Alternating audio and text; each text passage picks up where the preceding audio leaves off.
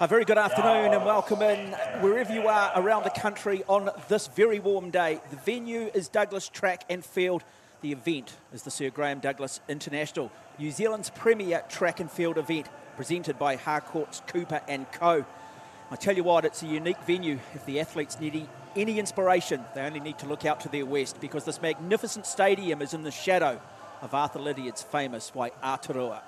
It is a wonderful event program. Congratulations to the event organisers, Athletics New Zealand, for getting this underway in very trying conditions. Joining me in commentary today, well, a man who's very quickly establishing himself as the voice of New Zealand athletics is Hayden Shearman. Hayden, how good is this, man? A beautiful summer's day, track and field. The sport's never been in a better place.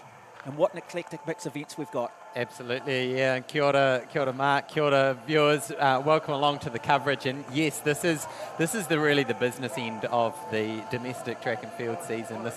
I like to refer to the Sir Graeme Douglas weekend as it's almost like the quarterfinal stage in a football or a rugby competition. This is where athletes mean business. It's where they're prepared to be all on, all engines blazing. So we're in for a treat. And look on screen, one of our top performers who's been in top form, set a resident record just last weekend, Tori Peters in the Javelin. Okay, before we do see Tori, let's quickly go to Sarah Cowley just to get an update on those weather conditions. In fact, we'll just wait for Tori here to have her first throw.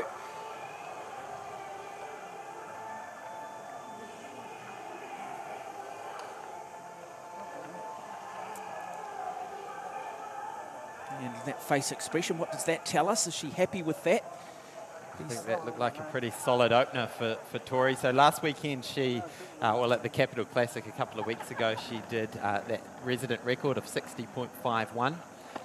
So that certainly looks like it's up in the high 50s.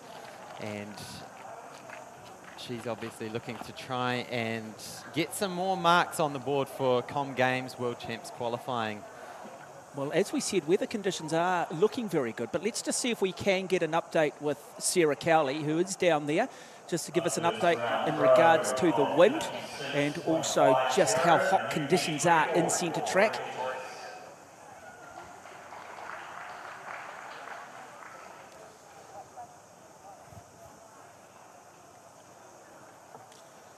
In fact, we'll come back to Sarah shortly. So just giving you an idea here at this Graeme Douglas venue in Waitakere. But it just was all...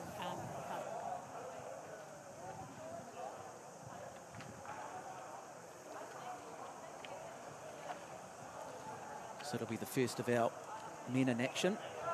Finn Burridge from North Harbour Bays.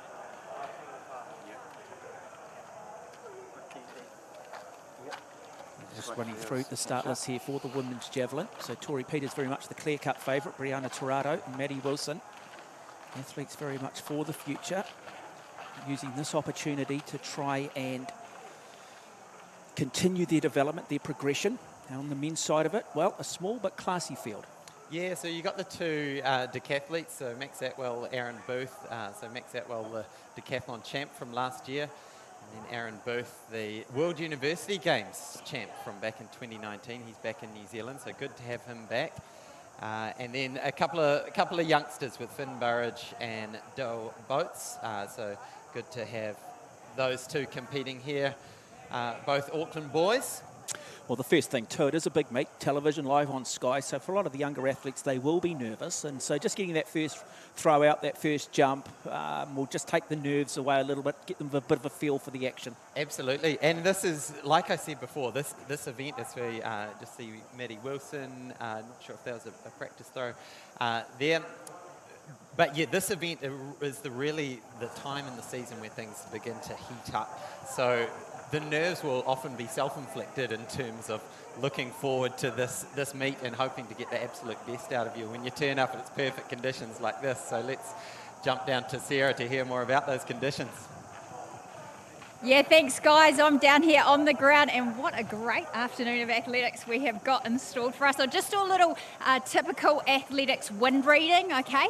So wind test, it is a little bit of a head at the moment, but it has been going a tail, so hopefully we can get some nice tailwinds for those sprinters soon. Yeah, thanks, Sarah. And I was talking to one of the officials. They were debating which direction to run the hundreds today. So there's this sort of swirling wind, but it's very, very light. You can see the windsocks are barely moving. And the fact that our papers aren't blowing all around the place is a good sign to in our outdoor commentary booth. Well, yeah, and again, just running through that, so Tori Peters, that first up throw of 56.50, so well below her personal best, but again, she'll be happy to get that out there.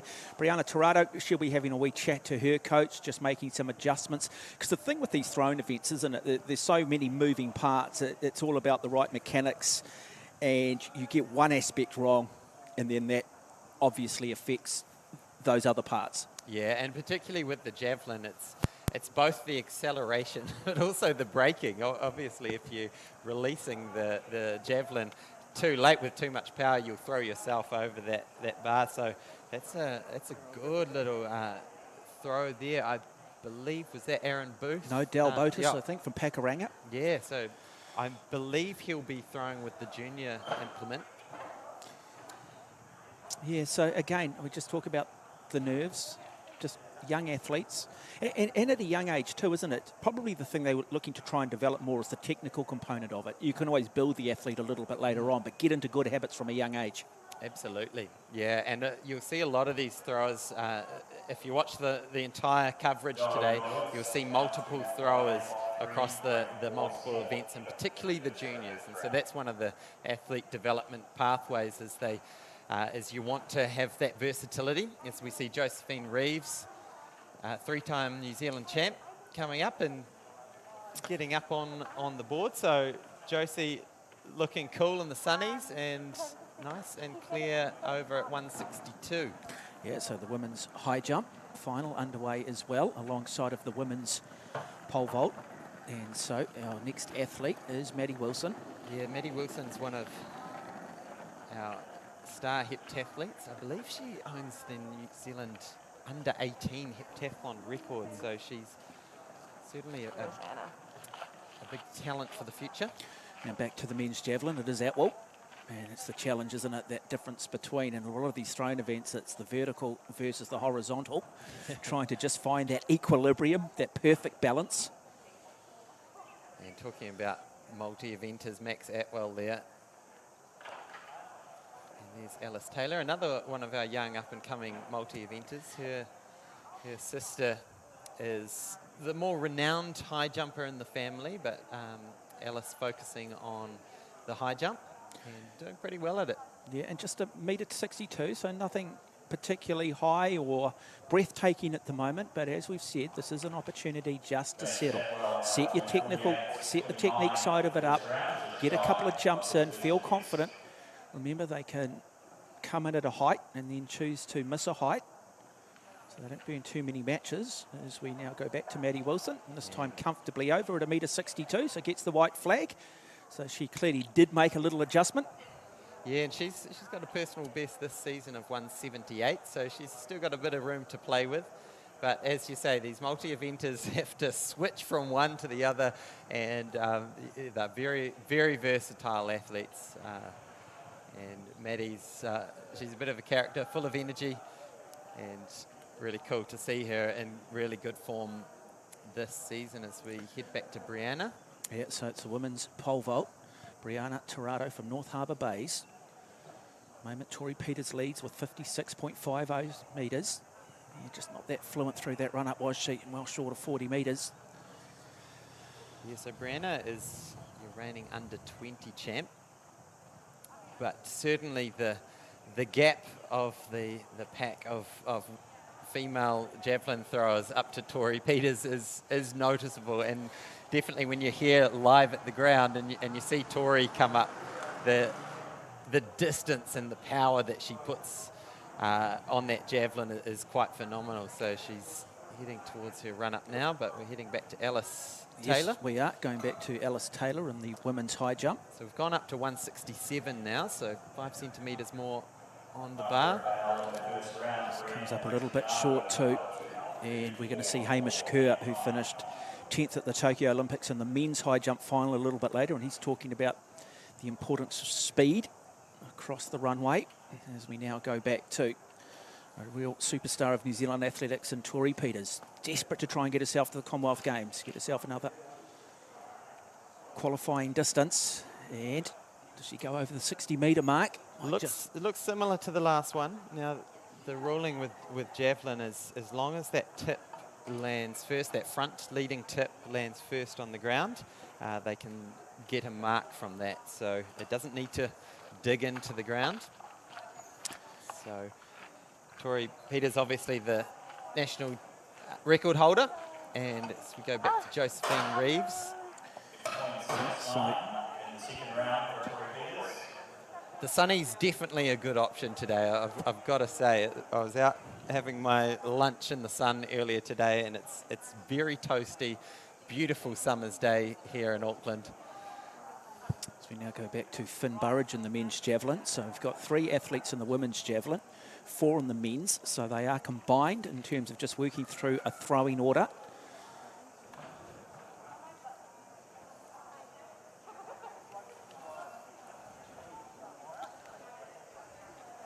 So this Sir Graeme Douglas International is a continental tour, so points up for World Athletics. And our next thing was again Maddie Wilson. In fact, my apologies, in the women's high jump. Yep, Maddie Wilson. Yeah, Finn Burridge just going beyond 50 metres again. And will they get a mark? Looks like they do. He's watching the officials do their thing. And Mark, you mentioned this at the top of the show, just the work that Athletics New Zealand's put in to make sure this event's happened, and a big part of that is all the officials getting here as well. So real team effort to make this event happen in the red light setting. So Josephine Reeves. As we just have a look here at Alice Taylor. So my apologies, Alice Taylor over. Yeah, so good little correction there from Alice. You saw in her previous attempt at 167, just that run up looked like it just stuttered a little bit as she came into the corner of her approach. And it's one of the great things, they can chat away to their coaches, they can just ask for those little adjustments. So it's one of those sports which is unique where you can communicate with your coach. And so much of it is about rhythm and getting that nervous system up, and a lot of visualization as well. As we now go back to Botus. See what he can do. His second throw. Can he make the adjustment? So plenty of speed down the runway. It looks better. That release point nice. And that is an improved throw from him. Just short of the 60-metre mark though. So we see the first track event. This one's the women's 400 hurdles, so no men's 4 hurdles, but we do have the women, and in particular Portia Bing, as we see Maddie taking on the bar at 167, and over she goes. So she's on her way into the 170s. Let's just have a look at that starting list for the women's 400 hurdles. So lane 3, it will be Samadiana Farras of Pakuranga. Lane 4, Celine Pern of Waitakere. 5, Maddie Kelso-Heap from Waitakere. Then the great Portia Bing will start in lane 6. Alessandra McDonald in lane 7. Sophie Adams rounding out our field in lane 8. But all eyes will be in lane 6 on Portia Bing, looking to try and qualify for the Commonwealth Games World Championships. Absolute class act, quality athlete.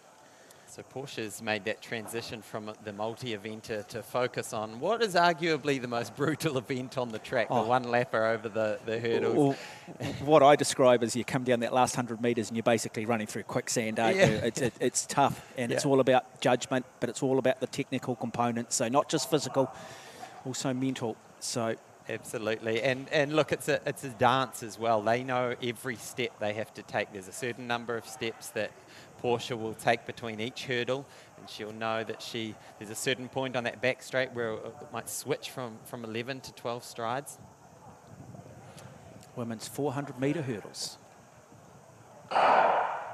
And they got away cleanly. Very good start coming from Alessandra McDonald in lane 7. But Portia Bing now will get into her work in lane 6 as they come around and approach that first 100 metre mark. looking nice and strong, Portia here. She's into that rhythm, as I mentioned, and this home straight is really the point that she'll look to pull away. She's a very strong runner, having that background in the multi-events, but looking good at the moment, really good rhythm. Yeah, now it's all about maintaining good form, staying nice and tall, working through it, because this is where the fatigue will kick in as they approach the 300-metre mark. So it's Portia Bing. She's in complete and utter control as she comes now into the home straight.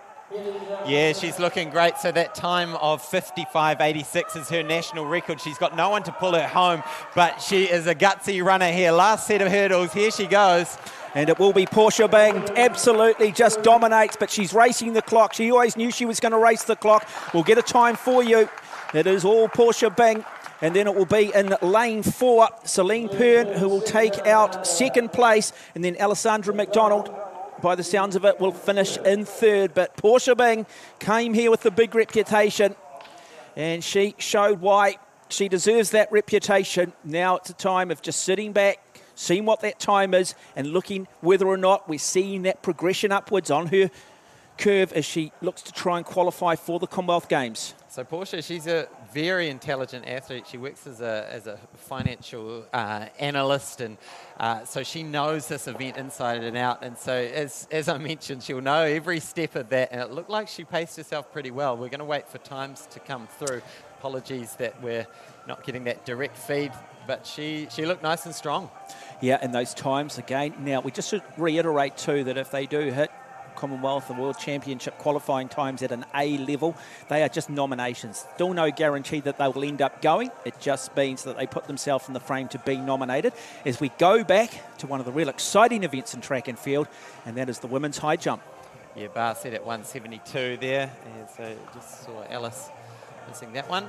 But back to Tori Peters. Now this will be throw number 3 for her. And there you go, 55.50. That's a New Zealand record, ladies and gentlemen. And she did it on her own. That is simply remarkable. So just confirming that time, New Zealand record to Portia Bing, 55.50. Celine Pern there, very good run from her too, 55.83. That is starting to demonstrate some really good depth as well. My goodness, I'm still coming to terms with that 55.50. I'm almost fell off my seat when I saw that, and kind of had to go back through the record books as we see Tori throw it out towards 60, looking like she's just improving every throw. But my goodness, New Zealand record, and we've only just started the meet. No, well, you sense too, Tori Peters just beginning to get into her work. Still looks frustrated. There's something not quite clicking for her at the moment. She will draw upon that experience as we now go back to the women's high jump. O'Hagan. And that bar is just trying to confirm that height for you. Yeah, so we're at 172. 173 in fact now. So these jumpers can come in at any height they want. They have 3 attempts and comfortably over 2. So that is a very good effort from Skelton. Just wants to put a nice marker down. Just be confident. Say, you know what? Didn't burn a lot of matches. 173, happy with that. Know that I can keep building on it. Yeah, got a nice feel for conditions now. Got a nice feel for the run-up. Because like a lot of stadiums, isn't it? Some stadiums will feel like the run-up's a little further. Others will feel a lot closer. Often the distance is exactly the same, but it's those peripheral things. Yeah, understanding the way the wind goes and yeah, where to put your marks, as we see Josephine Reeves just clipping that one. So Josephine at her best, I believe she's a 185 jumper, but 3 times New Zealand champ, senior champ, and she is only 21 years of age. So she's a youngster. Now, we should just say Portia Bing too. So that Athletics New Zealand B standard for the Commonwealth Games, 55.80, and the A standard 55.4. So for Portia Bing, certainly a B qualifying standard at the moment. Yeah, and so the story with the Bs, you'll need a handful of Bs, but of course, as you mentioned, it's one thing to get the mark, but there's a quota that's allocated to the athletics team from the NZOC. 18 and athletes. So there's a certain element where you are competing against your other athletes. So there is that desire. You want that A qualifier because that certainly gets you up those ranks. But wonderful signs from Portia. There you can see her on screen just talking to Sarah, and I'm sure we'll jump to an interview shortly. Yeah, and okay, so we just go back to the women's high jump. Just again, it's all about just getting it right. They do have 30 seconds, so they can come back and readjust. Men's javelin still underway. Finn Burridge. But yeah, Maddie will get another attempt. So the rule here, as long as you don't cross that threshold of the high jump, you'll be good to go for another jump. So here she goes one more time for Maddie. And while we just break away, because Sarah Kelly is standing by with Portia Bing, who has just set a new Zealand record over 400 hurdles. Sarah. Oh, well, I've got Portia Bing down here, the new, well, actually, she already is the current 400-metre hurdle national record holder, but 55.50, Portia Bing. What does that mean to you? It means a lot to me because, one, this is my home ground. So to come down, run my home ground, run a PB, and I think for me it's kind of a reflection of all the things I've been working on in the last year kind of coming together. So yeah, I'm really excited. It's just like a good tick the box stepping, trying to head towards that low 55s, high 54s.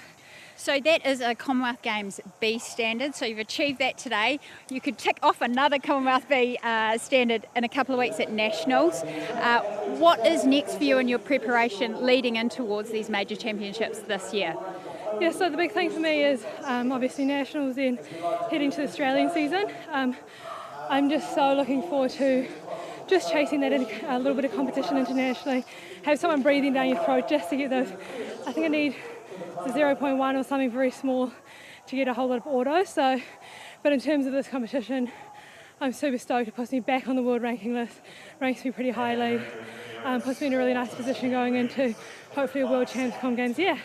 Now, we know that for anyone athletics fan out there, 400-metre hurdles is sickening, really. And to do it by yourself, how hard has that been to try and chase down these qualifiers when you've had some girls in the field, but they're not at your level yet? How much are you looking forward to getting over to Aussie and having the likes of some of those Aussie girls running by you, like you just said?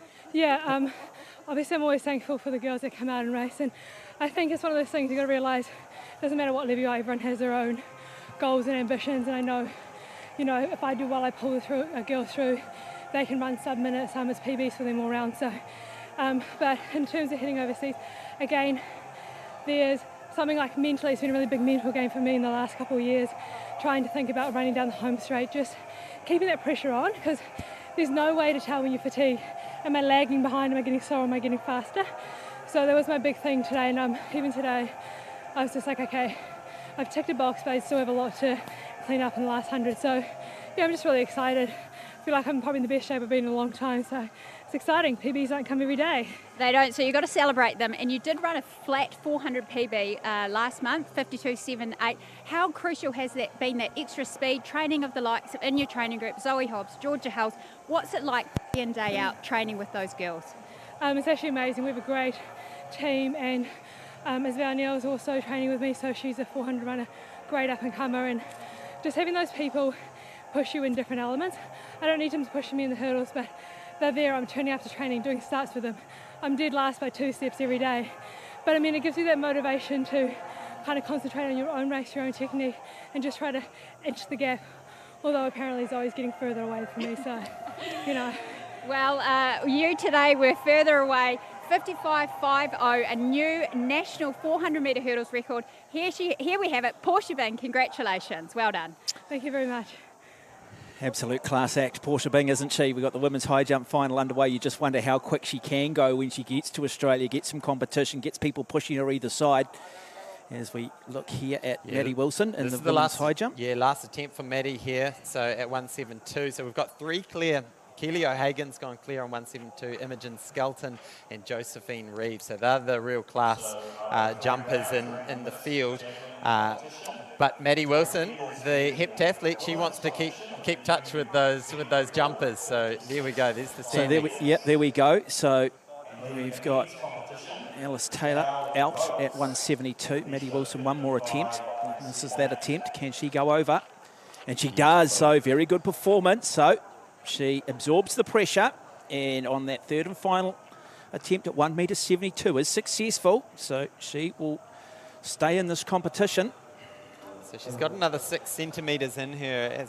As I mentioned earlier, she's got a 178 best this season that she's set just a couple of weeks ago. So she's in good form in the high jump. Yeah, it's interesting. I was speaking to Hamish Kerr, the men's high jump, who 10th in Tokyo, just talking about just how explosive it is and just how fatiguing it can be, because you can sit there and go, oh, you know, surely it can't be as tough as that. I mean, The 400 hurdles. Yeah, but the reality is it's so explosive that you still have to manage your competition, you know, so you're not going to come in too low. Absolutely, and a good way to think about it, you know, if you're in the gym trying to do a bench press PB, how many attempts have you got at that? Well, it's the same as launching your frame over a bar. That explosiveness wears out as the meet goes, so there's an element of preserving your energy across the meet. So back to the women's javelin, the youngster Tirado. And that is a better throw from her from what we saw early on in this competition. She gets around that 40-metre mark. She'll have to wait for it. We talk about it, just a young athlete, so it will be about just building the technical component. But the nice thing when you've got an athlete like Tori Peters there, Tori is showing them that it can be done. That, hey, look, you've got 2 arms, you've got 2 legs, and by being around people better, you tend to lift. So it's great when you start to have somebody who is genuinely world class.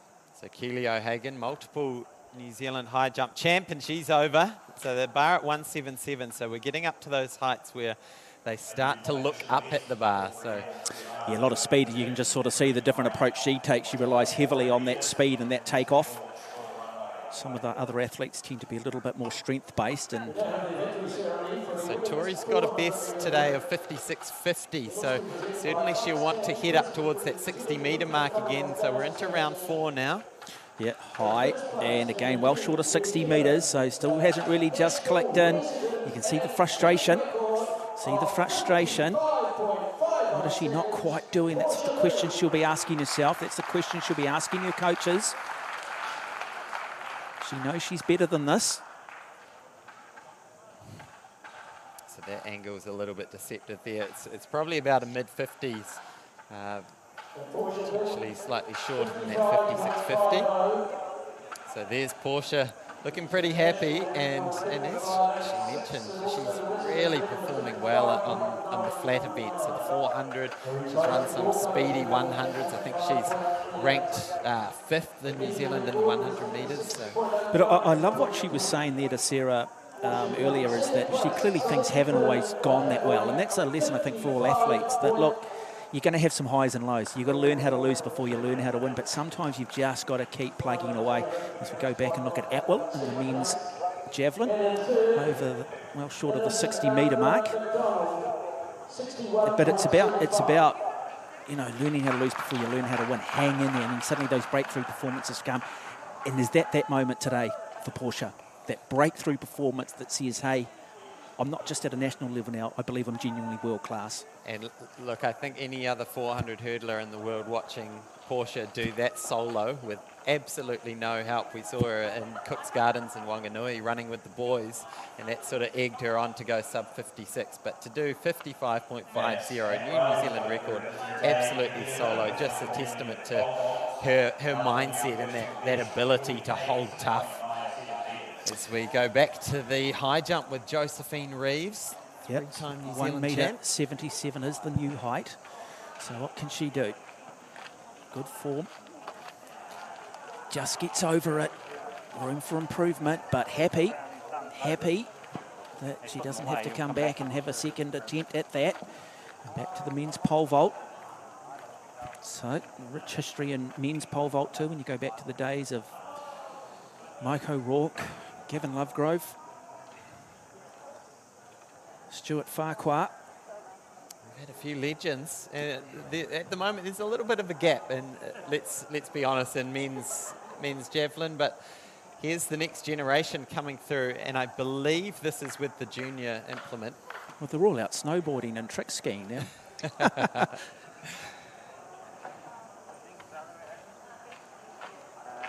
Right, so I don't know.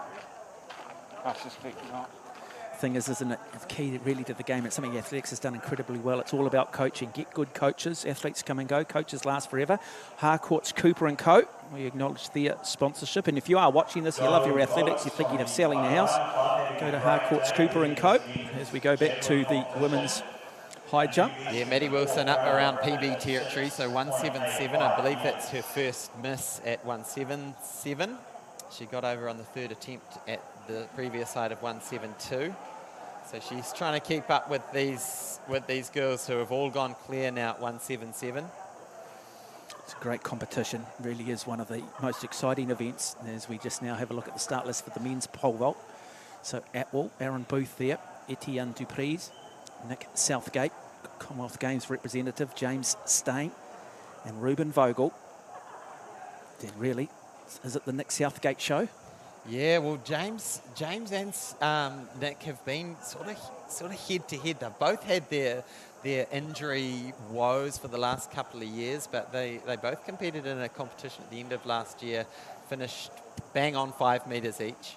At their best, they can go a little bit higher than that. So James's height is 550, and then Nick Southgate is best at 547. But we're unsure whether we're going to see James. But here's Max, made his way from the Javelin, and that looks like it's still a warm-up jump, warm-up vault, I should say. Yeah, absolutely, just getting a feel for things, getting a feel for the length of their different poles, setting the bar in terms of whether they bring it closer or further to that takeoff point. Yeah, one of the logistical challenges there is you can see that that's the runway of the Javelin. So there's some officials doing some very important work of timing the practice vaults for the pole vaulters with the Javelins who are literally carrying spears. No, I was lucky enough to be in Tokyo last year when the great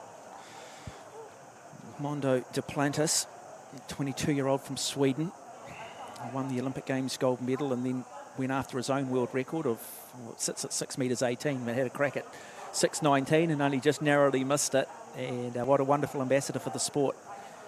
But I tell you what, you go back to the days of the great Sergei Bubka and stuff, and the evolution of sport is just remarkable how it continues and people still get higher. Absolutely. And talking about getting higher, the bar's gone up there to 182 as we go back to Brianna, who's hoping to get over 40 metres. I believe her personal best is around 39. So she's hoping to get that Javelin just out beyond the 40-metre mark. And you can see how young she is too. And so in time, you know, you start doing more supplementary work as they get a bit older in the gym, working more on the core. But at this young age, work on the technical component. Back to the women's high jump. Keely O'Hagan, poised and set to go. And in fact, just there we go. So just having a look at the pole vault setting there. So 435, is that what we're going to start at? Yeah, I believe we'll start somewhere around the mid-4s, and usually what we'll see is the multi-eventers will kick things off, and then hopefully we'll see Nick Southgate, and I'm trying to see if we've got James Stain there. I tell you, the longest event you'll ever do as a commentator is the decathlon when the men come to the pole vault, because you have such varying degrees of throwing talent, and it will take you 6 or 7 hours. Okay, we might just go back to Sarah. We're going to go to Sarah Cowley very shortly. He's going to be standing by with James Mortimer, who coaches Portia Bing. He'll be stoked as well as we go back now. So this is Keely O'Hagan, psyching herself up, going through a routine, visualising, and that's what she's doing. She understands the mechanics of it. But from the moment she takes off, she needs to be in sync. So Keely, a left-footed jumper. Yeah, I'm looking forward to this catch-up with James Mortimer. So he's the... So O'Hagan on her way. Plenty of speed. Takes off nicely. That is a very good jump. Clears it comfortably too. So certainly the best performance of the afternoon coming from Keely O'Hagan. And that might just send a little bit of might just do a bit of psychological damage to some of those other jumpers as we go back to Tori Peters in the women's pole vault. Can she go close? A lot of height on that. I'm not sure that's going to necessarily get her over that 60-metre mark. Does look like perhaps a slight improvement on what we've seen from her previous 4 throws. Yeah, constantly sort of in that mid-50 range. Right, let's go down to Sarah Cowley, who is standing by with James Mortimer, the coach of Portia Bing. Well, I'm down here with James Mortimer, coach of Portia Bing, who just set a new national record in the 400 metre hurdles, also coach of Zoe Hobbs and lots of other sprinters on the program today. You've got a busy day ahead of you, but what do you think of Portia's run? And it was great. I mean, she's finally executing everything we've done in training. The conditions here were great. It's hot. It's a little bit of a breeze, but I mean, she nailed everything, and definitely there's a lot more in the tank. So talking about a lot more in the tank, you know, what does she have to do to take that next jump up? Hopefully another B qualifier, if not another A would be fantastic for Commonwealth Games. What technically could she improve on today? It's coming down to just competition and having good girls around her. That's her third, I think, 400 metre hurdles. We started off the year just doing 400s just to build her speed, so she hasn't actually done a lot of hurdle training, so it is pretty exciting. The body is good. I think she's in the best shape she's been in for many years, so it's really exciting. I can't wait for the next couple of months. Well, she's actually one of 4 national records that your squad have set this year, so amazing results throughout your training group. What are we looking for in the women's and men's 100 today? Depending on the conditions, I mean, it's been a pretty long season so far for Zoe and some of the girls as well. So it's just a matter of how fresh we can keep them and just getting that perfect conditions and having the right start, the right finish, and just putting everything together, especially for her. It's exciting to see what she can do today, but again, we'll see. Well, Portia's certainly put your group off to a great start and the meet off to a great start. 55.50, a new national 400 metre hurdle record. Let's hope for a nice 1.9 tail for the women and men's 100, and we'll see what other records we can break today. Not us. Our time is done. So over to the athletes now.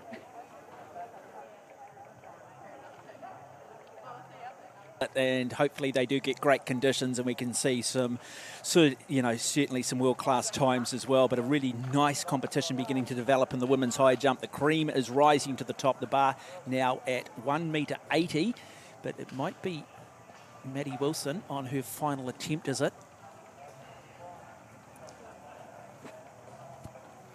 Or is she starting, or she got over 177 and this is first attempt at 180? Yeah, I think this is her first attempt, so this would be a personal best for Maddie. So the heptathlete, and definitely will need to have another think about that. She's got a few events coming up this afternoon, so it'll be up to her and her coach to decide. A little high five there, so she might be deciding to save her matches for later in the evening. Yeah, so just confirming here where we are in this women's javelin. So Tori Peters is where probably the eyes on most people, because she is looking to try and get another qualifier for the Commonwealth Games. We've got the men's pole vault underway as well, and set that first height at 4.35. Now, like a lot of these thrown events, you can come in at any height you want, and you've got 3 attempts at that height. If you fail on 2, you can take your third jump at a higher height and hope, as we just confirmed the results there in the men's javelin through 4 rounds. So it is Botes leading on the men's side of it. He's got a good fast arm, good strong, quick approach as well. So I like the look of this young boy, just 15 years of age out of Takaranga. Yeah, well, 15. That's what you underestimate, isn't it? 10 years of training, 10 years in the gym. Yeah, just have a look at Skelton. Just comes up slightly short. Not that happy. But yeah, it's exciting, isn't it, when you look at a 15-year-old throwing around 60 metres. You say, well, let's get you in the gym. Let's just continue to work. Let's continue to progress, develop your speed. Let's go back to the men's pole vault.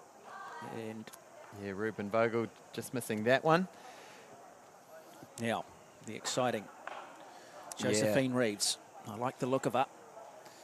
She doesn't come in with the speed that O'Hagan has. She relies a little bit more on strength and that explosiveness on her way.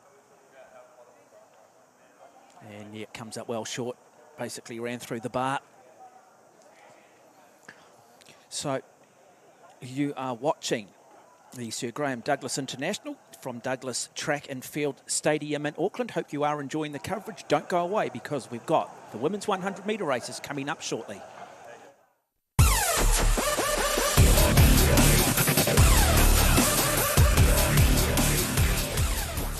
At Harcourt's Cooper & Co, we've got a great selection of properties for you to view. You'll fall in love with this exquisite garden estate in Greenhithe. Mature gardens, idyllic private setting. Call Joe.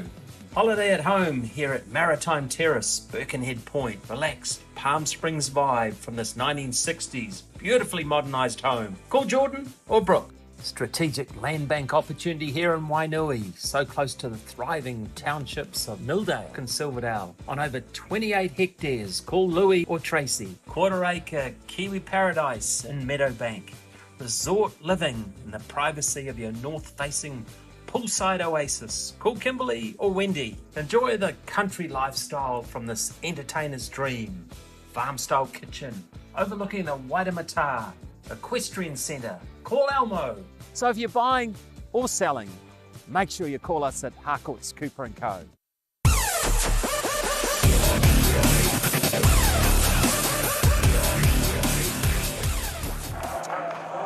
Yes, good afternoon. Welcome welcome back to Douglas Track and Field. The event you're watching is the Sir Graeme Douglas International, presented to you by Harcourts Cooper & Co. It's what we call an integrated event. So at the moment we've got the men's pole vault underway, we've got the men's and women's javelin. We've also got a really exciting competition beginning to develop in the women's high jump. Now, if you have just joined us, the great news is Portia Bing has just beaten and broken her own New Zealand record in the women's 400-metre hurdles and has put a Commonwealth Games B qualifying time down of 55.5. Simply remarkable.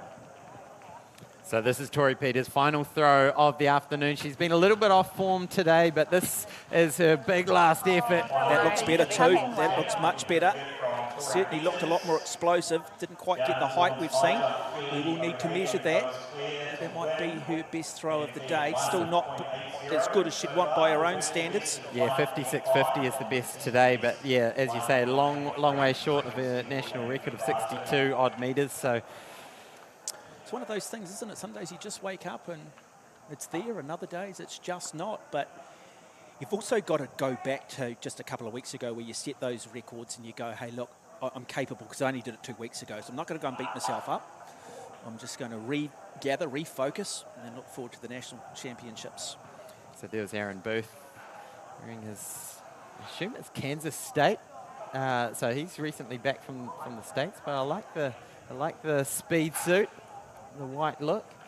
As we see Josephine Reeves and Imogen Skelton. So that must mean we've got 3 clear in the women's high jump. So we've got Skelton, Reeves, and Keely O'Hagan, have we? And Maddie Wilson, we just saw her in the high jump. Now she's just dashed over the other side of the field and throwing the javelin. Yeah, she's got a little bit of time now just to regain her composure and settle down. Having to shift her mindset, thinking about the technical components of high jump, and now having to go, right, now I've got to start thinking about the way I approach a runway and throw a javelin. So this is Ruben Vogel here lining up on the men's pole vault. Now I believe we're at 4:35 at the moment. So passing is Etienne Dupree and Nick Southgate. They have passed to a later height, but Max Atwell, Aaron Booth, still in it. So we go back to Keely O'Hagan. Looked very, very good at 1.80 metre. And that bar now has been increased. Yeah, 183 on the bar now. So I've just got the results come through, so she's actually the only one clear at 180. So it ends up Imogen Skelton will finish in second place, clearing 177. And Ruben Vogel just missing that one. With Josephine Reeves third in the high jump competition, also clearing 177. So on count back, we give the second place to Imogen, who was perfectly clear at 172 and 177. So Keely, this is really trying to get herself in shape, so make sure she's on point to reclaim that senior women's title. Oh, just coming up slightly short. You sense, though, with another attempt that she is very capable over 183. Won't be panicking. So she's done 183 back at the Capital Classic a couple of weeks ago, and her best is 185. So Burridge here, this young aspiring javelin thrower. Just having to make another little adjustment as we just go back and confirm the results here. So it is Tori Peters. In fact, that's 6th round throw of 54.66 actually looked like it might just be her best throw of the day, but in fact she's come up well short. In fact, it's that first throw of 56.5 was the best throw for Peters. So not a great afternoon for her.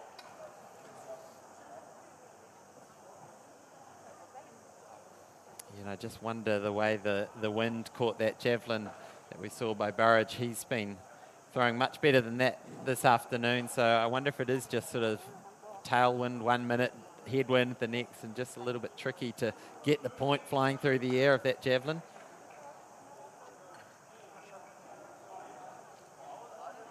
Yeah, so you can see there on screen Terry Lomax, coach of Hamish Kerr, but also the coach of a lot of the athletes today, including Keely O'Hagan.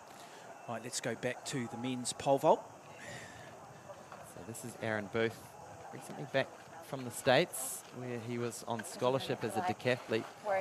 He is the 2019 World University Games decathlon champion.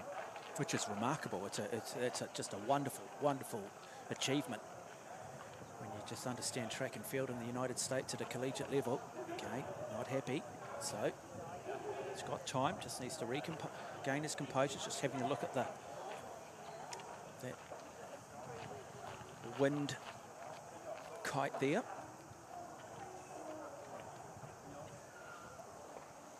Yeah, and when we talk about events that are a puzzle to work out, the pole vault is one of those events where it's about pole choices, it's about the run up, it's about the way that you're planting the pole, and then of course there's a jump and then getting over the actual bus. There's a lot of things happening, and there he goes. Over Aaron goes, and he will be delighted with that. 4:35. His day is underway in the pole vault. Yeah, I think he was. He sort of just had to regain his composure, which I think what makes this jump very good is the fact that he was sort of a bit of a false start, but really cleared that quite comfortably, and the finish looks very good technically as well.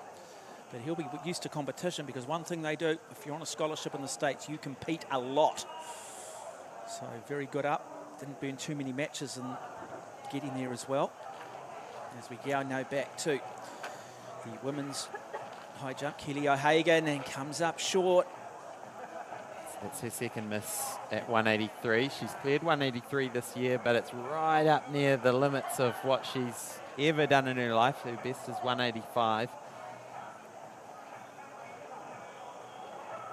And she's had an intriguing battle with Josephine Reeves over the last 3 years. This youngster Josephine, who's just 20 years of age. I mentioned she was 21. She's just 20. And Josephine's won 3 national titles ahead of Keely. But contrasting styles too. You know, Keely very much the explosive jumper, requires a lot on speed, where you look at Josephine Reeves, very orthodox, but a much slower approach. Yeah, and Josephine, she's a tall young lady, and she uses those springs and those levers to emphasise the height rather than that speed on the approach. And what I like about the high jump too is you've got to understand your physiology, what works best for you. There's not necessarily a right or a wrong way. It's just a natural sort of evolution. You continue to tweak. Yes, there are basic fundamentals that govern high jump, which you start with, but then it's that progression. So Keely just looking like she's rearranging her run up slightly for the extra power that she needs. Yeah, well, just wait for this jump. We are going to very shortly catch up with Sarah Cowley again, who has got Tori Peters, or I'd imagine a disappointed Tori Peters, but we might just watch this final attempt at this height for this very classy Keely O'Hagan. Unbeaten this year as well, so she's having a very good summer. And I'm sure she's got her eyes on reclaiming that national title in 2 weeks, which will be in Hastings, first weekend of March, the national champs. So what has Terry Lomax said to her? What are those adjustments? She will be thrilled if she can get over this, because it'll build a huge amount of confidence. Does she believe? Can Keely O'Hagan, in her third and final attempt at 1.83 m, continue to raise the bar? She's on her way.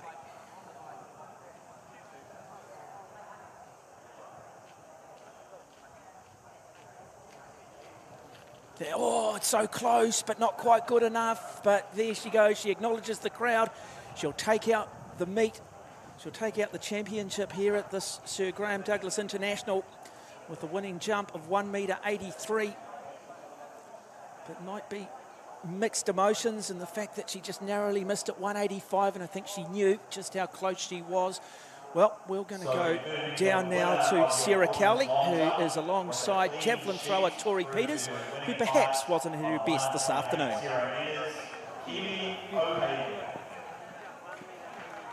Well, I'm here with the winner of the women's javelin today, Tori Peters, 56.50.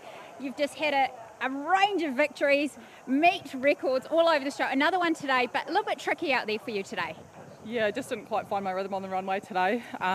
Really struggled with that, and I'm not really too sure what that was. There was a bit hectic down the javelin runway with the pole vaulters down there, so was pretty mindful, didn't want to kebab them in my run-up. So, yeah, I think that was just a little bit unsettled, but no, there's plenty to work on leading international, so I'm looking forward to it. We have had an outstanding domestic season so far, 60.51 at the Capital Classic just a couple of weeks ago, a New Zealand resident record. What's next for you building into the international season? Yeah, so I think, we've got nationals in a couple of weeks' time, and it'll be nice to get another 60 on the board there, and then after that hopefully look to get to Aussie and compete against the girls. It'll be nice to have some, stiff competition. The girls were at the Olympics, so it'll be good to sort of test myself against them. So yeah, really looking forward to that, and beyond. Obviously Commonwealth Games are on the radar, so yeah, we'll hopefully be looking to qualify for that. Well, they're actually more than on the radar. You have a number of B standards in the bank, which is great, but you're chasing those elusive World Athletics qualifying points. Don't ask me to explain the system right now for those at home. It's complicated, but today is worth a lot of points to you with the level of meeting that it is. How important is that progress that you want to see? Yeah, it is really, really important, I guess, just climbing those World Athletics ranks, as you mentioned. It would be awesome to be able to compete at the World Champs as well as Commonwealth Games. So two huge stepping stones, I would say, leading into Paris in 2024. So, yeah, the points are very important for me at the moment.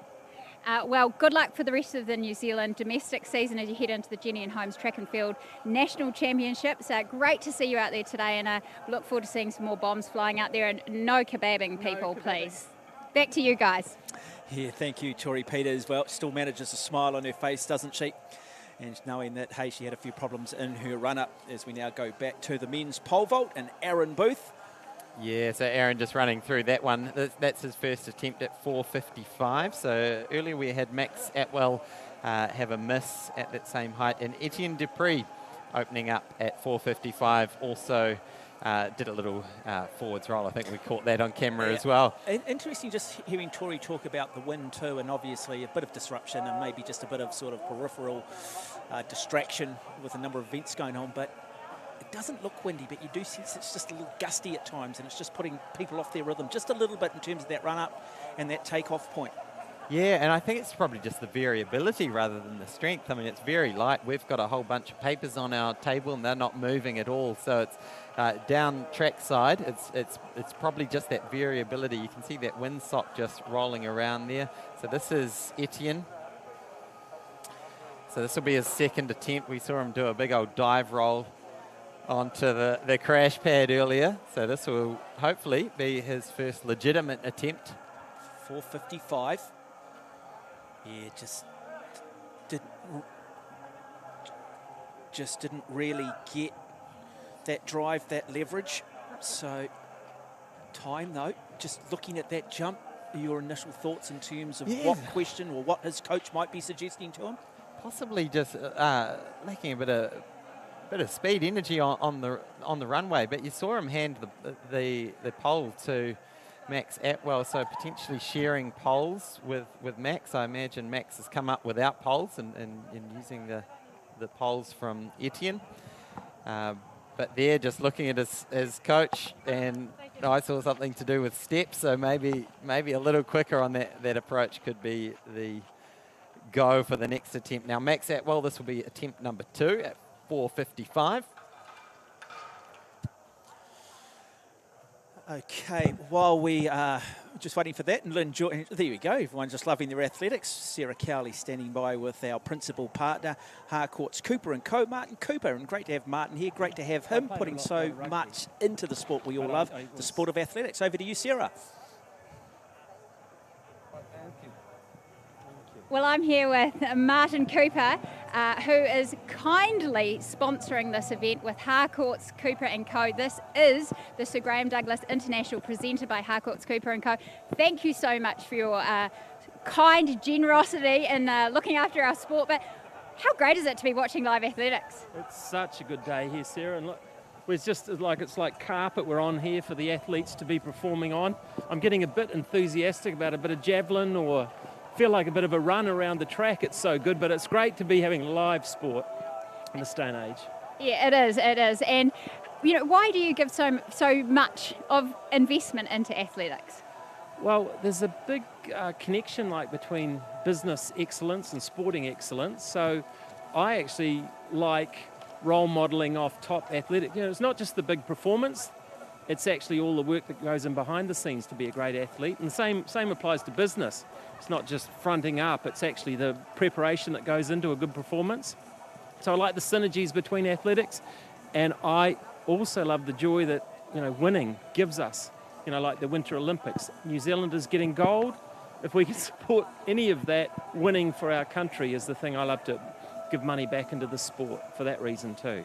Well, sport in New Zealand certainly wouldn't exist with the generosity of corporates like yourself and our philanthropists that give so freely to our national sporting organisations. Now tell me, just before you go, do you have a favourite athletics memory? I do. It'll be way before you were born, but back in the 70s, Dick Taylor winning at the Commonwealth Games, the 10,000 metres in Christchurch, and that joy. And then the other one for me is John Walker in Montreal getting the gold in the 1,500 metres. Just, you know, two men performing well. We should have some females in there, but those, you know, as a child growing up, they were distinct memories and indelible in my childhood memory. So fantastic. Well, thanks again to Harcourt's Cooper & Co, our naming rights partner here today at the Sir Graeme Douglas International. Yeah, lovely to have Martin Cooper here. I've got to say, snap, my two favourite track and field moments too. Taylor 74, Walker 76. And I always remember talking to Dick Taylor, and he throws his arms in there in that great celebration, and someone said to him, "Dick, why did you do that?" And someone simply said, "Someone screamed out the bar was open," which very much summed up Dick Taylor, and I love that. So Dupleix failing at his second attempt at 4 metres 55. Yeah, that's unfortunately his third attempt, and he passed at the previous height. So no mark for Etienne. He'll go back to the North Shore empty-handed, unfortunately, to this afternoon. So tricky one in the pole vault. So maybe again the pole vaulters feeling some of what the javelin throwers felt at the same corner of the track. So just having a look at what is still to come. Don't go away, because, boy, it's just a star-studded track and field event to come. That women's 100 metres featuring Zoe Hobbs just recently set a new New Zealand record at 11.15. Can she go under that? Can she continue that progression? I mean, we're about to see the fastest Kiwi woman in history. So, you know, this is history being made. She's broken the New Zealand record 3 times this year. So definitely don't go anywhere, ladies and gentlemen. In fact, text your friends and say, get on Sky Sport 9, because the action is happening right here. And as we have Max Atwell, I think this is his last attempt on the pole vault. Up he goes, and can he land safely? He does. And he crosses that threshold, so that is a no jump. And I know too that it'll also be a final opportunity too for Aaron Booth, who will be up next wearing the colours of his university, because while we were doing that interview with Martin Cooper, I saw him fail on that second attempt at 4 metres 55. But as we look at Zoe Hobbs, there's the queen of New Zealand sprinting. There she is. It's interesting, isn't it? Because you go right back through when Māori arrived on these shores, and then you go back to when the Europeans arrived, and you go back to all these wonderful moments in history, the suffragette movement. You go back to the splitting of the atom, Hillary conquering Everest. How many New Zealanders have walked this fine country? No one has ever gone quicker on the women than that woman right there. Amazing, yeah. As we now go back to Aaron Booth. Yeah, final attempt here at 4:55, and this is a little battle of the decathletes. So Max Atwell's the reigning New Zealand decathlon champ, but Aaron, he's been overseas for a little while, and he wants to prove the fact that he's the leading decathlete in the country, but he misses. And there we are. So we've got 3 bow out of the competition at 4:55, which means Nick Southgate is the only one yet to come in, so he'll be able to choose what height he will go for. And there you can see he had it, but just that projection over the bar. If I remember correctly, and you go right back to, Commonwealth Games 1990 in Auckland, and I'm just trying to think, I think a bronze was almost at about 4 metres 55, so just to sort of see the progression in this country. Yeah. It might have been Simon Pullman, actually. I'm just trying to recall that as we now just recognise and honour those athletes in the women's high jump. And that's great, isn't it, that you've got a Hagen and Reeves there so close. As I say, in tennis, you don't have Pete Sampras without Andre Agassi. You've got to have competition, you've got to have rivalry, You've got to push each other. That's at a national level, and then you've got to start finding those rivalries international as well, and that's how you continue that progression. Yeah, and look, we can probably add Imogen Skelton to that 3. They've been battling away those 3 for this season already, and we can expect more to come, and it'll be great to see them, the 3 of them, get up into the 180s on a regular basis. All right, so here we have Nick Southgate. We haven't seen him in a little while. We saw him jump 5 metres back in November in the Hawke's Bay, but this is good. 5-time senior pole vault champion, finally back on the runway. It'd be interesting to see if he has any issues with his run-up, because we have seen those multidisciplined athletes, those decathletes, really struggling on the approach in this pole vault. Now certainly just look at the speed too. So fast, so explosive, and over comfortably. Good first up jump, and he is delighted with that. So Southgate, and he asked the small but very loyal, dedicated crowd just to lift him, acknowledge him, and that is a good performance from Southgate. 485 on the bar there, so getting up close to that height that he hit back in November of 5 metres exactly. But look, he's looking in good shape. Look at that good fist pump. So the crowd you heard here, so there's no official crowd, and this is just partners, coaches. So certainly the most passionate ones are here, and you can see Tom Walsh on screen. He's coming up at 4:50, 20 minutes away. Okay, now, so that men's pole vault final will continue, and we are going to catch up with Keely O'Hagan, our women's high jump winner, who won with a winning jump of 1 metre 83, narrowly coming short of 1 metre 85. She is with Sarah Cowley. Well, I'm here with Keely O'Hagan, the winner of the women's high jump here at the Sir Graeme Douglas International, presented by Harcourt's Cooper & Co. Keely, 180 today. We happy with that? Yeah, pretty happy. A little bit frustrated because we know that high is there, but as a whole, I had some really good jumps. I did first attempt clearances the whole way through, so a lot of positives to take out of it. Well, we like first attempt clearances as high jumpers, but you've had 3 victories this year at the Cooks Gardens Classic, the Capital Classic, and here today. What's been the consistent factor for you this year with your jumping? Just actually having the last 2 winters, I've had really solid winters, and so my confidence has gone significantly through the roof compared to last season. So, and I know that I'm physically more than capable of jumping really high. So, and having the backing, I guess, from Terry, my coach, has really helped as well. So that's Terry Lomax, your coach, also coach of Hamish Kerr. How awesome was it to see your training partner in the Olympic final getting 10th in Tokyo last year? Oh, it was incredible. And our whole team and some of the extended athletics whānau, we all got together at Hamish's flat and all watched it together, and it was just crazy. It was unbelievable. We all had a really good time watching him, and just obviously so proud of him. Well, perfect day for jumping out here today. Great conditions, and we're looking forward to seeing you at the National Championships in a couple of weeks' time. All the best. Thank you. She drew experience from Hamish Kerr in Tokyo. Well, look, the 100 metres women's are coming up. We've got 3 for you very shortly. We'll take a break. Hope you are enjoying coverage of the 2022 Sir Graeme Douglas International, brought to you by Harcourt's Cooper & Co. here on Auckland's North Shore.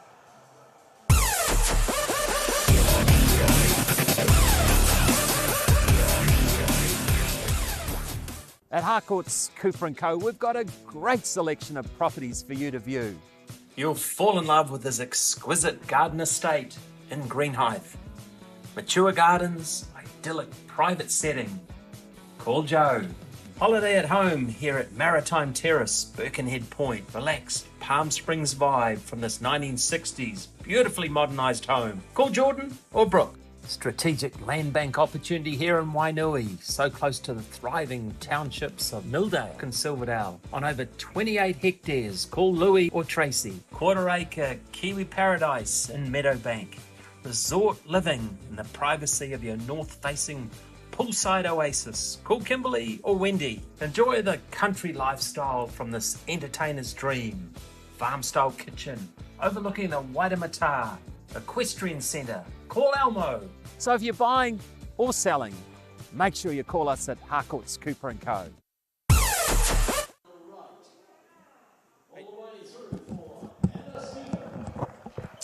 Okay, so we're just live back here at Sir Graeme Douglas Track and Field, and we've just watched the women's 100-metre race, those for our Paralympic athletes. We had Gabrielle Wright in lane 2, Anna Stephen in lane 4, Paddy Walsh in lane 5. Let's just take you back and run you through this race.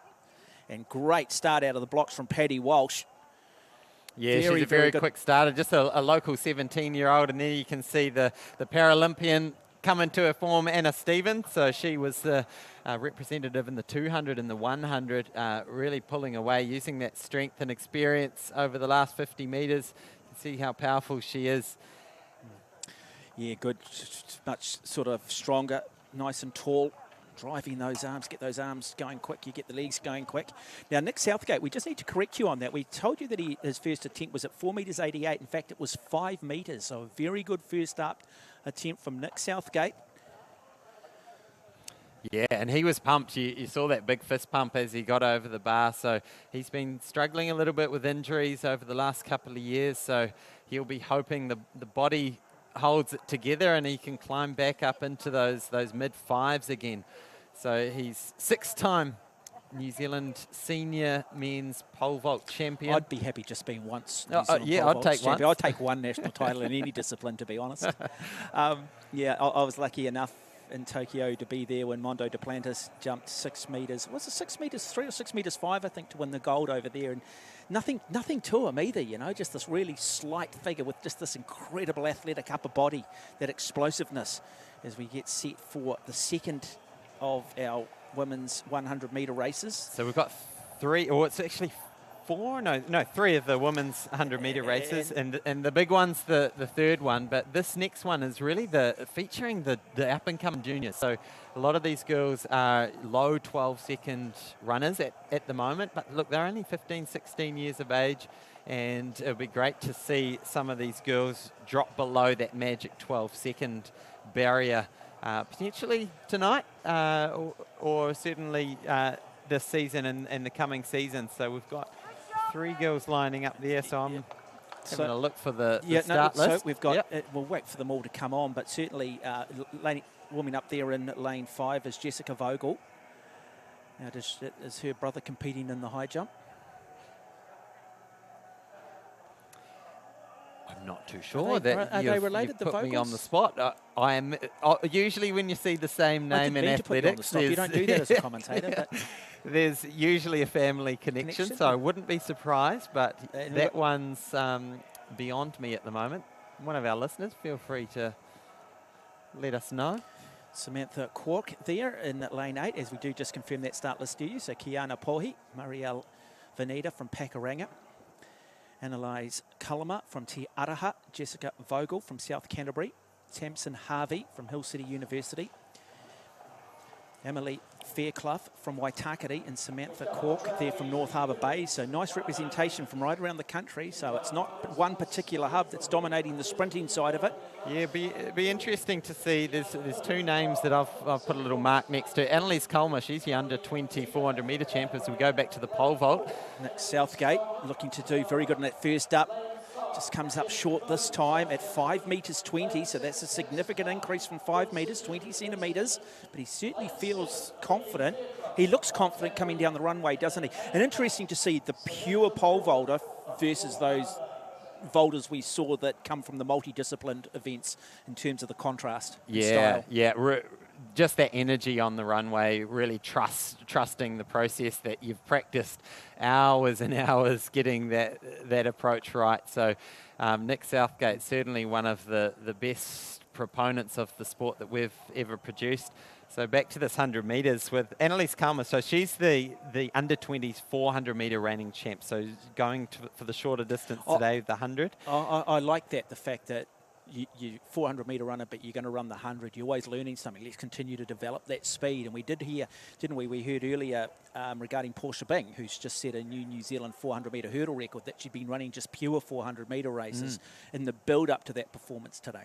Absolutely, yeah, and it's really good to work on that speed. So we'll see a few of our 400-metre runners taking part in the 100 metres. And the other name I've just put a little mark next to is Jess Vogel. So she's the 2021 under-18 heptathlon champ. So another of our multi-eventers. She's got a best of 12.24, so pretty close to that 12-second barrier. But I think what will be also really interesting here for those men and that next women's 100-metre race featuring Zoe Hobbs to get a bit of an environmental scan. What is this track doing? Are we going to see PBs? What is that tailwind like? Is there any crosswind? So a real opportunity for those athletes still to come to use this event as a bit of a gauge in terms of what they can possibly expect. So we've got Kiana Pohi in 2, Venita in 3, Kalmer in 4, Vogel in 5, Harvey in 6, Fairclough in 7, and Cork in 8. Set for a start. And a good clean start, great start coming from Fairclough in lane 7. And there, but next to her it is Tamsin Harvey. Harvey in control, but across the far side it is in lane 3. Venita, and I think it will be Venita that takes it narrowly from Fairclough, and then possibly Tamsin Harvey. We'll have to wait for it. Yeah, you're right. It was a good quick start there by Fairclough, but Venita, so she's actually got the best, personal best out of all these girls. She's run a 12.11, but there you can see just that strength of Venita coming in the last 50 metres, just pulling ahead, and, well, about a body width ahead. Now, we'll confirm that time for you, so we'll get an idea whether that's a PB, and if that's a PB, that says to me these conditions are fast. Yeah, and it'll be really interesting. 11.93's just come through, so there we go. Marielle Venita getting on the board. First time under 12. That's a big moment for any sprinter. Brilliant. We'll wait and see what these wind readings come through at. But I'll just get you to 2 just to confirm what the wind readings are. What is considered and deemed to be legal? Yeah, so 2 metres per second. Tailwind is the max that we're allowed. As soon as it goes beyond 2.0, then it's too much of assistance. So you can have whatever headwind you like, but it's those tailwinds that provide too much assistance. Okay, back to Nick Southgate. Second attempt at 5 metres 20. Can he find the form? He has gone 5 metres 50. That is his personal best. Final attempt, in fact, at 5 metres 20, like a coiled spring just waiting to explode and pop. Draws upon all of the experience. He's on his way. No, decides that not quite right. There and there, just having a look at that wind tunnel there, just giving you an idea.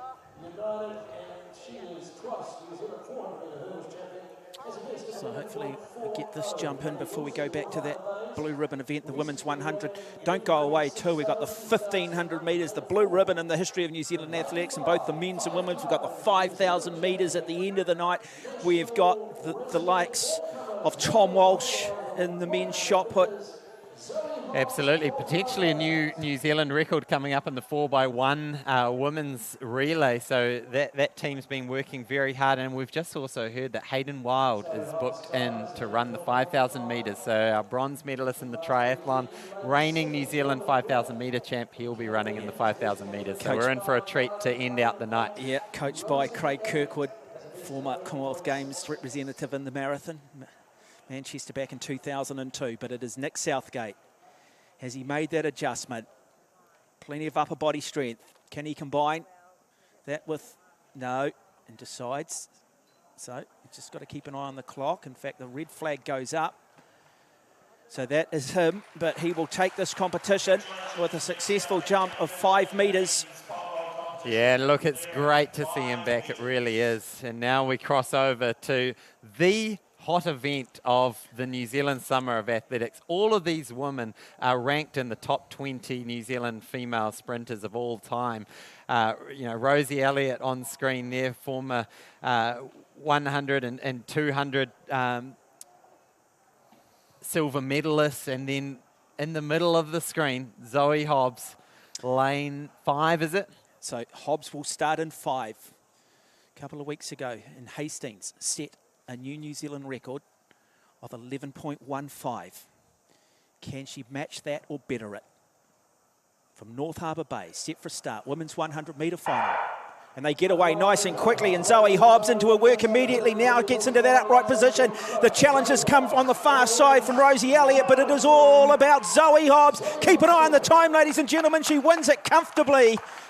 That is another very good performance. I've just seen on the screen 11.0 something. Now, that's a very unofficial time. Okay. So we're going to have to keep a very close attention as the results come through. But that was electric. Now, she had Livy Wilson, who's renowned as a very fast starter, right next to her. So that is a great assistance for her. So let's wait and see. 11.18 is the final time. So consistency Wow. though, 11.15, 11.18. When you can start doing it consistently, then you know you can take that next step. And that next step, so very, very Big good PB performance. from Rosie Elliott, 11.37. She so ran brilliantly in that far outside lane in lane 8. Anna Percy, 11.51, just outside of her best. So that 11.18 is the second fastest ever by a Kiwi. So she continues this just amazing season she's had. Yeah, and she's got that 1B qualifier, and she's not too far. Since she goes to Australia and competes too, that we'll see her go a lot quicker. But just look at it too, great form. Head down initially, gets in, gets the legs and the arms going. Keep those arms fast, keep those arms nice and short. The leg turnover follows it. And you could see there with that start with Livy, just getting the edge on Zoe, and that's always helpful for someone like Zoe, that when she has a good race, she gets that start right. So it's good starting right next to Livy, who's such a great starter now. I believe Sarah is tracking down Zoe Just waiting for a little chat. I just think we're waiting for a cameraman, and then we will catch up with Zoe Hobbs. Of course, the thing that you also, one of the biggest challenges of ever, 11.18 has definitely been confirmed. So second fastest time in history, and she holds the fastest time. So I just want to put that in context. What have we got? Almost 5 million people here in New Zealand. How many people have walked New Zealand since what, the Moriori, the Māori arriving here? Then, of course, the European settlement. Just to put it in context, no person in the history of this country has gone quicker. Remarkable. Yeah, so very close, 11.18, and it'll be interesting as the results come out to see those wind readings. Unfortunately, we don't get them, but I can tell you it's very, very light, and they may have even had a slight headwind. So very impressive running there from Zoe, and we've got still a couple more weeks left of this domestic season, so there's more to come from Zoe, and Sarah is with her now. Yep, we will, in fact, okay, yep, Sarah Cowley standing by with Zoe Hobbs. Well, I'm here with the winner of the women's 100 metres, New Zealand's fastest woman in the history of women in New Zealand. That's Zoe Hobbs. 11.18 today. How did that feel?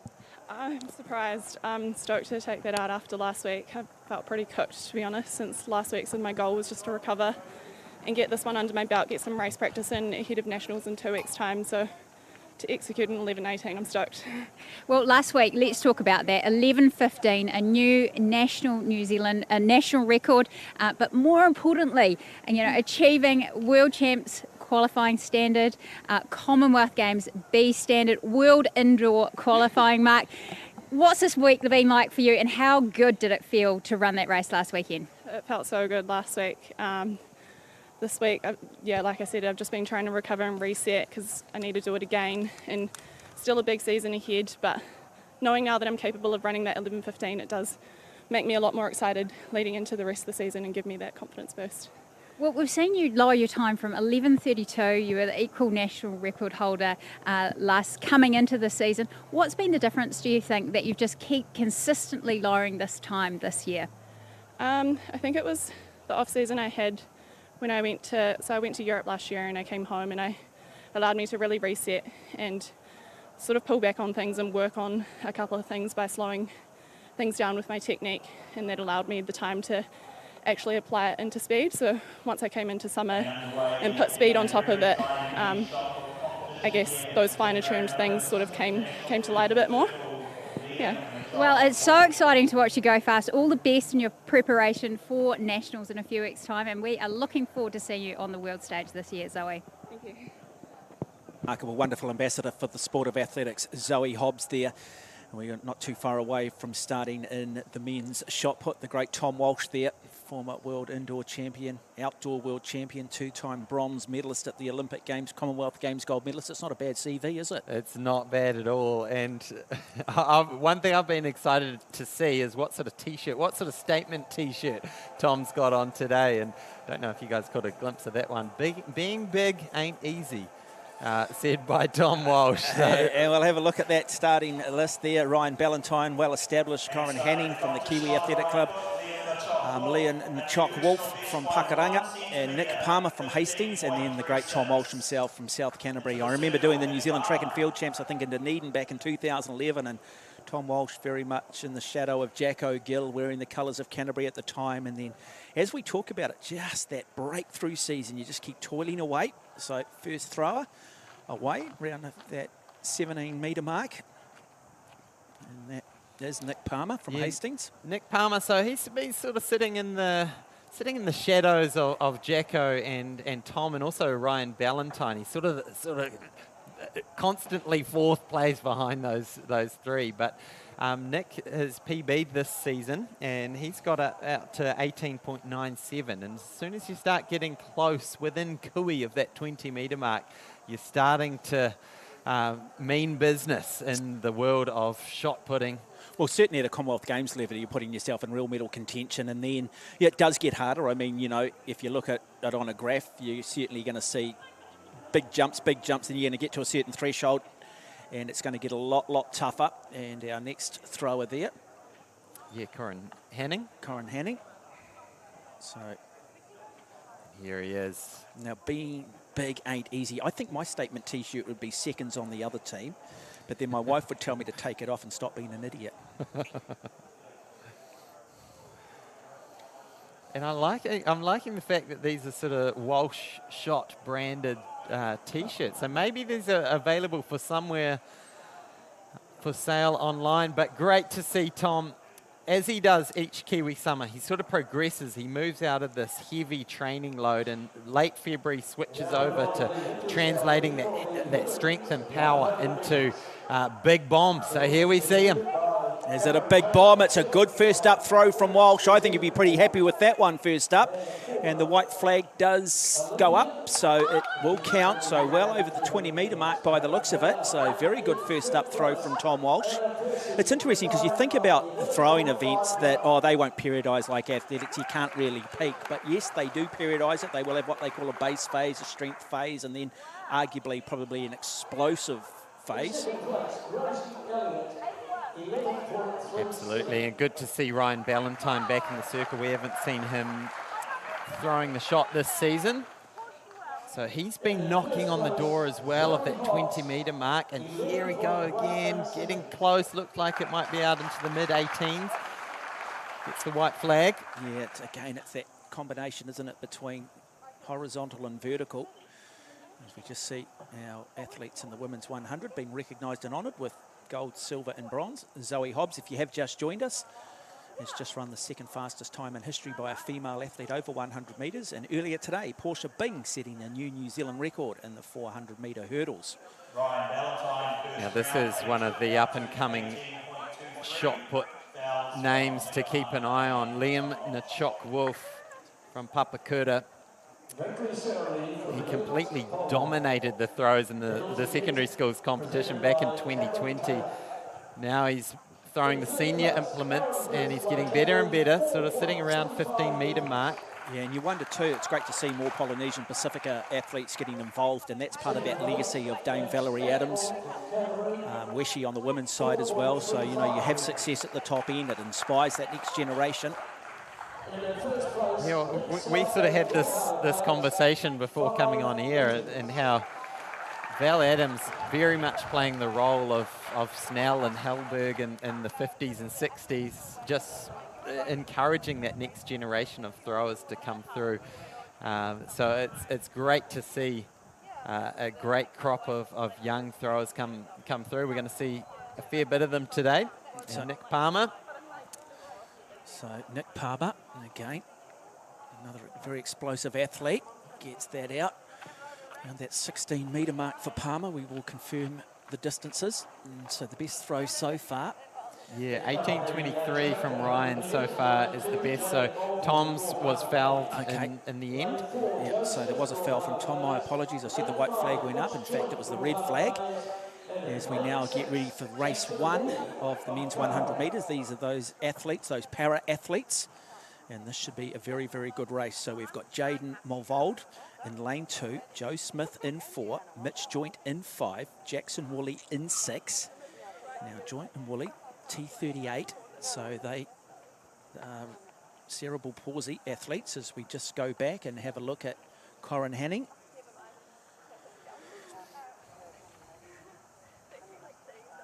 After a foul in this first round, Olympic medalist, world indoor and world outdoor champion Tom. Here he is, looking in good shape too. He's an attractive man, isn't he? To be fair, he is. I mean, he's a man's man. I mean, you know, in a platonic way. Yeah. I mean, those... I was lucky enough to be those there. Shoulders. Look at those shoulders. I know, he'd packed down a good front row, wouldn't he? I mean, I was lucky enough to be there in Rio in 2016 when he won bronze. A boy from Timaru.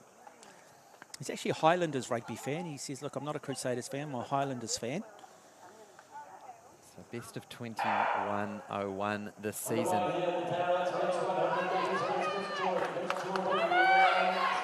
So Tom looking like he gets it over that 20-metre mark to open up things for the day. And we're back to the para 100.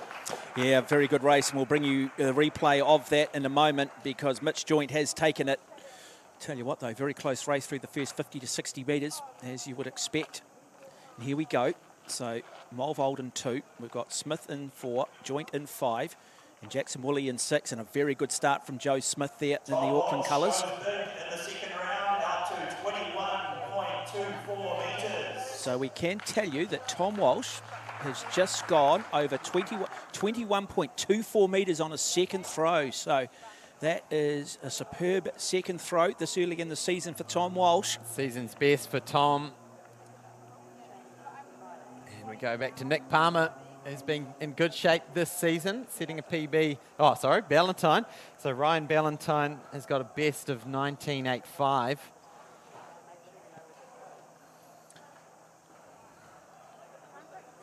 And so today's shot put competition notably missing Jack O'Gill, who we're expecting to open up later in the season. So we just go from there. We are going to bring you the men's 100 metres like the women's. This is sort of those developing athletes, those junior athletes, McKellar, Thorpe, Overend, Rubaduka in that start list.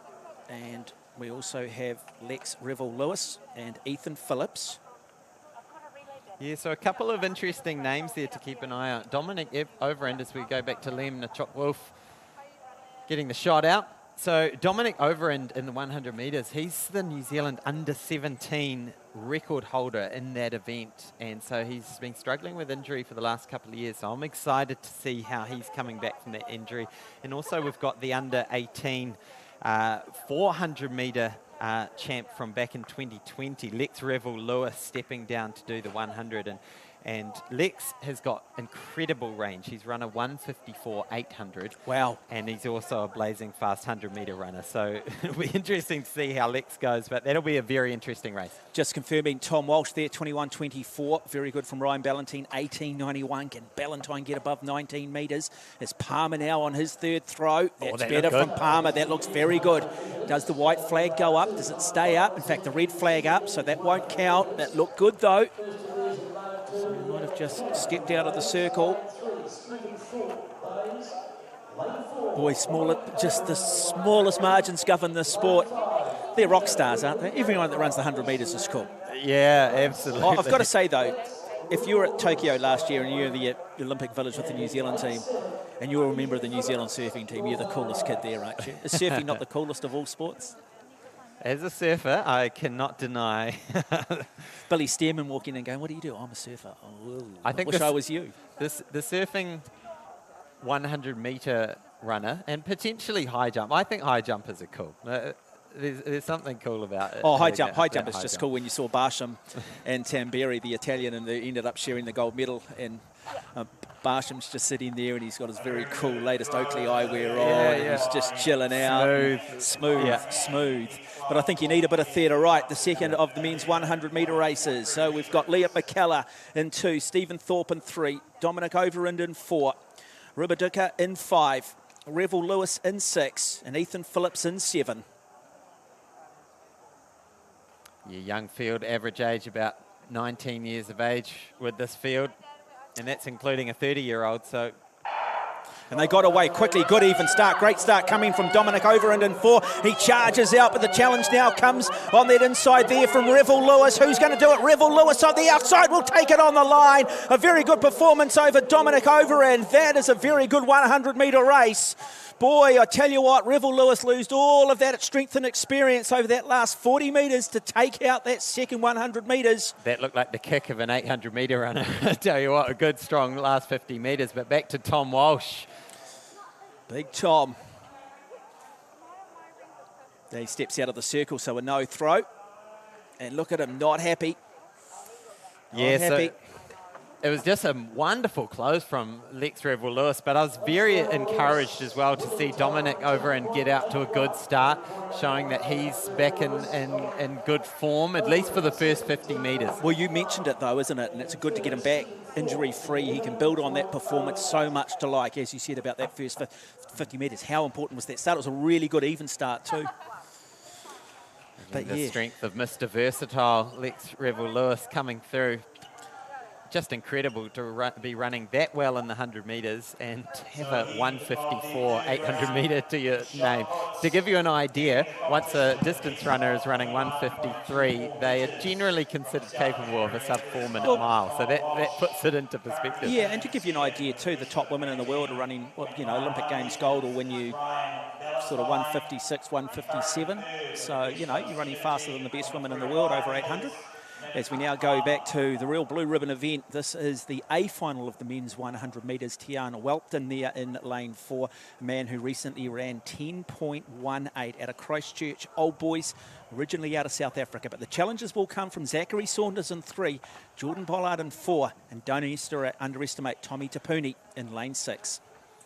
Tommy Tapuni, two-time 100 and 200 metre champ for the under-20 division, so big prospect for the future. But I tell you what, Tian has just been on a tear this season. Last year at this event, he tweaked his hamstring about 80 metres down this very track. So he won't want that to happen again because he was on track for a good time that night. That ended his season, but he's come back just with a red-hot engine to get after it this year. A hard guy to race too because he's so quick out of the blocks as well. It's not like you've got to go with him. And it's not like you're going to go, well, I've just got ahead of him, I can build on this. No, generally wins the start. He's also a tall man, so it's rare to have a tall runner so quick out of the blocks. So he's just focusing on the 100 at the moment, Tian. But if I'm his running coach, I'm thinking, look, you're going to make a very good 200-metre runner one day. So there he is, Tian Welton. So, well, there he is. And then we're going to have next to him Jordan Pollard from Takapuna. So he shares that record, Welton, with Joseph Miller. The great Joseph Miller.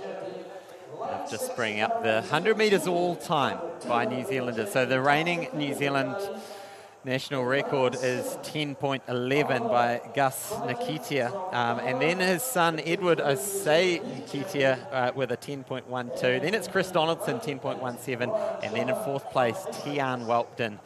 Can we see Tian go quicker? So we should say that New Zealand residents record versus those overall records. That record set by Gus Nikitia, set back in 1994 at the Commonwealth Games.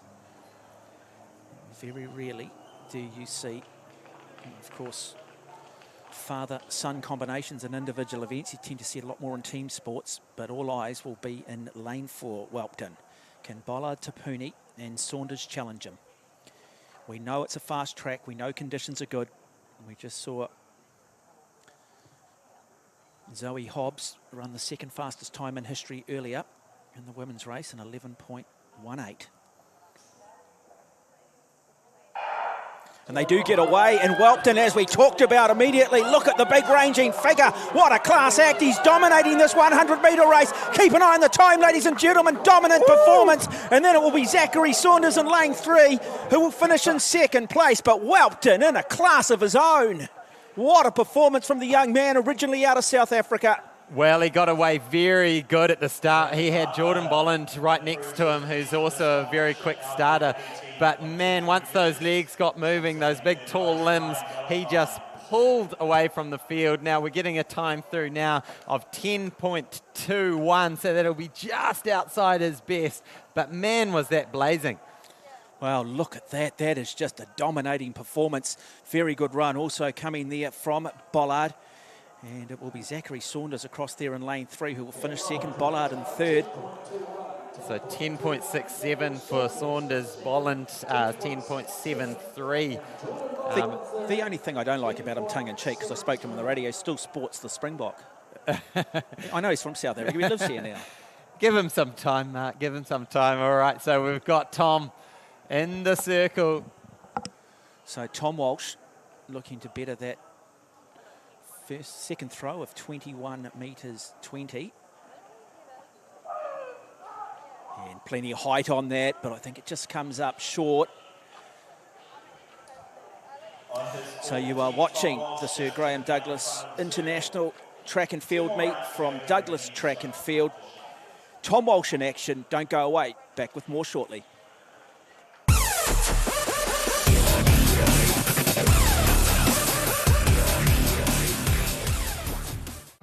Come on, let's go. Stubborn gut? Life's easier when you feel in control. Let's go, Flo. Flo is made with kiwi fruit extract Zyactinase and has prebiotics, fibre and enzymes to naturally support bowel health. And now there's Flo for kids. Jono and Ben's 5 words for 5K on the hits. If your 5 words match, you stash the cash. Yes! First word, candle. Stick. Correct. Champagne. Cork. Correct. Yes! It's a fun game. Cowboy. Western. Correct. Barbecue. Tonks. Well done. Power. Lifter. Ding, ding, ding. You've won $5,000. Oh, I don't know. You don't win because you're hosting. Yeah, this is just an advert. 5 words for 5K with Jono and Ben. 7:45 weekdays on the hits. Hi, I'm Martin Cooper from Harcourt's Cooper & Co. The North Shore, what a great place to live. And our auction success rate is the best on the North Shore. So come and see us and we'll talk about getting the best result.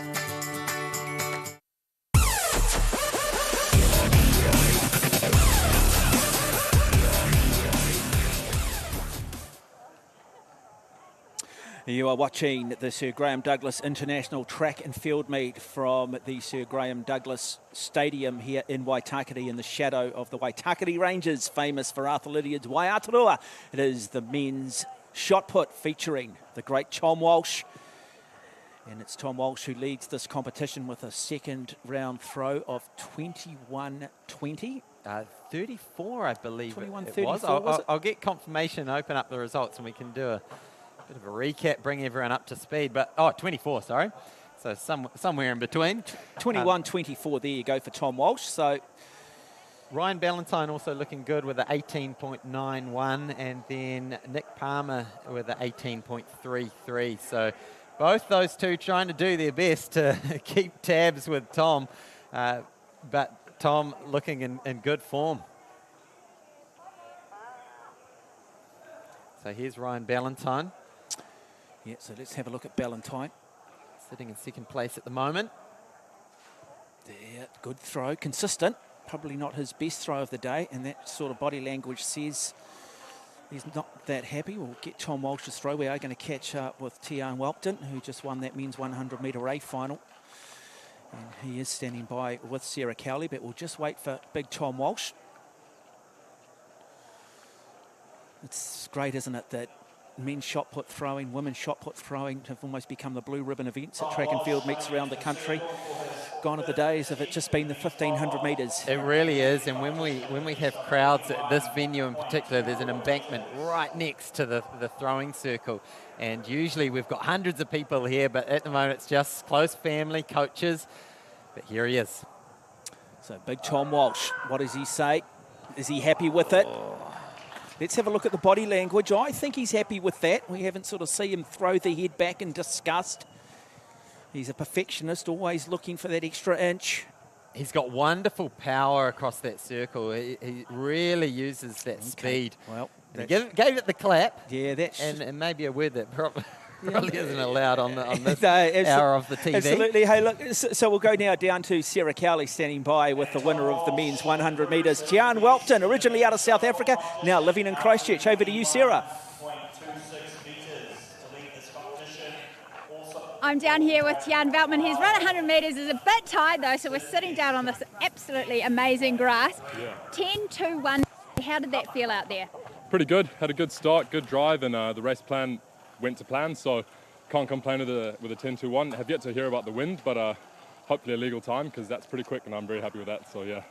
Well, you've had a great season so far. So you had a windy 10.09 in Hastings, 10.19, a resident record in that same meet. What's been the difference this year for you this season? Everything's just been piecing together real well, I think. Had two kind of off years where I was a bit riddled with injuries, and you know how it is. You find out the weak points, and then you go back and you make them stronger, and then here we are now, no niggles, so fingers crossed, touch wood. But yeah, now everything's going pretty well, so stoked. What's it like being racing at these meetings this year without Big Eddie? I know you're friends, but you're also really intense rivals. He came out and ran another great time in Australia where he's at the moment. How great would it be to have him here back racing, going at it together? I'm so excited to race against Eddie again. I've been following his progress pretty closely over in Oz. I think he went 10.28 yesterday with almost no wind, so I'd say we're tracking pretty evenly at the moment, and I think when we finally get in a race together, we'll be sure to give each other a big push, I think. Yeah. So you've got 200 metres next week at the International Track Meet in Christchurch, leading into Nationals. What's your plan after? After that, Nationals, and then after that, potentially going over to Oz. I'd like to do their Nationals and maybe some of their classics, Canberra, Sydney, maybe one of the other ones, and you know, get over there and race some of the quick Aussie boys they've got there, hopefully show them how it's done. Well, you guys are having a fabulous season. It's awesome to see New Zealand sprinting between you and Zoe and the other depth coming through and really giving us something to really cheer New Zealand sprinters on about. For sure. No, I can't complain with how the season's gone so far. So far it's been fantastic, and I've got to thank everyone, my entire support team, my coach, my sponsor, Trad Direct, and all the people behind me, because it's it might be a one-man sport, but it's not a one-man show, that's for sure. Yeah, well, good work getting your sponsor in there, Tian. They all make the difference of these athletes' lives. So, with men's 100 metres today, Tian Veltman. Femi, that result for you. So 10.21, Zachary Saunders 10.67, Jordan Bollard 10.73. In fact, the first six all under 11 seconds. Absolutely, good running from all those boys. So good to see that 10.21, and that would have ranked him 6th all time in New Zealand running that. So a little bit outside his best, but look, it's only 0.1 of a second outside the New Zealand record, so phenomenal running. Do wonder if you get to Australia, have a few athletes around that time a little bit closer, and just what that can do in terms of pushing them closer to that 10.11, that 10.10. In fact, the A standard for the Commonwealth Games, get this, is 10.07. So you've got to smash the New Zealand record to sort of get the automatic A standard. You are watching the Sir Graeme Douglas International Track and Field meet from Graeme Douglas Field here in Waitakere. It is Tom Walsh, who we can tell you in his previous throw through 21 metres 26 to go with his second throw of 21 metres 24. So consistently good from Tom Walsh, continuing on that improvement curve. This time, I think he might have just fallen outside of the circle. Yeah, last throw of the meet, so really putting everything into that one, and that one just threw him, unleashed him outside of the circle. I know Terry Lomax, the coach of Hamish Kerr, often talks about the hammer throwers, making sure the hammer doesn't throw you, and looked on that occasion like the shot got the better of Tom Walsh. Now, the start list. Blue ribbon event, women's 1,500 metres, a big field home in Sherman. Catherine Camp there, very much one of the favourites. Laura Nagel as well. Boy, this has got some depth. This is going to be a beauty. This will be a wonderful race, notably because Laura Nagel is unbeaten this year across all events. She's just been dominating, and that's saying something because the quality of the field behind her, with the likes of Catherine Camp, as you mentioned, 4 times 800-metre champ, 1,500-metre champ back in 2019. We've got Anika Grogan there, who got silver in the mile champs. We've got Cara McDermott, who's multiple New Zealand medalist. Holly Manning, she's recently back from the States, former junior 800-metre champ. But Laura Nagel, certainly the one to watch with this 1,500 metres.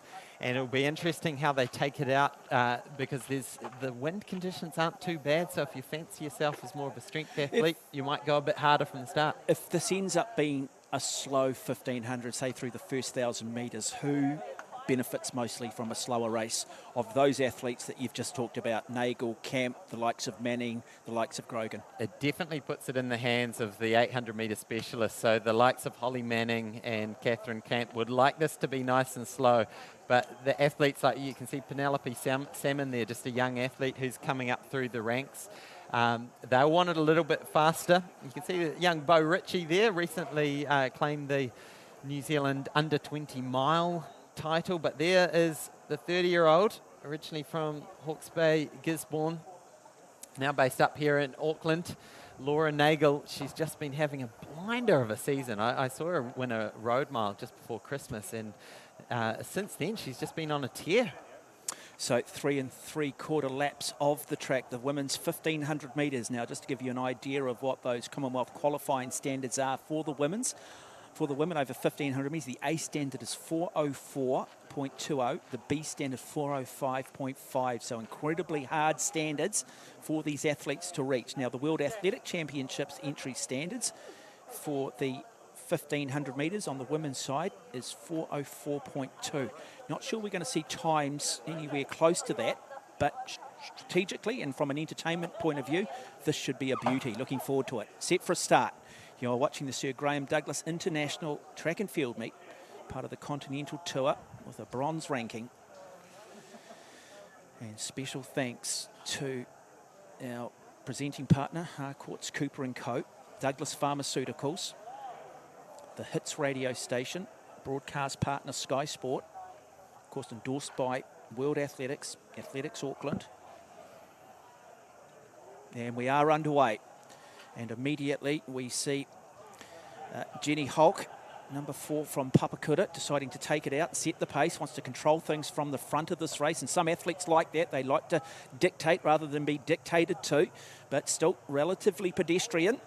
Yeah, I'm not sure if Jenny's been given the pacemaker duties here, but we'll soon find out, and you can often tell if we've got a pacemaker on by the way that the pack spreads out. But you can see there Laura Nagel just tucked in the perfect spot, just in second place there. Catherine Camp just behind her, holding the rail in a good position as well. Catherine is typically a slow starter, and last season we saw her sort of ease into the season. Sort of been the same this season, where she hasn't had the performances we'd expect from her yet, but last season we saw her come into form at this time of year. So at the moment, Laura Nagel sitting in second, and then Catherine Camp in third. Yeah, so it is still Jenny Hawk who continues to lead this women's race. Also interesting to see that Penelope Salmon, wearing the number 7, is also tucked in about 4th or 5th at the moment. And so stuff's starting to stretch out a little bit more, which says the pace is on a little bit more. So starting to just stretch it out a bit. It'll be interesting to see just how far we see Jenny Hawk take this. Is she acting as a pacemaker? Will she see this 1,500 metre race out? But now, well and truly strung out, around about 30 metres from first to last. Yeah, there you can see Hawk just leading Laura Nagel, and then Catherine Camp, and then Anika Grogan just sitting there in 4th place. Now, she got second in the New Zealand Mile Champs. She's just wearing the glasses there in the Mile Champs at Wanganui a few weeks ago behind Laura Nagel. So she's another one to keep an eye out for. They had blistering fast times at those Mile Champs. So 2 laps to go in this women's 1,500 metre final, 800 metres.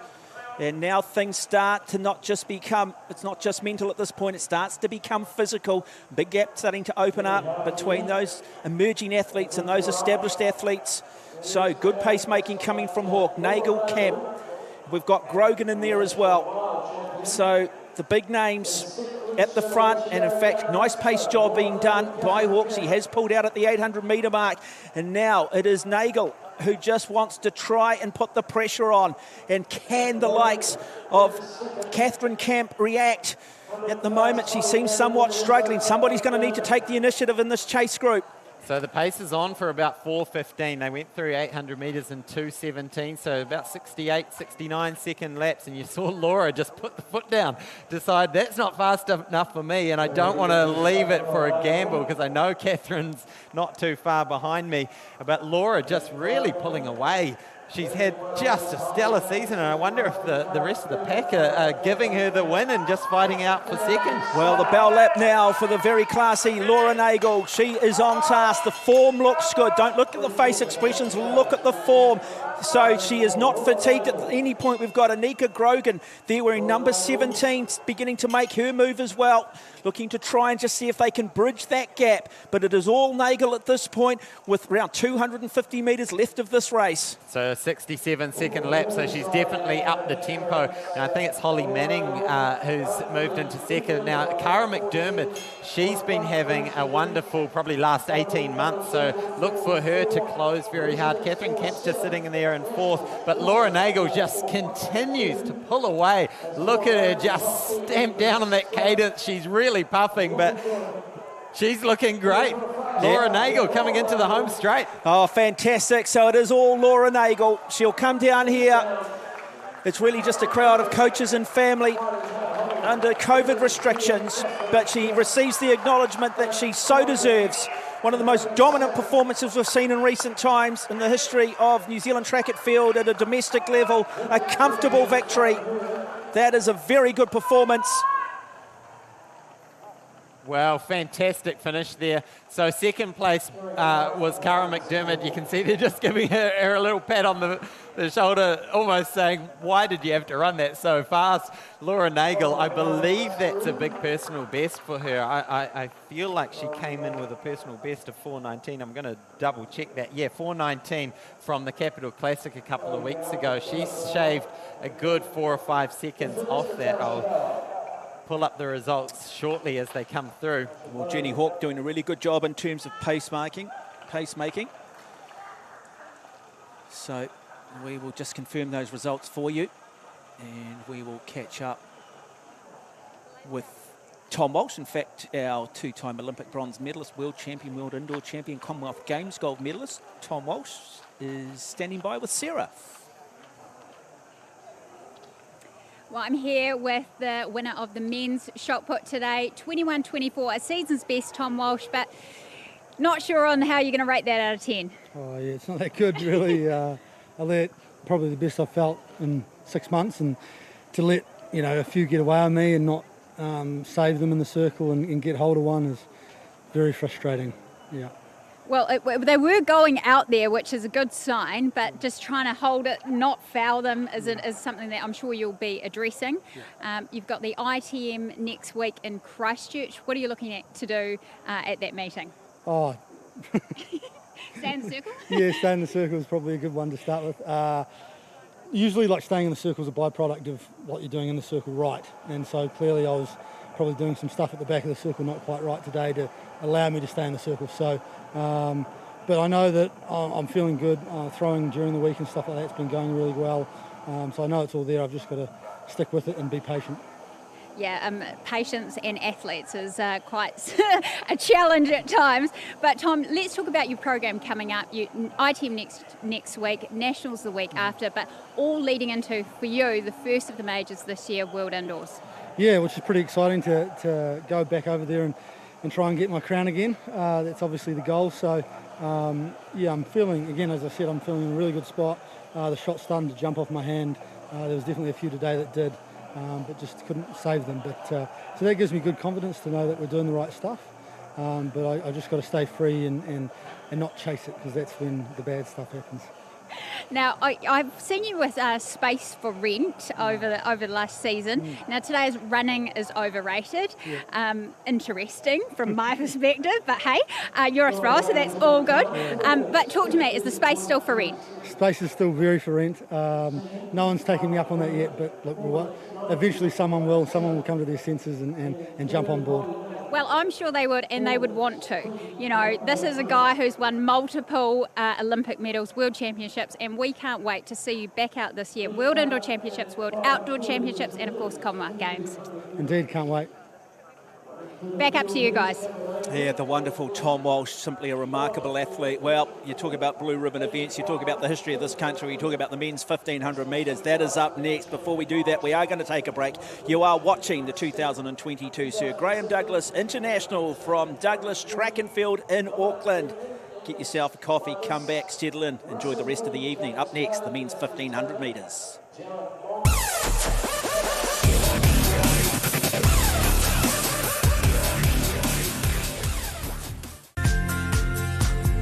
The North Shore and the Northwest, such great places to live. We live in them, we love them, and we support them.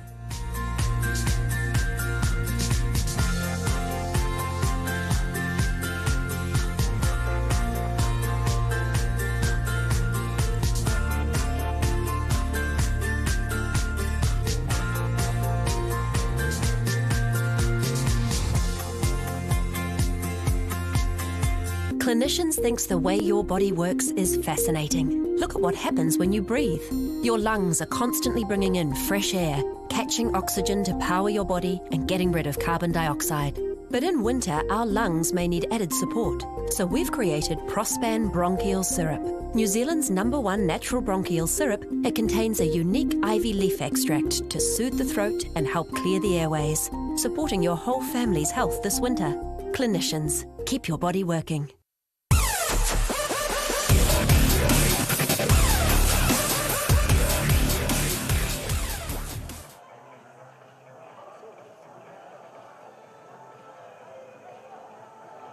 The 2022 Sir Graeme Douglas International track meet from Douglas Track and Field. Welcome back. It is the men's 1500 metre final up next. Looking forward to this one because it is a group of athletes, a number who have just recently joined the sub 4 minute mile.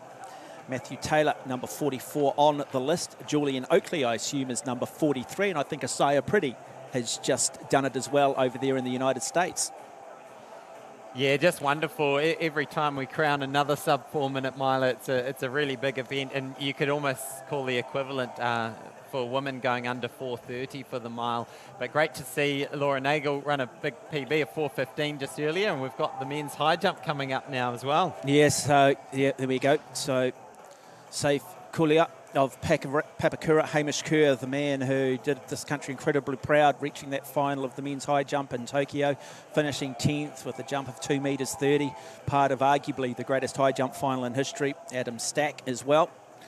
Yeah, and Jaden Williamson as well, the under-20 champion in the high jump. So really good youngsters will be joining Hamish, and the experience that will bring these boys sharing a changing room with Hamish Kerr. So there you see Rafe Quio going over, nice and clear.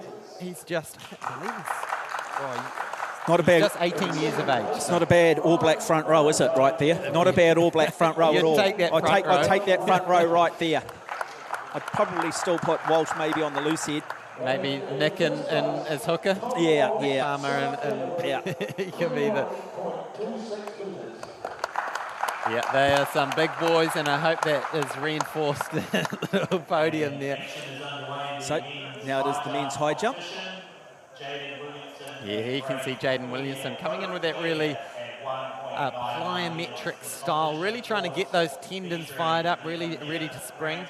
Yeah, just coming in, I think, at what, 1.90 m, so nothing particularly high in that. But again, it's just getting a feel for the conditions, getting a feel for the occasion, just wanting to get that nervous system up a little bit, set up your technical component of it. And as we go from the men's high jump, we now switch to the men's 1500 metres. Russell Green out of Hill City University, very close to breaking 4 minutes as well recently. So another athlete on the way up. Cameron Avery, well, he's well established in New Zealand athletics. Ben Bordeaux, James Harding as well. But it is a big field. And there he is, Julian Oakley, number 43 in terms of breaking 4 minutes for the mile, unbeaten this season. Eric Speckman, Olympian from 2016, who fell at the Cook's Mile a few weeks back, 400 from home, so I'm not really quite sure of the form he's in.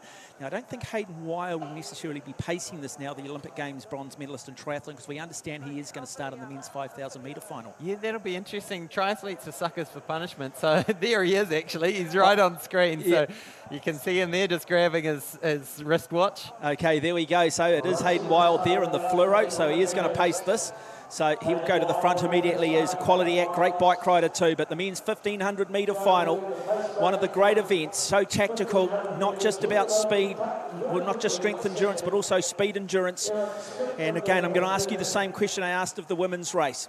If this is fast, who's best suited to it? If this is a slow 1,500 metres, who does it favour? Well, quickest PB in the field is Julian Oakley with a 3:37.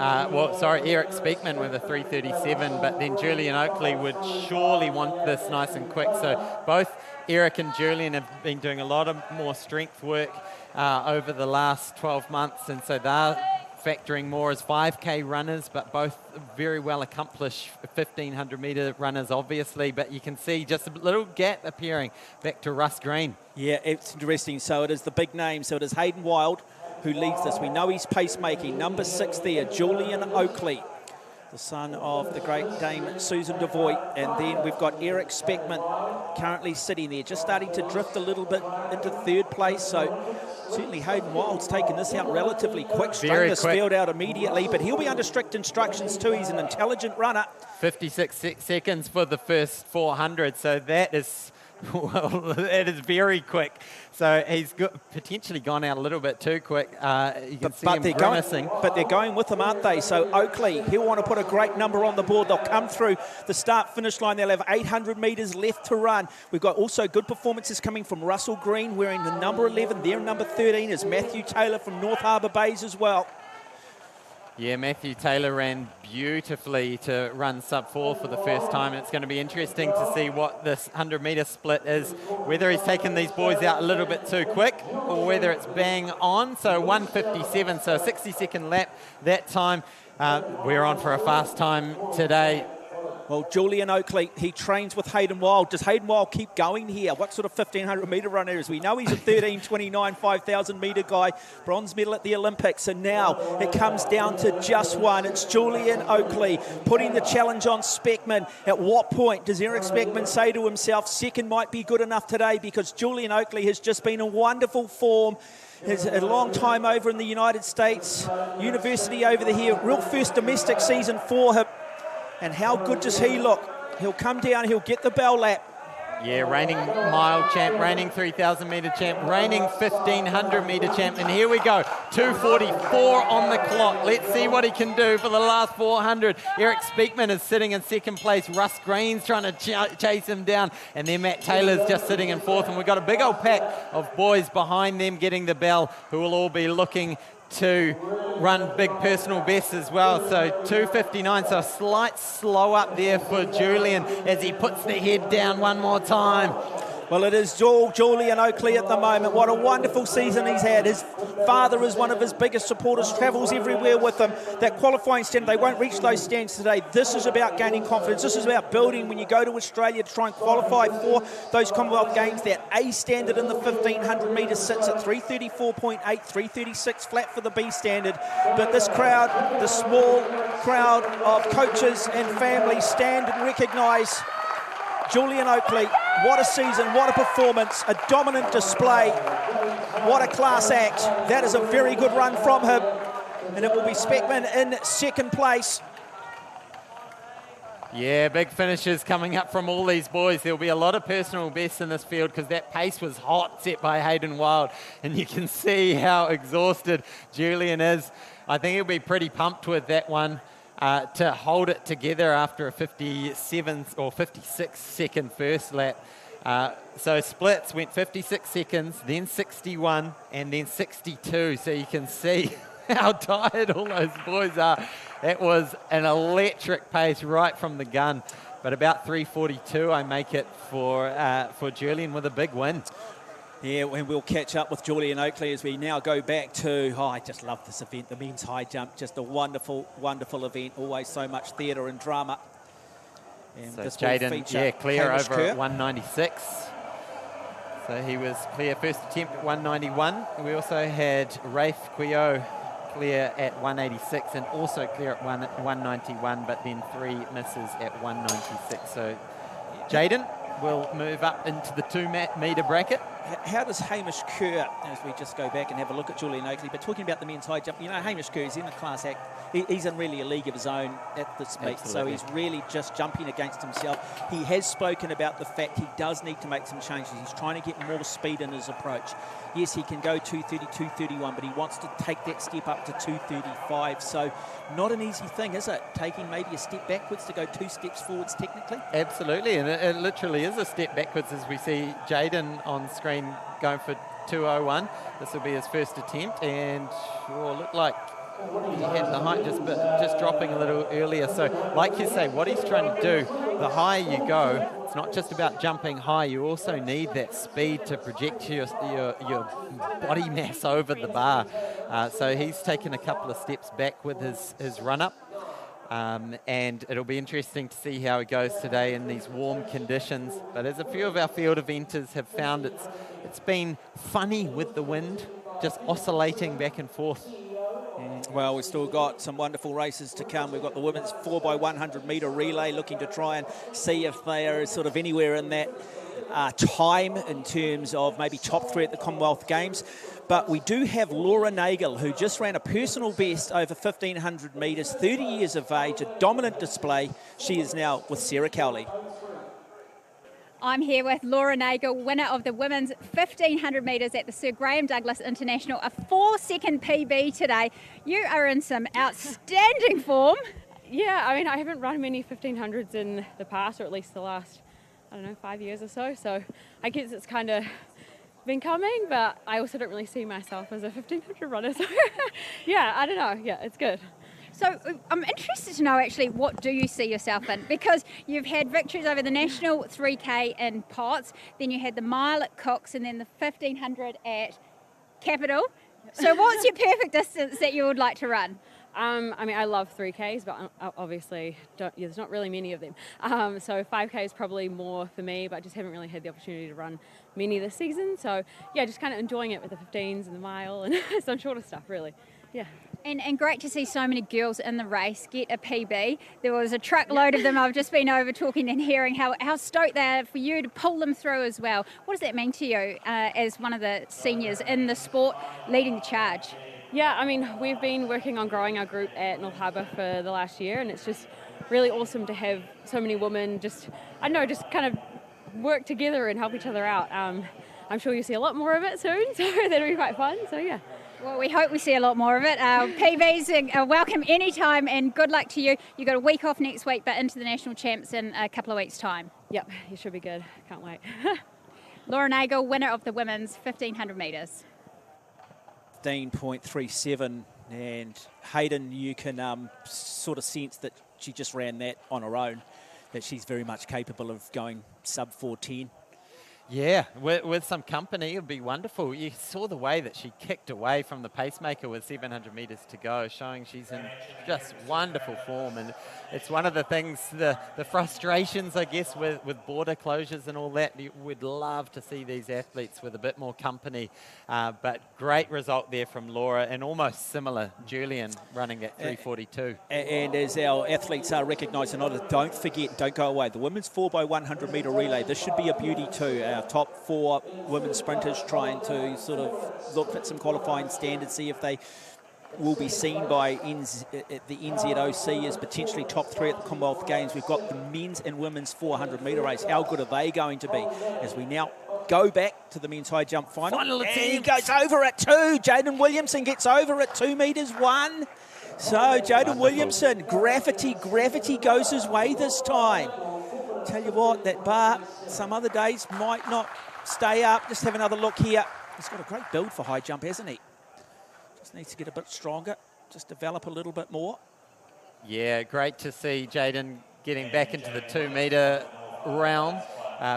He had a wonderful competition at the New Zealand Secondary Schools back in December in 2020, where he won that event jumping 2:11. So he's got it in him to go higher, and I'd love to see him just chase the heels of Hamish. The other event, women's pole vault there that came up, of course, Olivia McTaggart. She has jumped 4 metres 60. And so can she consistently get up around that 4 metres 60 and start well and truly putting herself in the mix? So before we come back with the women's pole vault and the women's 4x100 metres, we'll take a quick break here. You are watching live coverage of the 2020 Sir Graeme Douglas International Track and Field Meet.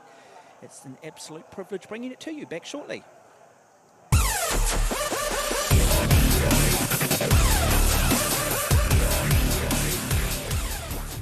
Since discovering I had a melanoma, sunscreen is part of my daily routine. Tested by dermatologists with broad-spectrum UVB UVA. Aven sunscreen provides a very high SPF 50+ protection for sensitive skin. Make Aven sunscreen part of your personal best skin every day. Hi, I'm Martin Cooper from Harcourt's Cooper & Co.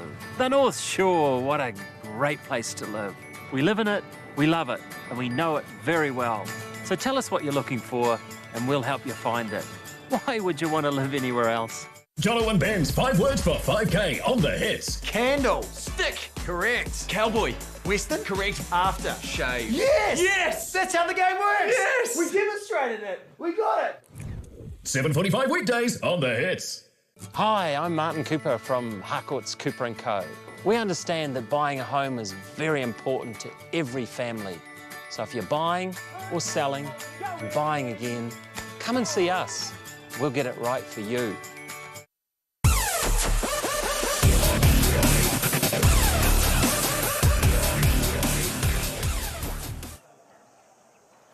So welcome back to Graeme Douglas Field in Waitakere. You are watching live coverage of the 2022 Sir Graeme Douglas International, and we are watching the men's high jump. This is young Jaden Williamson, who has just been successful at 2 metres 1, and the bar has now increased. So that was his first attempt, a failed attempt at 2 metres 6. And so while we bring you his second attempt, we do have Sarah Cowley standing by with the winner of the men's 1500 metres in a very, very good performance in a time of 3:42.47. Julian Oakley. Julian Oakley, winner of the men's 1500 today. Julian, you looked fantastic out there. How did it feel? I felt pretty solid. Just, that top bend was a little bit breezy, and Hayden did a good job getting us to 900, but I think I took the headwind twice on that top bend, which probably meant I was a couple of seconds off where I wanted to run, but yeah, getting a win is always good, and that's always the goal, so I'm happy.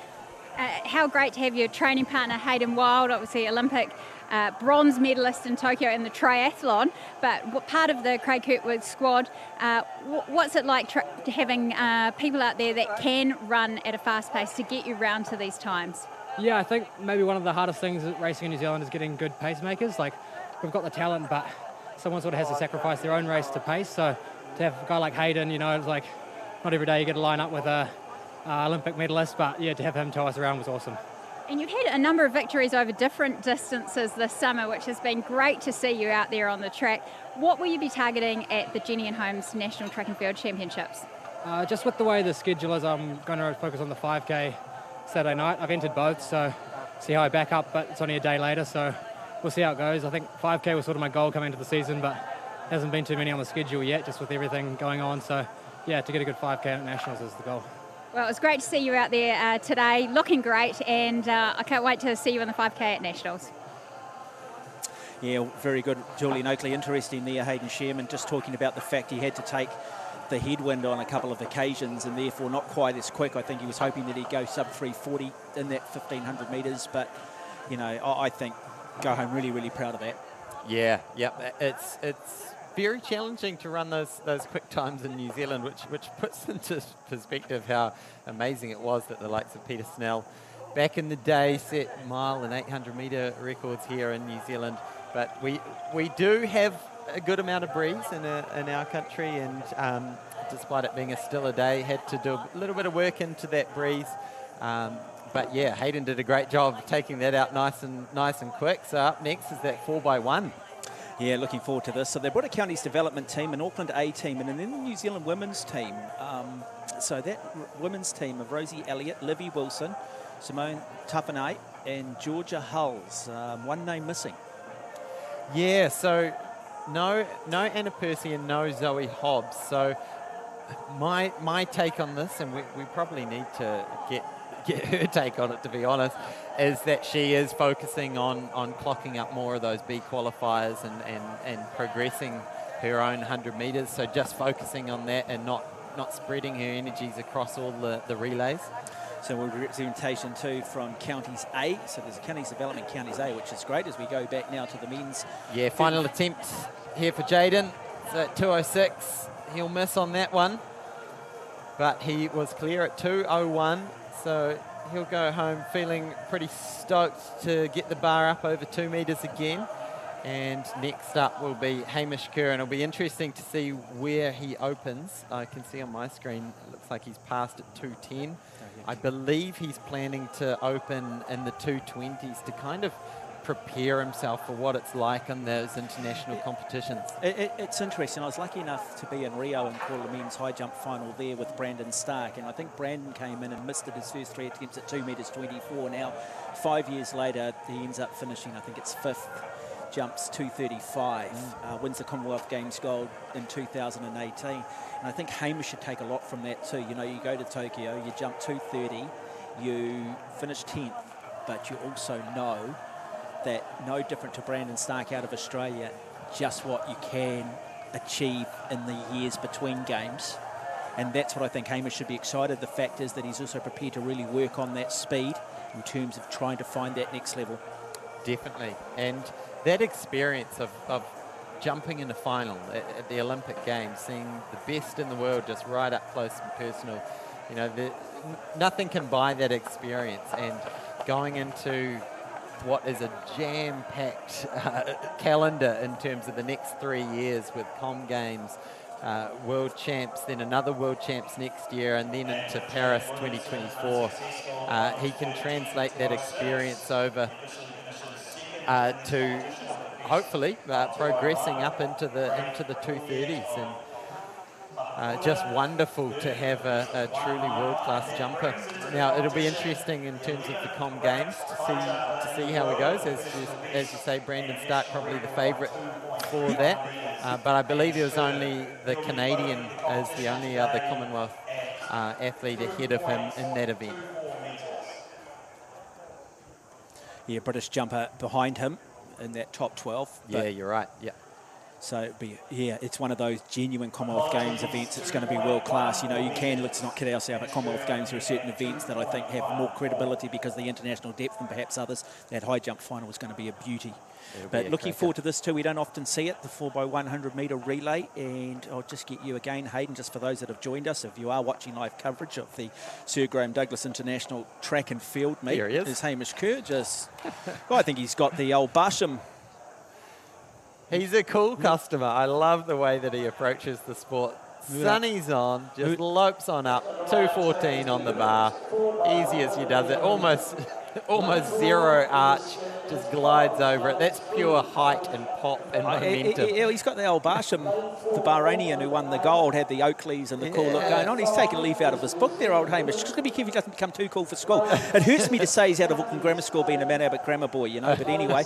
Now, we were saying the 4x100 metres, you don't often get to see it, but we are going to see it. So I'll get you, Hayden Sherman, just to explain the initiative here, what New Zealand Athletics is actually trying to achieve in doing this.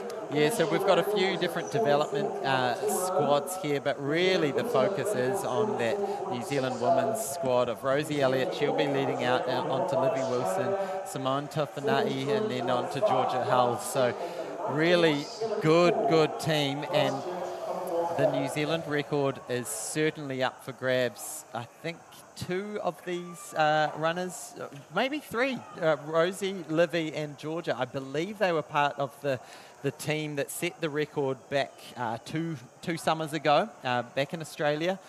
And wouldn't it be amazing to see them go one better and break that New Zealand record.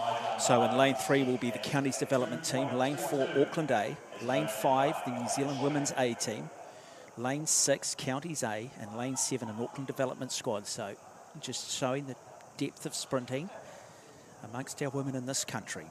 But very much all eyes will be on lane 5, and it will be Rosie Elliott who will lead off for that New Zealand women's team. In lane 4, Talia Van Ruin will lead off for Auckland A. Lane 3, it'll be Savannah Atoanga who will lead off for Counties Development. Ava Duggan will start for Counties A in lane 6. And Fiona Siapo will start for the Auckland Development Team in lane 7. And do not underestimate the technical component of this. And what I'm talking about is the baton change. 3 changes to get round. 44.20 is the New Zealand record that they've got to go after. So it was Livy Wilson, Zoe Hobbs, Georgia Hulls and Rosie Elliott who were part of that team. So we've swapped out Hobbs and replaced her with Simone Tawhanai, and it'll be very interesting to see how these athletes have worked together with those baton changes. As you say, it all comes down to the changes. Yep, we are talking less than 0.01% of performance. We are underway in this women's 4x100 metre final. Good start at the top of the track from Fiona Slapo from the Auckland Development Team. But now we see Rosie Elliott and the New Zealand women's team get into her work, and that first change comes, and Elliott off to Livy Wilson. Yeah, so it looks like that's Rosie Elliott. So a little bit of a juggle with that change, but they got through it cleanly, and nice second change. They're looking very, very strong. So this is Georgia Hulls really motoring around the bend. What's this last change going to be like to Livy? Oh, it's a very good change indeed. So here she comes, Livy Wilson now, chasing that time. Can she get it? And a very good performance, a dominant display. Look at the power coming from the very explosive Livy Wilson. Keep an eye on that time. Comfortable victory in lane 5 as expected. And then it will be the Auckland Development Team in lane 4 who will take second place. My goodness. So 44.2 is that New Zealand record.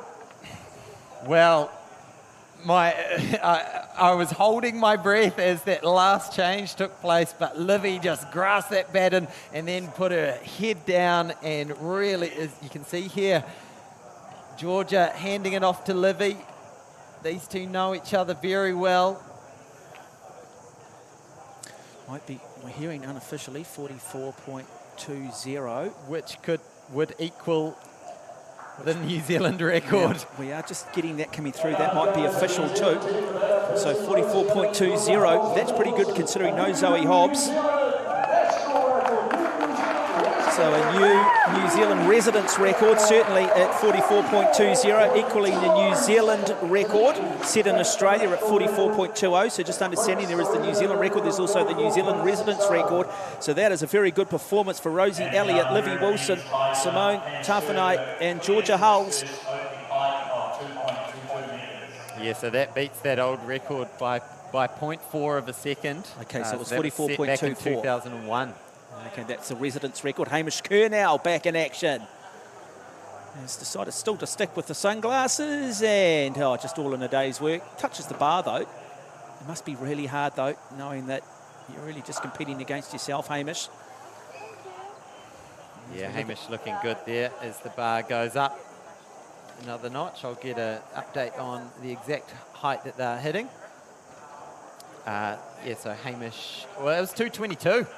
So we're already into the 220s. The bar's going up to 226. Having a chat to his coach, Terry Lomax. Yeah, it's interesting, isn't he? There's no sort of skin suit on him. He's gone with the old traditional sort of baggy shorts. He's sort of a little bit of the sort of the classic mould in the way he dresses these days. We see a lot of the athletes, don't we, with everything sort of skins or sort of compression type garments. And I'll tell you what, talking about superstar, there's Olivia McTaggart, a real star of the future, jumping sort of around that 4.60 m in the women's pole vault. Get up to 4.80 m and you are going to start winning medals at some pretty major events.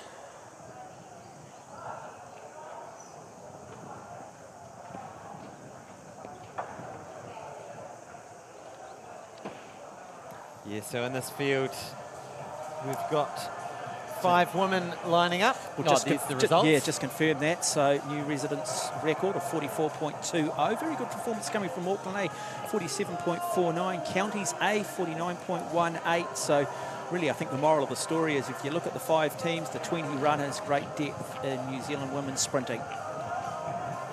So in this women's pole vault competition, we've got Hannah Adjai, Olivia McTaggart, Eliza Meekings, Isabel Murrell, and Aria Rhodes. So we'll be starting in the 3-metre zone at some stage. And there we go. So Hannah Adjai, Lillian Bing, Olivia McTaggart, all eyes on her. Eliza Meekings from Papanui. Isabella Murrell from North Harbour Bays Athletics, one of the real powerhouse clubs historically in this country. Aria Rhodes, also a member of that famous North Shore club. And there he is, Mr. Composed. I was lucky enough to be there in Tokyo and call that high jump, and I often ask in my broadcasting career what the highlight has been, and I've got to say that men's high jump final was certainly the highlight. Turn up there, and it just developed into one of the great finals of the Korean and the Australian in there, the brother of Mitchell Stark, Brandon Stark, and then the New Zealander Hamish Kerr. And I mean, to go to the Olympics and pretty much jump your personal best, or to equal your personal best at your first games, I think a lot of athletes underachieve that. It is an event that is so much greater than the sum of its parts. Absolutely. The Olympics, you've got villages, you've got the media, you've got this peripheral thing that goes on that you don't get at these meets, and you've got to deal with that. Absolutely. Just wonderful to see Hamish, and I would say my other big highlight, aside from Val getting the bronze, was Madison Weshi, not too far behind her. And here comes Hamish Kerr at 2 metres 26 and comfortably over. That's a good jump from him. Beautiful. Because his most recent, he sort of finished at 2 metres 24. Now, you've got to understand with Hamish too, he is making adjustments to the way he is jumping. He is trying to move beyond 230, 231. So there are subtleties that he is doing differently today than what he was doing in Tokyo. 226, making it look like 126. That was just stunning jumping. So, mate, 1 metre. 3 clearance, first time clearances. Yeah. And it's you don't understand just how high it is until you actually come here, as we now go and have a look at Olivia McTaggart.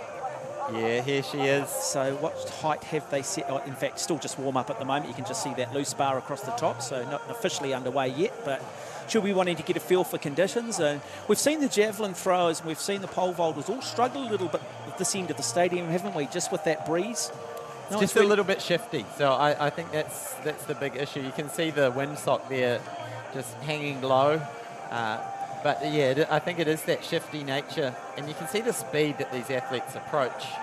That if they're 10 centimetres out when they hit the box there to plant the pole, it can really upset things. So look at that bar going up to 230. Now his New Zealand record is 231. Yep, 231 broke that record, long-standing record by Glenn Howard.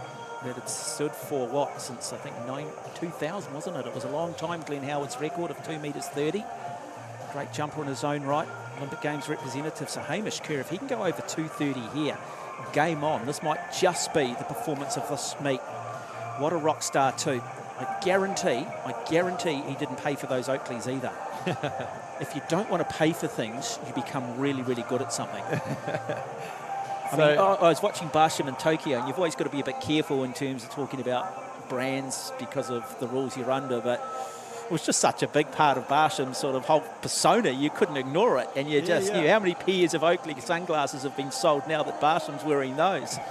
They were ugly looking glasses, not the ones Hamish has got on, but the particularly ones he had. They're sort of almost like a visor, but hey, that's my definition of what I like and what I don't like. All right, so here's Isabella Murrell. Have we got the bar on? No, it's still the practice jump, so we've got a little lull in the action as the athletes prepare.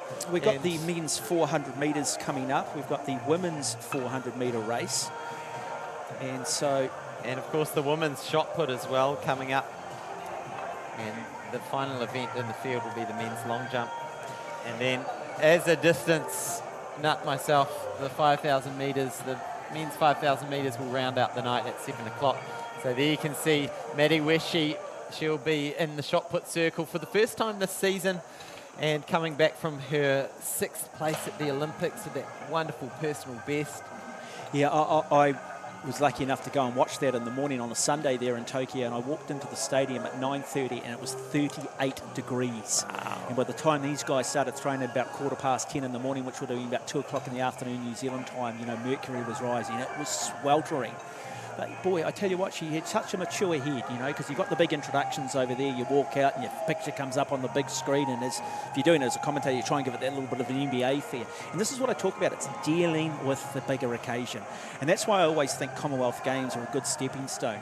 Get used to the peripheral things. Get used to those things that don't go with a lot of other events, games villages, opening ceremonies, media scrutiny. And sometimes you need to go to one to understand it. And it is dealing with that. Some athletes, hey, they'll just turn up and perform no matter what. Others, and I think in New Zealand, because we do place such emphasis on the games that, you know, so athletes are just so excited about qualifying, aren't they? That it's really easy to sort of lose your focus or get overly nervous because of the sense of occasion. Yeah, and really learn to rise to the challenge. And we saw Hamish there just closing his eyes, maybe doing some visualization of what he needs to do, and going through, as you've mentioned, that new approach, just going through every step. He'll know every step very well. And his season's sort of been, he'll have a good meet and then a more average one and then a good one. We've landed on a good one tonight, and he's cleared 2:26, first attempt. Now he's moving up to 2:30 and looking good. And I can tell you it's warm, which is one of the best things as a jumper, to not have to wrap up in a blanket and try and keep those tendons nice and warm. So here we go. Yep, we are with the underway pole vault in that women's pole vault, and this is young Meekings, Eliza Meekings of Papua Nui. So we just confirm that starting height for you. Yeah, 3.30. As we go back to the rock star of New Zealand track and field, Hamish Kerr, out of Auckland Grammar School originally. Part of one of the great Olympic finals. On his way at 2 metres 30. Oh, comes up short. So often the case, but we saw this in Tokyo on a number of occasions where it came down to the final jump. The pressure didn't get to him. In fact, he rose to the occasion. So still 2 more attempts at that height. Aria Rhodes on the pole vault, going up and abandoning that one last minute. But yeah, so Hamish at this stage of the season, he would obviously love to clear this height of 2:30, but he's got this new approach, adding more speed to the equation. So you can see there with Terry, they'll just be working out what piece of the puzzle, what little dial they need to tweak on that, whether it's a little bit more speed, whether it's a slight adjustment in the angle that he's approaching the bar. Yeah, which affects then that takeoff point, doesn't it? And it is. It's like all of these events. It's just trying to find that vertical versus horizontal as we now go to Murrell. So Isabella Murrell of North Harbour Bays, and she comfortably over that height. So good jump from her first up. That'll give her some confidence. At that bar at 3 metres 30, so she can take the next step up, sit out for a little bit. And the pressure goes back on Eliza Meekings. So next up on the track will be those 400 metres. We've got 2 heats of each gender to roll through. We've also got some para-athletes lining up, about ready to start. Yep.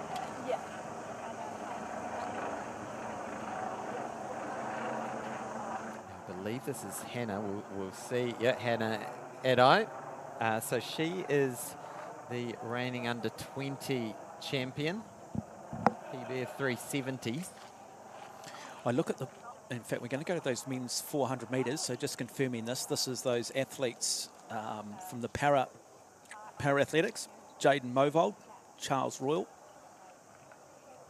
We've got Kyron Pym, James Ford, and Jeremiah Rogo, so representatives from Takapuna. And you pick in this, clearly athletes in different categories across the Paralympic movement. The higher the number, the level of impairment. Not quite as great. Yeah, now just double checking the starters. So it looks like Kieran Pym is going in the next race, I believe. Okay, so Kieran Pym in lane 5, not starting. So Royal in lane 4. James Ford in lane 6. And Jeremiah Rogo. So it might just be Jaden Movold, the athlete with an impairment, who will start in lane 2 in the wheelchair. As Hamish Kerr, second attempt. He gets over it at 2:30. What a performance, what a jump from Hamish Kerr. Now he has a chance to establish a new New Zealand record or a breakthrough performance from him. That record sits at 2.31 meters. How good was this? Yeah, second attempt, just a shave of the bar. Look at that. Just arches his back over. Over he goes. Gives the bar that little stare of death, doesn't he? Stay on, stay on. And it does stay on. So 2:30, that's huge. Yeah, what an athlete. Wonderful performance. Set in the first of our men's 400 metres. And Jaden Mulvold down there in the chair in lane 2, but all the action is at the top of the track. Jeremiah Rogo going well, but now James Ford starts to get into his work. This is strategic. Who's gone out too quickly? Who's going to hold it through that last 200 metres? So a couple of these boys have dipped under that 50-second mark before, so it'll be interesting how quick this is and what a toll this slight wind on the back straight takes as they come in to the final bend. They'll come around here with 100 to go, and it's very, very even. Very even. They'll come off the bend at the moment. It is Rogo, but who's going to control and hold their form the most? The challenge now comes from James Ford. Ford looks the tallest, the most comfortable. Good race between James Ford, Jeremiah Rogo, but it will be James Ford from Takapuna, kicks clear, wins this first heat of the men's 400 metres. Rogo in second place, and then it will be Charles Royal from Hastings who will finish in third place. Jaden Movold coming down now here in the chair as well in the para event, looking to try and put a number on the board. Of course, qualification for our Paralympic athletes as well. And a good performance from him, having to do it on his own. But a very good performance from James Ford in lane 6. Yeah, good strong finish there from James Ford over that last 100 metres. Looking very, very strong as we see Hamish just sunning himself, keeping those tendons, those calves nice and warm. And it'll be interesting to see where the bar goes to now. We got 2:34. Okay, so we've just looking at Hamish Kerr here now. If you've just joined us, a new New Zealand residence record was set in the women's 4x100 metres. Sarah Cowley is standing by with members of that team because they've just etched their name in the New Zealand track and field history book. Sarah. Well, I'm here with the national 4x100 metre relay girls who have just set a new resident record, 44.20, which actually equals the national record as well. We've got Livy Wilson, Georgia Hales and Anna Percy. Rosie Elliott has gone off to run a 400. But Livy, how great was it to get the baton round today in an equal national record? I mean, first off, we wanted to get the baton round, right? So job done. And then we knew that we had the potential to run a record as well today. So it's great day. Because, Georgia, there has been a couple of times already where you've run a relay this season, but it hasn't quite clicked. What was the difference out there today? There was a bit of a warm-up those last few. I think today, yeah, we just sort of got our heads round, sort of grew up a little bit and just got it round, yeah. Now, the standard for Commonwealth Games is 43.30, Anna. What do you think you need to do to sort of get onto those sort of times? Yeah, I mean, I guess we might go to Aussie, I'm not sure, but, you know, I think just smoothing up the baton changes a little bit. We've also got Zoe, obviously, who's running super fast at the moment. So, yeah, there's definitely room to improve, I think. But, yeah, it's just, I guess, getting those opportunities maybe offshore. But, yeah, we'll see. Massive season for Zoe, but also massive season for you all. You've all set personal best this year, which is fantastic. How great is it for women sprinting right now in New Zealand? I mean, we're all running incredibly well, and I personally am so inspired by all the girls, and every week we're pushing the boundaries. So without all of us running really well, like, I don't think we'd be running as well as we are right now. Well, it's great to see you guys, ladies, sorry, out here today on the track. Equal national record holder. Let's go to Hamish Kerr. Absolutely. Hamish Kerr, first attempt at that new height. 2:34 on the bar here. 2:34. This is a massive step up. A huge personal best, national record at stake. Oh. Comes up short, 2:34. Somewhat surprised that it's gone up 4 centimetres. Yeah, I'm quite surprised about this. Now, my only explanation would be that this would be a mark for a an A standard for the Com Games. You've got the sheets just there in front of you. There will be a reason behind the madness, I'm sure. So for the men's high jump Commonwealth Games, it's 2 metres 30. So he's just done a New Zealand A standard for that. So I'm trying to work out where the 2:34. But hey, look, at the end of the day, this guy's about excellence. He's about trying to say, hey, look, I'm top 10 at the Olympics. I think I'm good enough to be top 5. If I can get a 2:34 now, 3 years out, or even this year going to the Commonwealth Games, what message does that send his competitors as we get set now for the men's 400 metres? Yeah, this is an exciting one. We've got Hamish Gill, Josh Ledger, Luke Messia, Troy Middleton, James Preston, Lex Revel-Lewis, and Mikhail Starzinski. So these are some speedy boys. Expect the time to be around the 47 mark for this. Yeah, and it is automatically at the top end. So Luke Merciaka is doing very well, sitting there in lane 7. But it is now those athletes back there, like the likes of Josh Ledger, Lex Revel-Lewis, begin to make their move as they come into that 200-metre mark. They hit the spin, they hit the headwind, and the handbrake goes on. Now they start to come out of the bend. It is a very close race indeed. Good performance coming from the Auckland-based athlete Lex Revel-Lewis over there in lane 4. He has control at the moment. In fact, it is going to be Hamish Gill in lane 5, is it? And he will come down and take it in lane 4, Lex Revel-Lewis. Well, I saw the strength of James Preston. So he's the standout domestic 800-metre runner this season. And I expected him to come home strong. You can see him there on the left wearing the grey New Balance kit. But Lex Revel-Lewis, we saw him in the 100 metres earlier in the day, hangs on by just a thread in that last 50 metres, stays on his feet and holds it together for a big win and potentially a solid PB. Yeah, very close race. Good race too. Very good run from Lex Revel-Lewis. So last week, Lex ran 48.75. It looked like he had dipped under 47. I'll try and pull up the results on that and confirm it for you. Good depth though in the 400. Not quite world class just yet, but certainly, again, what you've got to have is just a group of 3 or 4 guys within each other that just keep pushing, then go overseas, get a couple of athletes out of Australia, maybe running slightly quicker, and everybody lifts.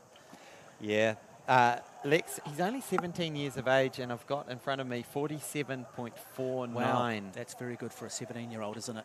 And James Preston, 47.87. So for an 800-metre specialist, that shows that when he's going through, 51, 52 seconds for that first lap, he's got a bit of room to breathe. So very quick 400-metre running from all these boys. Top 5, all under 49 seconds. Yeah, Luke Mercier, he ran very well through that first 200 and then just hit that block headwind, didn't he? And it just sort of the handbrake goes on. At that point, you sort of feel like you're running through quicksand a little bit. But as we go back to Hamish Kerr, looking to set a new New Zealand record and a personal best. Over at 2 metres 30, this would be a significant step in his career if he can go 2 metres 34. He will ask this small but vocal crowd of family of the athletes and coaches to provide that rhythm, to give him that energy.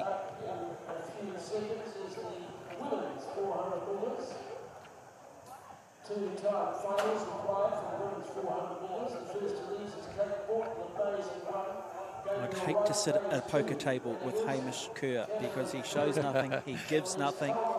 His heart rate's probably at about 220, but you sit there thinking, oh yeah, that dude's just sitting down nice and chilled at about 40. He's looking pretty relaxed. And look, this is almost a bonus, just having the coaching staff there, some friends and family right nearby. And here's our start list for the next 400-metre race. Yeah, Kate Borton, Gabrielle Wright, Maddie Wilson, Annalise Kalmer, Holly Rule, Shannon Gary, Brooke Gull and Samantha Cork. Very good women's 400-metre final, not too far away from going. If we go back to Hamish Kerr now, 2 metres 34. The stadium goes quiet. He's on his way. Oh, just that takeoff. Just looks like he just lost a little bit in that approach. Almost a slight hesitation. Just have a look here.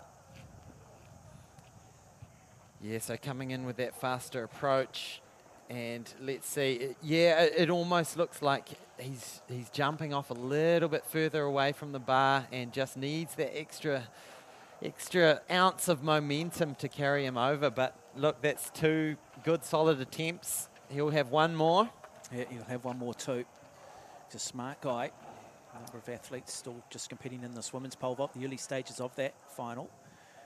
We will bring you that shortly as the bar gets raised and those athletes at the pointy end of New Zealand track and field start to come into the competition. But now it is the women's 400 metres. So we've got Borton in 1, Wright in 2, Wilson in 3, Kalma in 4, Rule in 5, Geary in 6, Brooke Cullen 7. Samantha Cork of North Harbour Bays runs at our field in 8. And good start, great start from Cork at the top of the track. She got away to a very, very good start, but it's about being controlled. It's about being measured. Great run also coming from Holly Rule. And outside of her in lane 6, Shannon Geary. Yeah, so a couple of key names to keep an eye out. Annalise Culmer, who we saw earlier in the 100 metres. She's the under-20 400-metre champ.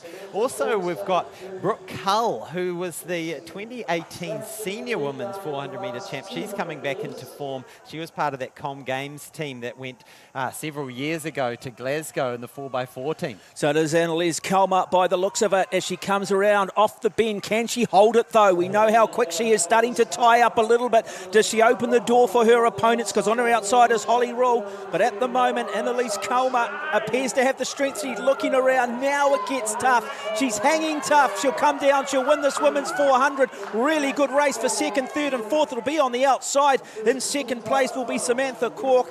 Very good last 200 metres from her. And she certainly looked the most comfortable. I wonder whether Cork maybe just didn't tactically run that as well as perhaps she could have, because Kalma tied up, but she was so fast through that first 200, really. It was game, set and match. You could smell the acidosis from way up here in the grandstand. That looked like a painful last 100 metres. And as you say, Samantha Cork was just charging down in lane 8 as we see Gabrielle Wright finish up her 400 in the wheelchair. But Annalise Culmer held on, and let's have a look. This is an advertisement of why not to do the 400 metres, because this last 50 metres is very, very painful. I always say that if I see young kids running the 400, they clearly haven't been good at home, and this is the parents' way of punishing them, because why would you have your kid do the 400 otherwise? That and the 400 hurdles, brutal events. You find out who you are in that last 50 metres. Yeah, you've got to have a head like granite. I always say that's when you sort of see the best ugly faces in sport, isn't it? Because you are grimacing, you know, sort of stand there on the start line. As we go back to the women's pole vault. And Hamish Kerr will bring you back for his third and final attempt at 2 metres 34.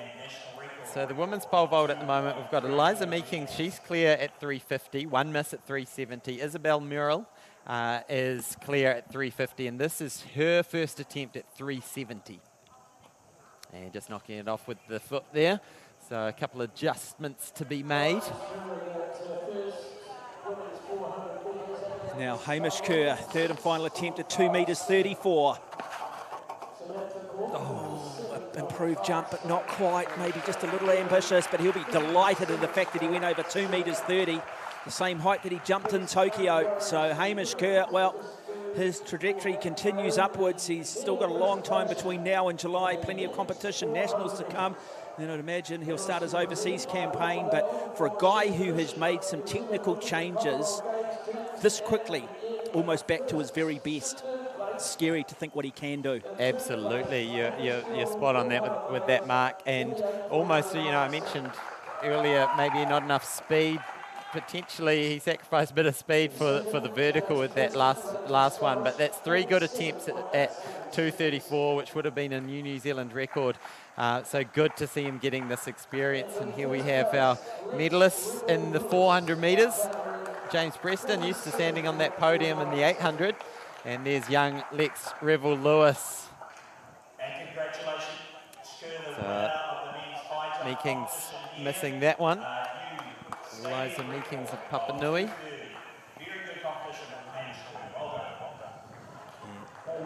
So Revel Lewis, he's an exciting prospect. Love to see what he could do, maybe, perhaps. You know, how far do you take your 400 metres before you go, maybe I should have a crack at the 800? We saw Sean Farrell back in the 1990s running 1:45 off the back of being a very good 400-metre runner. Yeah, absolutely. And as you were saying that, I was just looking through my notes to see what he has done. I think I mentioned it earlier in the show. So 1:54 in the 800 is what he's put on the board. But that suggests if he can add a little bit more of the old Arthur Lydiard aerobic endurance. But that's it. He's running 1:54, probably off 400-metre training. You start doing that endurance space, and then you suddenly go, you know, can you find 4 seconds? I think you can find 4 seconds. You can always add endurance to the equation, but speed is the magic. It's the magic bullet. People underestimate the endurance required for an 800 metres, and you look at Peter Snell, I mean, famous for the 100-mile weeks. And you talked about the Waiatarua circuit, which is out this part of West Auckland. Now, they used to run all the way from basically Mount Roskill, and they'd run out about 20 miles each Sunday, sometimes a couple of times every week. Yeah, and they did it every Sunday, and they didn't, you know, they'd race one day, but they'd still be out there, and they'd just, you know, run it easy, and they'd turn up and throw stones on each other's windows to wake them up. All right, now we do need to talk up this final of the women's 400 because there's some very speedy young athletes in this one. So Jordan Blake will start in 1, Jenny Hogg will start in 2, Rosie Elliott in 3, Isabel Neal in 4, Cameron Smart will start in lane 5, Mia Powell in 6, Sophie Atkinson will start in lane 7, rounding out our field of 8 will be Lucy Sheenan. Yeah, so eyes on lanes 4 and 5 with Isabel Neal and Cameron Smart, who have had a wonderful battle. They've just been going head-to-head for the last couple of years. They're both similar ages, both 20. Isabel Neal's the reigning, silver medalist from the last national champs. Cameron Smart's the gold medalist. Set for a start, and we've got a good clean start, and again it's always at the top of the track by the victor. Looks of it, Lucy Sheenan getting away very quickly, then come back to Cameron Smart in lane 5. She got away clean and starts to put the pressure on early, nice and even though through that first 150 metre mark. Yeah, Isabel Neal really coming into her work now, so it definitely is Isabel and Cameron, but yeah, just inside a little move there from, is that Jordan Blake coming up? Oh, Rosie Elliott's running very well. I really didn't expect this from the 200-metre runner, but here she goes. So Rosie Elliott comes off the bend in first place. Does she have the strength to hang on? Because now the challenge will come from Isabel Neal, but somewhat of an upset at the moment. Rosie Elliott stretching this, putting the pressure on, and here comes Neal, but it will be Elliott. Elliott in the upset wins the women's 400-metre final. That is a very good performance, and she goes across. She introduces herself to Isabel Neal and Cameron Smart and says, well, it might be a two-way competition. I'm about to make it a three-way competition going forward. What a surprise, what a performance. That really is the look of an athlete who's saying, why did I enter the 400 metres? 100 and 200 is my thing. We saw her in the high jump a couple of weeks ago, so pulling away from Isabel Neal, and I can't wait for the time to come through because that looked like about 53 seconds. But that's exactly what we talked about, didn't we? We talked about going, say, from the 200 to the 400. Why not the 400 to the 8 to 15, and that natural progression? So what a wonderful race, and hopefully we will catch up a little bit later with Rosie Elliott. But Sarah Cowley is standing by, I've got to play it down a little bit, with a superstar of New Zealand track and field, Hamish Kerr. Well, I'm here with the men's champion today, Tokyo Olympic finalist, 10th in Tokyo actually, Hamish Kerr, 2:30 today. You look great out there at 2:34. It was very close, to tell you that. I got the spine tingling, which is pretty exciting this early in the season, so more to come for sure. What is to come for you? Big year ahead, domestic season first, high jumping can be quite brutal on your body. How do you stay in peace for the big ones this year? Just trust the team. I've got an amazing physio and medical team and stuff behind me, and they're the ones who strap it all together and tell me I'm all good to go, and then I just go out and just hope that they are telling the truth, and off we go. Tell me who they are, because those people do need a mention. Yeah, absolutely. The main one is Tamsin Chittick, who's my physio. She's been around for a few years now with me, and she's just she's been there for me in the thick and thin, and you know, she's a physio, but she's also a mentor, and she's helped me heaps. And you know, I've also got the doc behind her and all the rest of it. So yeah, it's great. I really good. It does take a village, and your coach Terry Lomax, what will he be saying about those 234 jumps? Because we need you over those heights, Hamish, to get into medal territory. So what are you going to do to go away, and what are the lessons from today? I think rhythm for me at the moment is a massive thing. I'm really having to trust my running, which seems funny. I'm a high jumper, but I probably spend more time on the track at the moment than actually jumping. And yeah, we're just trying to trust that process and trust the rhythm. So yeah, I think he'll probably give that a C+, which is good. It's probably a little higher than what I'd give it. So yeah, he'll be happy though, and we'll just go back and just continue on. Well, it's not bad when you get a C+ of a 230 jump, bearing in mind your national record is 231. Talk to us, Hamish, what it was like being in that Olympic final in Tokyo and finishing 10th in your first Olympic Games. Yeah, it was pretty surreal. I obviously got a few third attempts at 227 and 230, which yeah, I think probably when I was growing up I would have thought that was quite a big game pressure moment. And I honestly just didn't even realise they were third attempts. I was just so involved in the jumping and just having so much fun. You know, it was such an awesome atmosphere. It's so good to just see all those other guys and compete with them. So yeah, I was just having heaps of fun, and I'm looking forward to more of it. Well, we loved seeing you out there. You did extraordinarily well in your first Olympic Games, and we cannot wait for a big year ahead from you. Awesome. Thank you, Sarah. Hamish Kerr, what a class act. Well, Hayden Sherman, I mean, interesting comments there from Hamish. I mean, you can look at talent in a whole lot of different ways, but one of the real aspects of talent is coachability, having that ability to listen. You heard him there saying, I'm just putting all my faith in my team. That's not an easy thing to do sometimes. Sometimes that can be sort of almost counterintuitive. Yeah, and really cool to see how confident he is in that time. He felt like he was in that height. He felt like he was very close. So it's just a matter of, like you say, working with that team to get those. They're not even 1%ers, they're 0.1%ers in place and get that bar moving higher.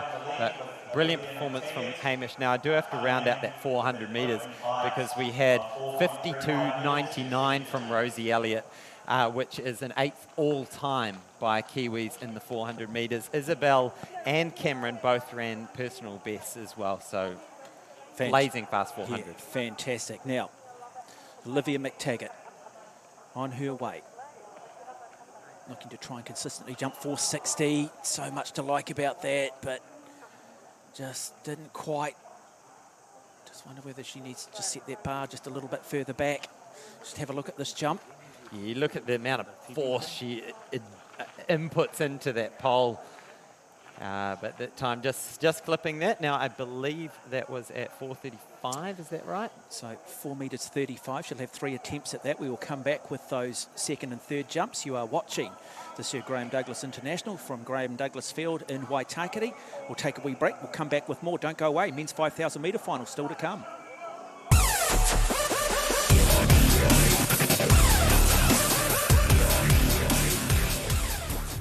The North Shore, what a great place to live. We're so much part of the community here that our sponsorships have raised over $5 million for schools, local groups and clubs. The North Shore, we live in it, we love it and support it. Clinicians thinks the way your body works is fascinating. Look at what happens when you breathe. Your lungs are constantly bringing in fresh air, catching oxygen to power your body and getting rid of carbon dioxide. But in winter, our lungs may need added support. So we've created Prospan Bronchial Syrup. New Zealand's #1 natural bronchial syrup, it contains a unique ivy leaf extract to soothe the throat and help clear the airways, supporting your whole family's health this winter. Clinicians, keep your body working. Jono and Ben's 5 words for 5K on the hits. Candle. Stick. Correct. Cowboy. Western. Correct. After. Shave. Yes! Yes! That's how the game works! Yes! We demonstrated it! We got it! 7:45 weekdays on the hits.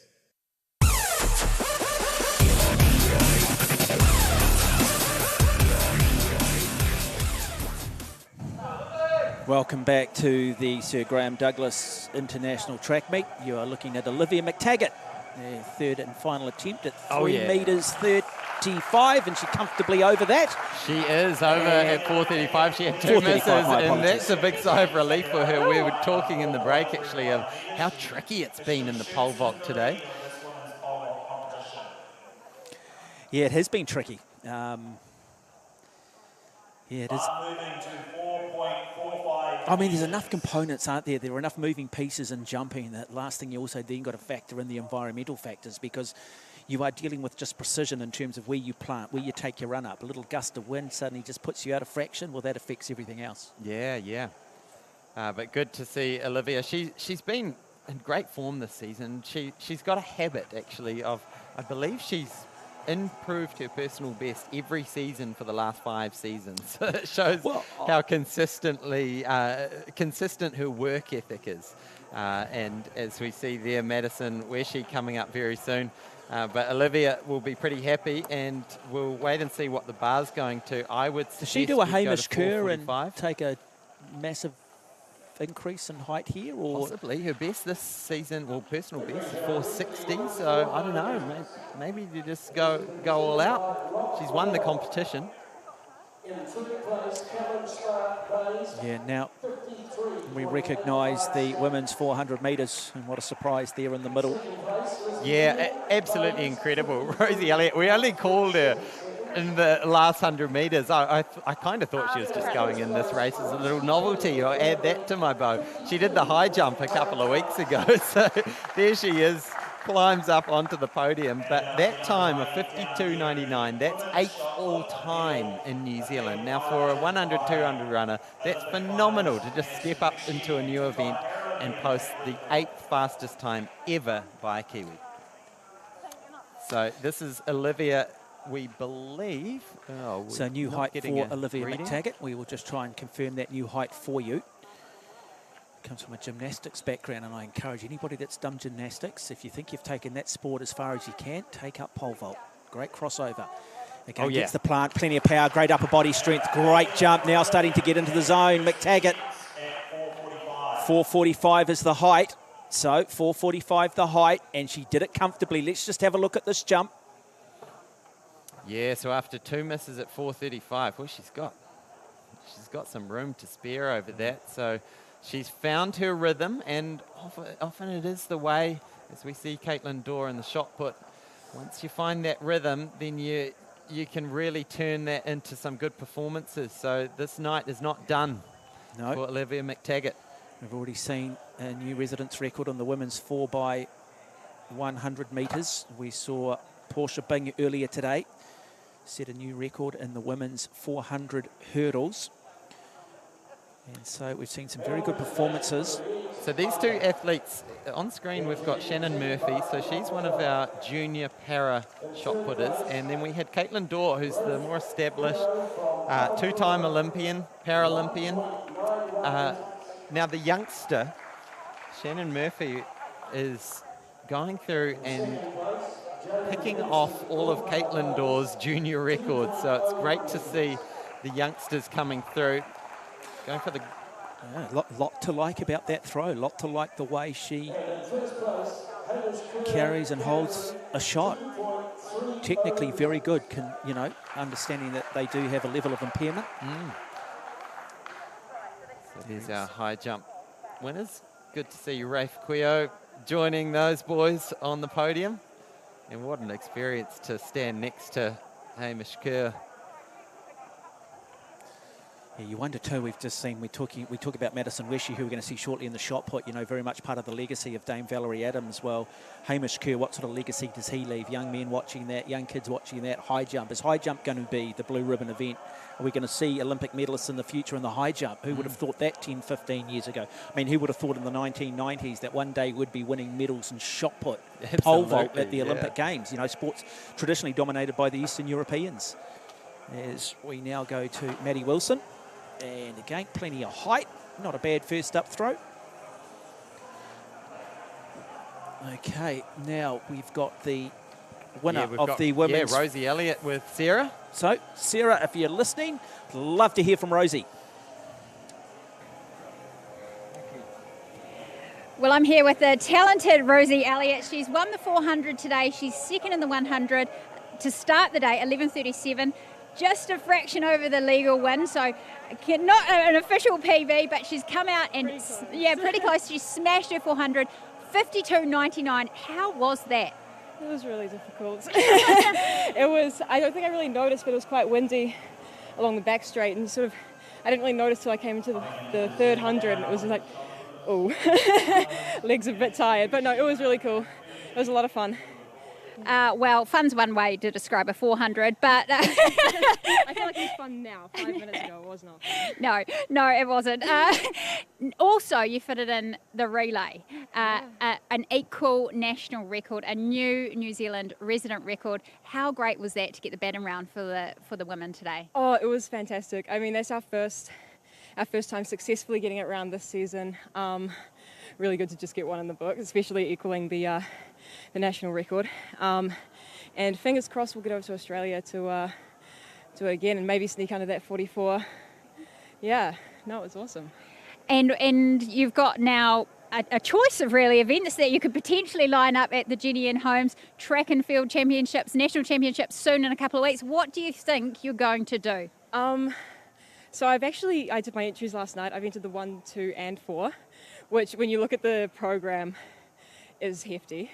It's a big weekend, so it'll just depend on which of those go to finals, and yeah, and of course we've got ITM next weekend as well, so it'll depend on how that goes. And yeah, last couple of weeks of the season are going to be good. I've actually entered the high jump next weekend at ITM, which will be a lot of fun.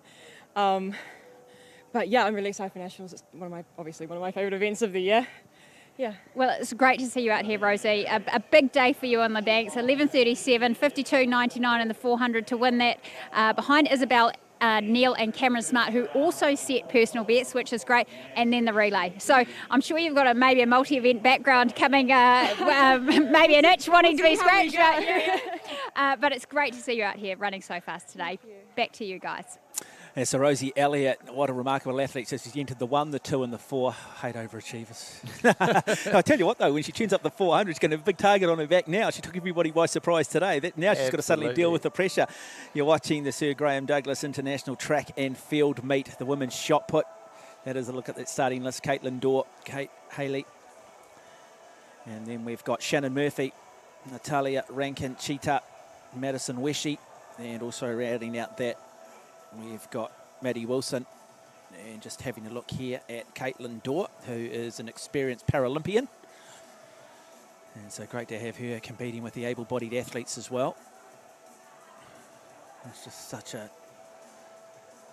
lucky enough to be at the Paralympics in Tokyo, and boy, it's such an inspiring event, and talking to athletes and saying, look, you know, having to deal often with major tragedy or hardship, and then finding this real sort of, what's the word, you know, just finding another aspect in their life that they can focus on, bringing back, you know, for a lot of them, as they said to me, you know, giving me back my sense of self-worth.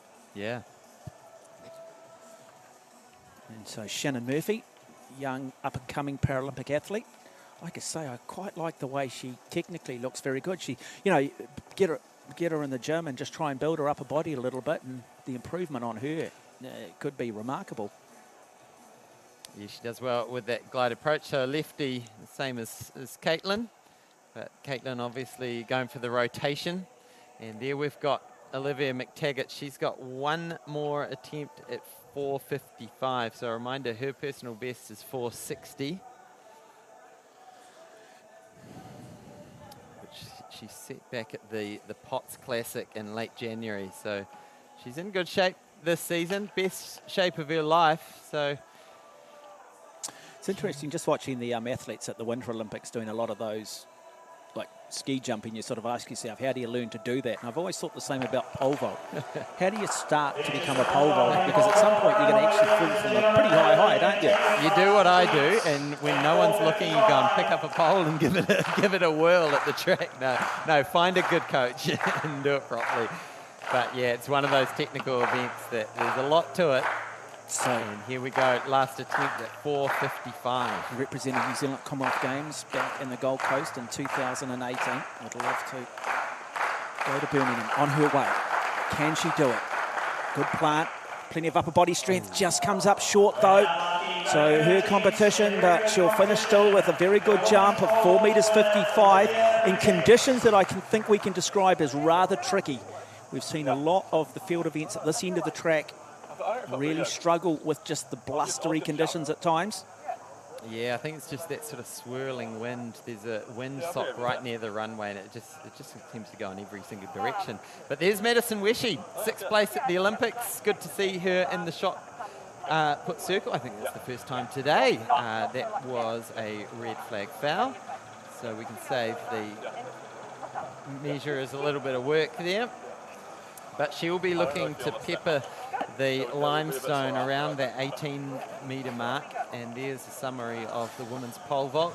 Yeah, daylight really isn't between first and second, but Olivia McTaggart, she knew coming here that it wasn't about the victory, it was about trying to get a height, so not successful at 4 metres 55, but successful at 4:45. Personal best of 4 metres 60. And all those vaulters just a little bit off their personal best tonight, so it's safe to say it's going around. There's something in the water down this end of the track. So it can tell you too, just going back to that women's shot put, that Madison Weshy has gone 18 metres 22, and she leads this competition. Kate Haley with a good rotational technique there.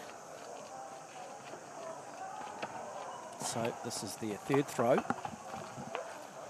of 6. So still to come, we've got the men's long jump final, and then we've got the men's 5,000 metres. Hayden Sherman alongside of me just loves anything with distance. He's already getting just a little bit emotional, so we do encourage everybody to make sure that you stay tuned for that. So tactical, so brutal.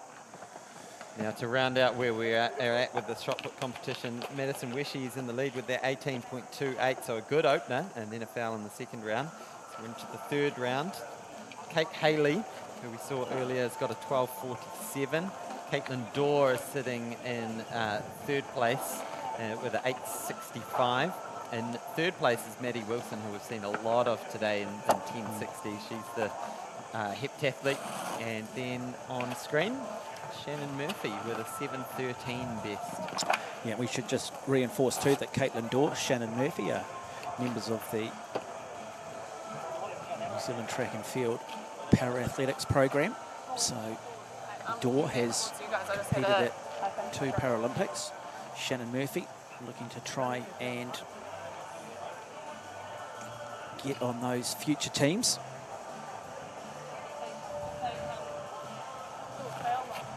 Slight figure.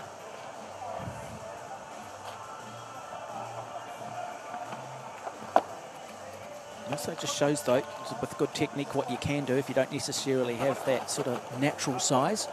Yeah, I'm actually impressed how far she's getting it out. We saw Tom Walsh wearing the T-shirt talking about how tough life is when you're massive, but it certainly helps when you're trying to throw that shot very far indeed. So when you've got a bit of mass to add to the momentum of that shot, certainly helps. Maddie Wilson just lying there, heptathlete. I've already seen her in action today in the women's high jump. Yeah, these multi-eventers love to stay busy. She's probably been in 6 events already today. Very busy girl, and here she comes up to the shot. Probably not her favoured event. See what she can do. And you're just slipping out of the hand there. Probably not getting the purchase on that shot that she'd like. It's a fascinating sport, isn't it? Because you watch it and it just looks sort of quite simple in its movement, and yet you talk to the Tom Walshes, the Madison Weshys, and it is anything but that. It's almost as technical as a golf swing. There are just so many little subtleties that we don't pick up, that you don't pick up at home, that govern this sport, and only they really understand the absolute subtleties of the physiology involved. Absolutely, and this is a great example of what you're just saying. Madison Weshy, who's been, you'd probably describe the last couple of years as inconsistent, to be honest, but she's really working out that technique. She's using that rotational technique, and there we go. That's huge. That could just be a season's best for Weshy. Remember, 6th at the Olympic Games, over the 18-metre mark, might be close to 19. What's her personal best coming in? I think it's 1890, or let me dig that out, 1898. 1898. So it might be around that 19-metre mark. Yeah, we'll get a read on that. So and the flag did go up. They are measuring that, so that's always important. That consistency, so 1828. And look at the smile on her face. One. Yeah, 1849.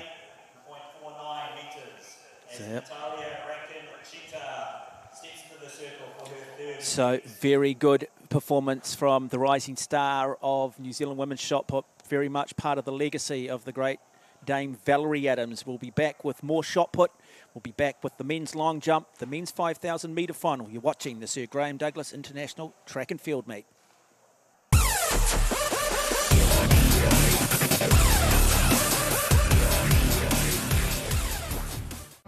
Come on, let's go. Stubborn gut? Life's easier when you feel in control. Let's go, Flo. Flo is made with kiwi fruit extract zyactinase and has prebiotics, fibre and enzymes to naturally support bowel health. And now there's Flo for kids.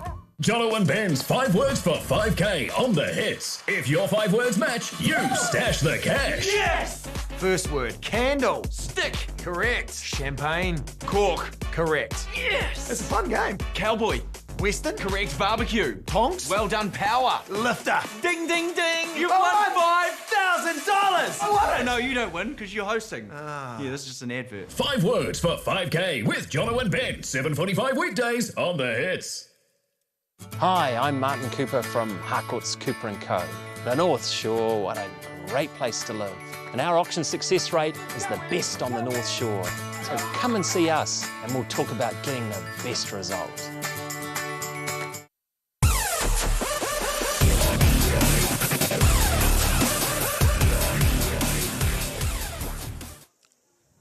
It is the Sir Graeme Douglas International. It is a track and field meet brought to you by Harcourt's Cooper & Co. Still to come, we have the men's long jump and then the men's 5,000 metre final featuring Eric Speckman. And I tell you what, if you've been wondering what happened to that triathlete who got the bronze medal at the Olympics, well, he's going to be in there as well. So we've got Hayden Wild lining up, who hopefully will have recovered from running an 800 PB, pacing the 1,500 earlier today. Okay, now the men's long jump. This is always great fun, isn't it? The men's long jump, another one of those events where it's all about the vertical versus the horizontal. We've got Lewis Arthur, Max Atwell, Matthew Ocamp, Aaron Booth, Angus Liver. And it is Liver first up. Beyond that 7 metres, is he? Does the white flag go up? The white flag does go up, so that jump will count. So he's got a number on the board, which is always important. Get off to a good start. Put a number on the board. Yeah, Angus is coming in with a 7:18 personal best. So a 7 metre jumper from back in December of 2021. But he's just 17 years of age, so he'll be close to that 7 metre mark. We will just confirm that for you. Back to the women's shot put. So Madeline Weshi with a 3rd round jump of 18.49 to go with an 18.28. And you'd mentioned it was only a couple of years ago that Madison Weshi, well, the consistency wasn't there in terms of her technique, falling out of the circle. But it's amazing. You get a little bit older, they start getting in the gym, start doing work on their core strength, stability, and the improvement comes. Yeah, really cool to see, and amazing to see her rise to the challenge at the Olympics as well, and post a big personal best. So Stephen Thorpe on the runway, looking to try and get that speed and get a good pop off that popping board. And he's on his way, head down, head will come back up. Here we go. What can he do first up? Looks like a legal jump, but it'll be well short of the 7 metre mark. And the white flag does go up. So first one, get the jump, get a feel for things, then have a chat to your coach and make those adjustments. Yeah, good, strong, powerful run up, but you saw there, he just had to adjust his stride just before hitting the board. Ideally, you, of course, want to be hitting the white of the board as much as possible and leave no room out there on the runway. But just maybe a slight little tweak to his technique right at the end. Now, Caitlin Dorr back in the shot put and just slipping out of that circle for her 4th round throw. Yeah, now a multi-eventer. What have we seen here in the high jump? And then we saw what in the women's, was it the women's javelin, I think, earlier, as we go back to the men's long jump, and Atwell in action here. So let's see. Well, we've seen a lot of him today as well. Pole vault, javelin. I would have thought the bid 6 metres. He's jumped over 7 metres this year, so it's a better throw coming from Maddie Wilson. Doesn't tend to show a lot of emotion though. So one of the big names to keep an eye out in the men's long jump competition is Felix McDonald, who's really been progressing well. The 23-year-old out of Otago. He's posted a 7.61, so he's the class athlete in that long jump. Unfortunately, we're missing Shay Veach, who was the reigning New Zealand 100-metre and long jump champion. But he's tweaked his foot, so unfortunately we won't have him. But here's Matthew Orkamp, and that looked like about 7 metres to my very rough view of it. Yeah, no, just down here in front of us, another event. A little bit of you've got to almost have a little bit of a rock star mentality, don't you? Get the crowd behind you, bring your A game, bring the athleticism. I mean, bring the what's the word I'm looking for? Bring a little bit of theatre with you. Bit of rock star, bit of athlete. What to like about that jump? So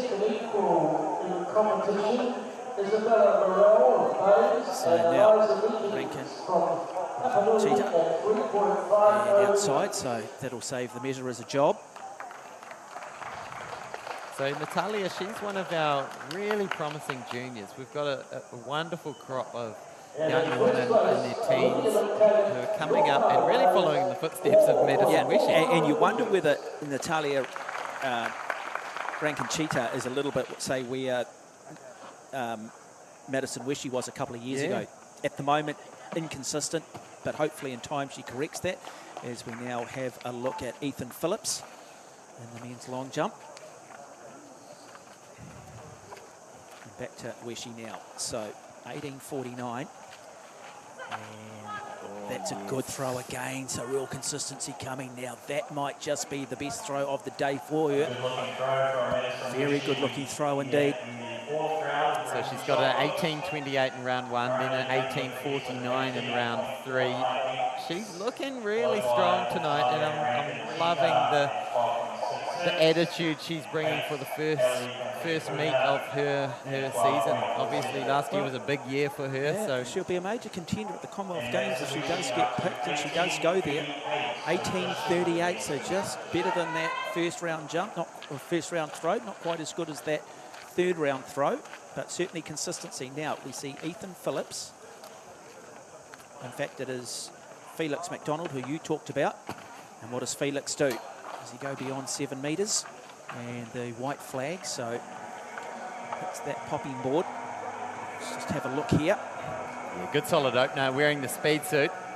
It's good for keeping the sand out of getting down the shorts. So here he goes, attacking the board well, but that probably won't factor in once we get into the business end of the competition. But good little opener around the 7 metre mark. Caitlin Dorr, experienced Paralympian. You weren't really on the board. Okay, psyching herself up. As we go back now and have a look at Lewis Arthur. Now, this is the theatre we talk about, psyching himself up. It's all about rhythm. Okay, wants good speed down the runway. As we go back to Caitlin Dorr, and another good consistent throw from Dorr. And now Lewis Arthur on his way. And a good jump from Arthur. Yeah, beautiful hang through the air. That hang time was really, that got on Instagram, but again around that 7 metre mark. So yeah, let's just have a look here. Yeah, got those arms driving there. Good pop. Yeah, hitting the board right on the white. So right after the whiteboard, which is what you want to hit, there's a row of black plasticine. Now, if your foot goes over that, it's deemed a foul. So ideally, you want to be as close to that black plasticine as possible. Maddie Wilson. No centimetres out on the runway. Maddie Wilson, our heptathlete, one of the many events she's taken part in today, just falling away on that particular throw. But the white flag does go up, so it will count. She's got a best today of 11.87 as we go back to Angus Liver, who's sitting in second place. Yeah, so Liver coming in the first round with a 7 centimetre jump. Lewis Arthur sits there in second and 7 metres 9, and then Felix McDonald with 7 metres 10. So relatively close after the first round of the men's long jump. As we go back to young Kate Haley of Takapuna. Using more rotation, plenty of speed, but just doesn't quite get that balance, that trajectory right, and it is out of bounds for the youngster. And now, Stephen Thorpe from North Harbour Base. First round jump for Thorpe was 6.42. You want to build and improve on that and continue that momentum throughout his 6 jumps. So what is going through his head?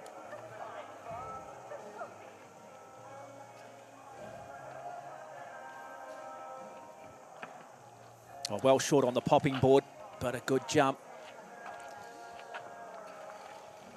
Yeah, so one of the things that I was having a chat to Mariah Didanui, the reigning national long jump champ in the women's division, and she was saying if you hit that board, you actually, it gives you more feedback. So if you're just jumping off the track, it's a bit more spongy, so you're not getting that pop that you want. So you actually get that, not only the benefit of the saved centimetres, but that athletic benefit of conservation of momentum when you're actually jumping off the board. So we just saw Natalia Rankin-Cheetah have a very good throw. We might just see if we can get a distance on that. As we see Madison Weshi come back in. That was the first legal throw for Natalia, so finally on the board with 14.87. Oh, that's a good throw, Justin, is it? Yeah, what are we? Just across there, so yeah, around that 18-metre mark. 18. Yeah. So consistently heading out around that 18-metre mark, or a little bit over. She'll have one more attempt. And she'll know exactly at what point, at what part across the circle that she lost that throw. And that'll be just that subtle adjustment.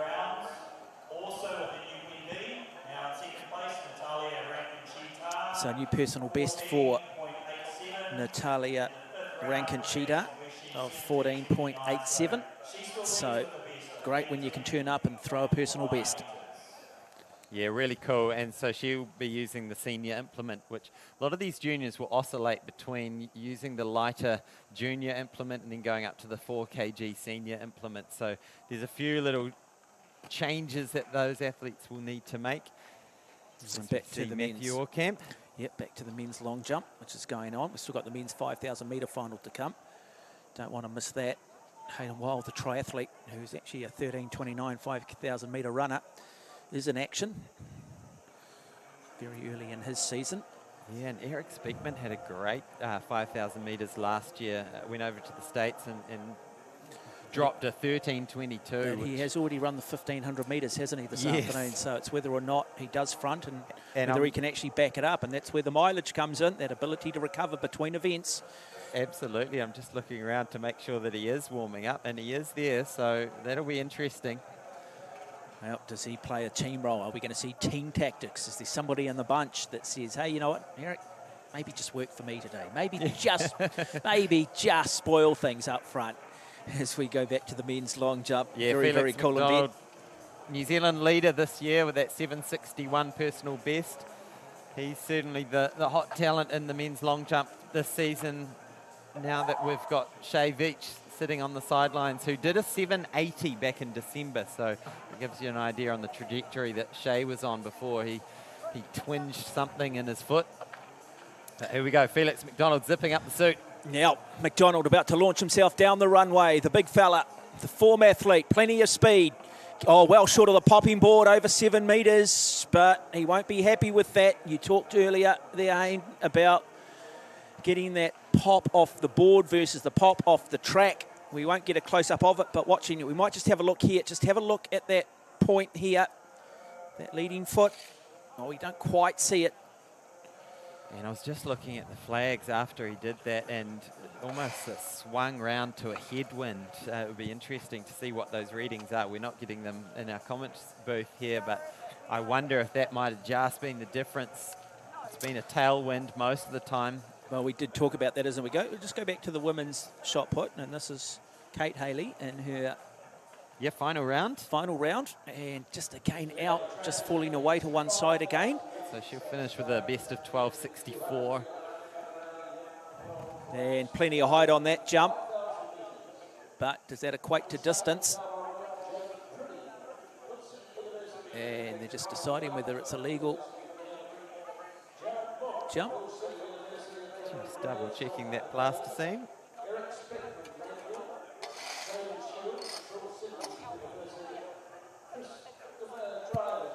And there she is, Madison Weshy, 6th place at the Olympic Games, hoping to go a few places better with a big year of competition coming up. So her 6th and final throw, best tonight of 18.49. She did that in the 3rd round, but she's been consistent, 8.38 in the 4th round, and in that first round, 18.28. As we just go back and watch Liva here in the men's long jump, and you won't be happy with that. Just never really looked like he got into his rhythm. Now Weshy, another big throw again, consistently in that 18-metre mark.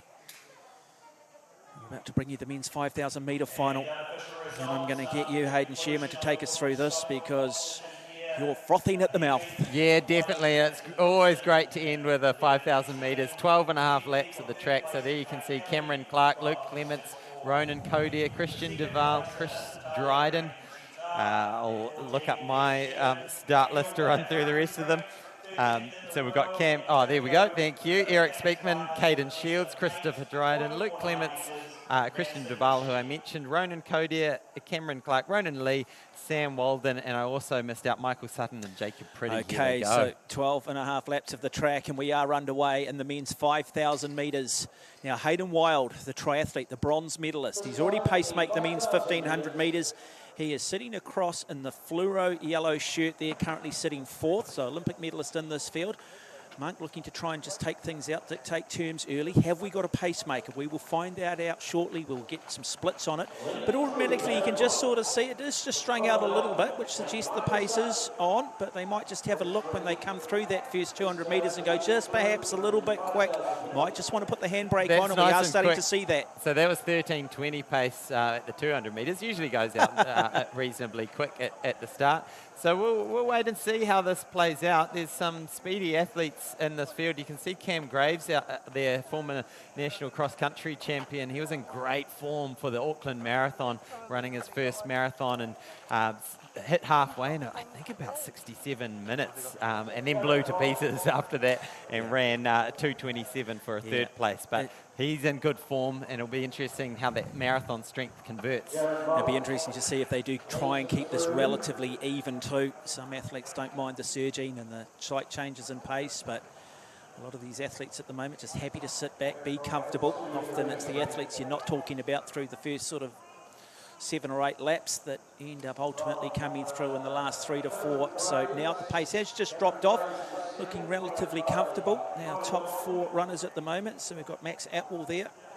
In fact, sorry, we've got Cam Graves, Jared Monk. So Jared Monk's leading it with Cam Graves, and then we've got Jacob Pretty just behind him with the bright yellow of Hayden Wild just on his shoulder. So Hayden has a very quick personal best. We've seen him just absolutely crush the field in the national champs for the 5,000 metres last year. But I don't know if he's been doing a lot of training after his massive year last year. Yeah, big year last year. Couldn't get home due to MIQ, raced the sort of the Super League of triathlon. And, you know, he's a professional athlete and has to make a living. And just talking to Craig Kirkwood, I saw him run a half marathon as a training run at the Tauranga Half Ironman, and he cruised through in about 74 minutes on a pretty difficult course. Look, I guess he's had the benefit of training a little bit with Julian Oakley down there in Tauranga, so, you know, what sort of form he's in, probably aerobically okay. It's when these guys drop it down and everybody has to go into the hurt box, we'll sort of find out. Yeah, we will definitely find out. It's going to be a very intriguing race how this unfolds. We're coming up to 1K shortly, which will give us a bit more of a gauge. After that fast start of 32 seconds for the first 200, they've definitely slowed down a little. So it's 2:52 at 1K, which is more like a 14:20 sort of pace. Which is probably what we would expect tonight. I would have thought coming here maybe sort of 14:20. Yeah. I think we'll probably be pushing to get athletes under the 14 minutes. It can be so tactical at times, but still Jared Monk leading. We've got Cameron Graves, Hayden Wild in that group. Speckman, we haven't really spoken a lot about him. He is, on paper, the fastest 5,000 metre runner in this field. Yeah, when you've got a 13:22 PB, this pace is going to feel very, very comfortable. Yeah, and just to give people an idea too, like when Dick Quacks held that world record for the 5,000 metres in 1977, I think it was 13:13, wasn't it? 13:12, 13:13. New Zealand record, Adrian Blinko at 13:10. So these guys, you know, they're not running that much slower than what you describe as the golden era of athletics back in the 70s. Yeah. And what people also don't realise with Hayden Wild, very, very good bike rider. I've been lucky enough to commentate the New Zealand Road Cycling Nationals a few years ago in Cambridge, and he held his own against some quality cyclists, including the likes of George Bennett and a lot of those riders riding on the World Tour. But he's taken the Hamish Kerr and decided to wear the sunglasses. Yeah, so perfect conditions really for distance running here. We've talked about that wind being variable in terms of the direction all day, but it's pretty light, and that will help these guys as they head into the windier part of the track. You can see Jared Monk there grimacing a little bit, but Cam Graves just up on his shoulder, just showing everyone that he's feeling pretty comfy at this pace as they come through 4 laps. And Jared Monk is done. He's done for the day, so he feels he's done his job, and so it is Graves. And then Hayden Wild, looking comfortable, Hayden, remembering he's just paced in 800 metres as part of the 1,500. He ran 800 metres as a pacemaker for the men's 1,500 metres and took the first lap out in 56 seconds. So the nice thing with the endurance athletes, they have that ability to recover quickly. And that's always a good sign of fitness. It's not always about how well you do a training session or a track workout. It's often how well you recover is a sign of where your sort of form is at. Now, one thing that I'm unsure of is whether Cam Graves has been brought in for pacing duty. So we'll wait and see what happens here.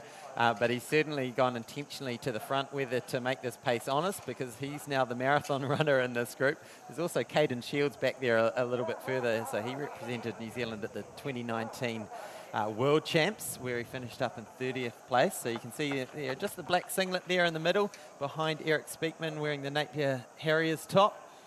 Yeah, Connor Melton there, University of Canterbury as well. A couple of University of Canterbury boys in there. Christopher Dryden as mentioned. Where's the Whippets, the Whippets Club? So Whippets is one of the new clubs that have started up here in Auckland.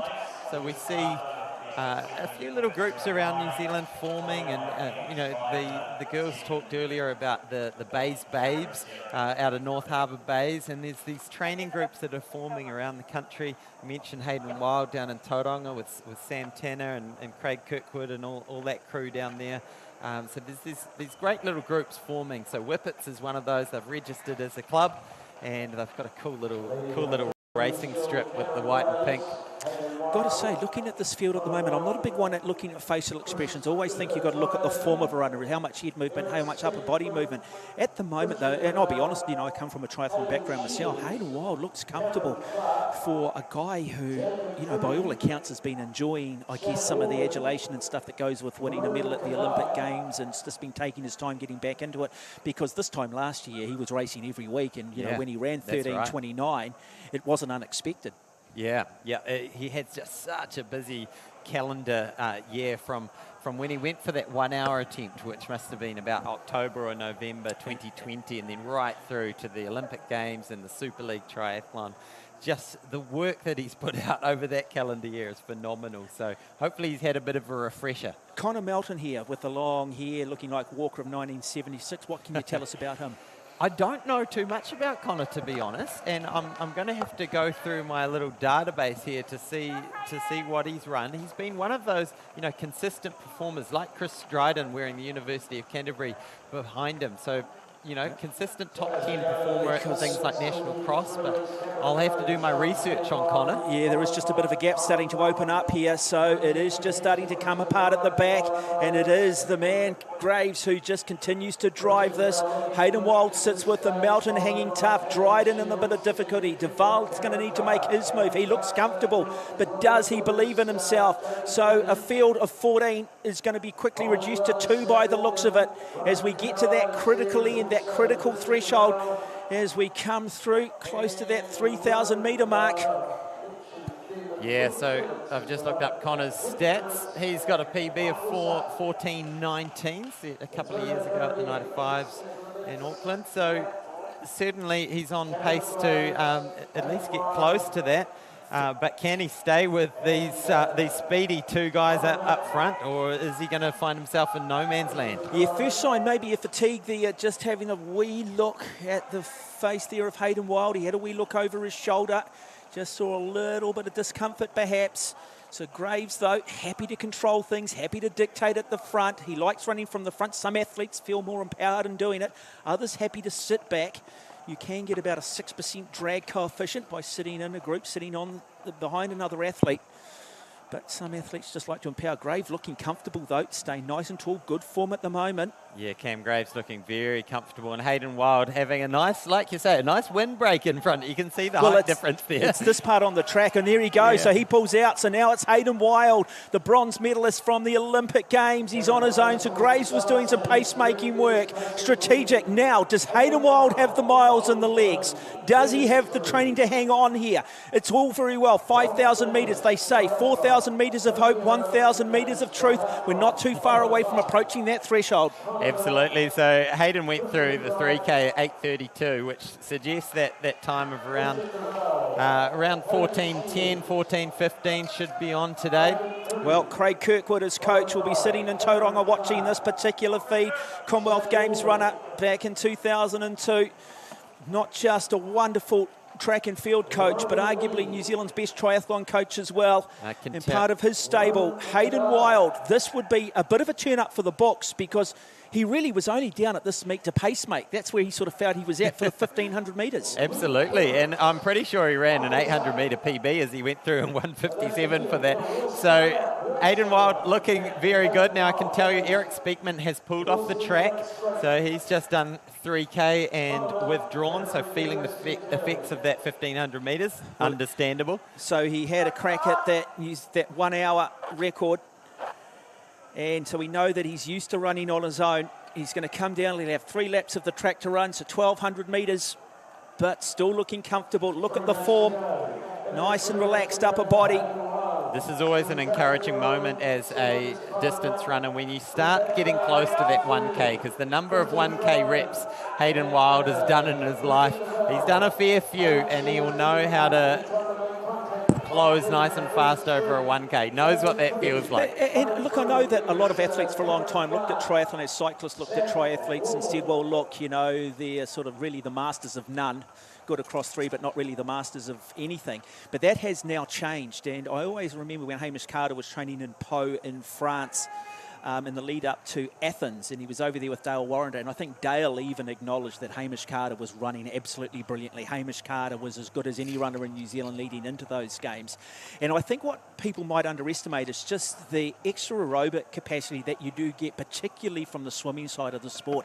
If you're swimming well, I do believe you get a little bit more oxygen uptake as a runner. The cycling, you've got to be careful you don't build your legs up too much. And so, you know, it's just trying to get that balance. It is a real balance, and it's a testament to how this guy's put together his career that he's still able to be domestically, you know, one of the best, if not the best, reigning 5,000 metre champion. Yeah, and I felt too heading into Tokyo that he was very much in contention for a gold medal before he went. I felt that probably he was just a race short. He needed maybe one more World Cup triathlon event prior to those games, and I think, you know, he might have just been able to just take it up that next level. But that was part of the whole COVID. And I know that some of the other athletes from other countries did have that benefit. But, you know, you look towards Paris in 3 years' time, and boy, I tell you what, you know, there'll be a lot of expectation on him.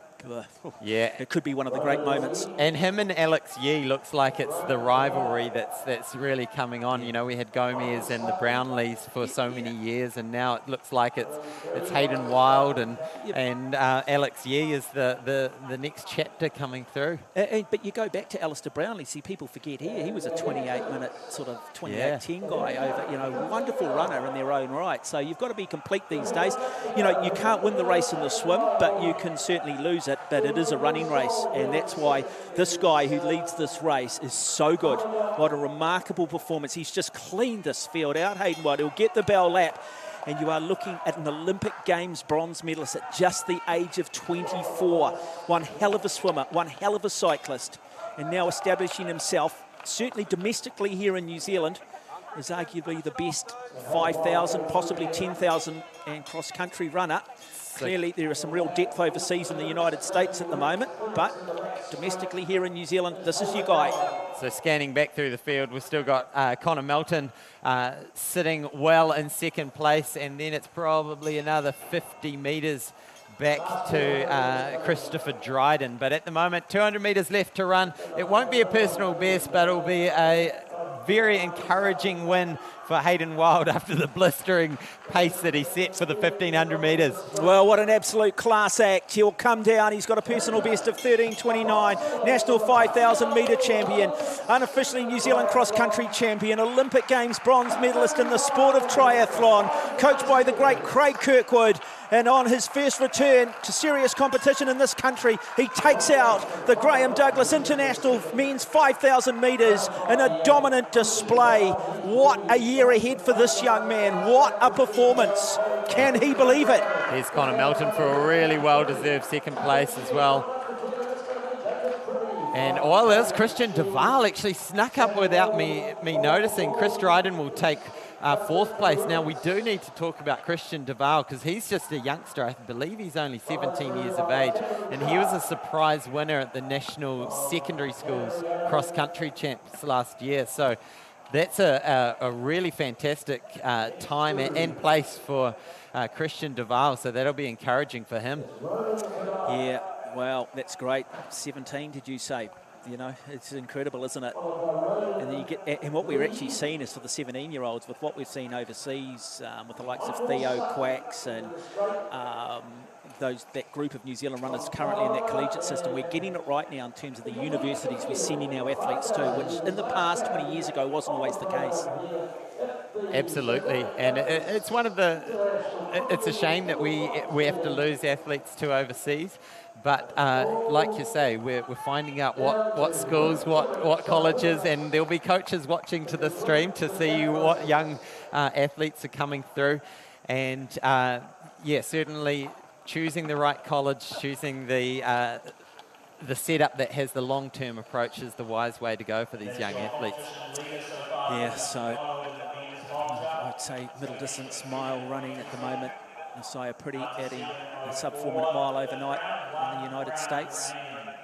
Becoming, I think, the 45th New Zealander to run a sub-4-minute. We go back to the men's long jump final. We will catch up with Hayden Wild very shortly. But the last event is the men's long jump. And just try and bring up those results for you. Just a recap on the men's long jump. Yeah, so Felix McDonald we saw on screen looking full of beans, and still that jump from earlier in the day of 7:27 remains the competition leader, with Lewis Arthur in second with a 7:09, and then Angus Liver with a 7:07.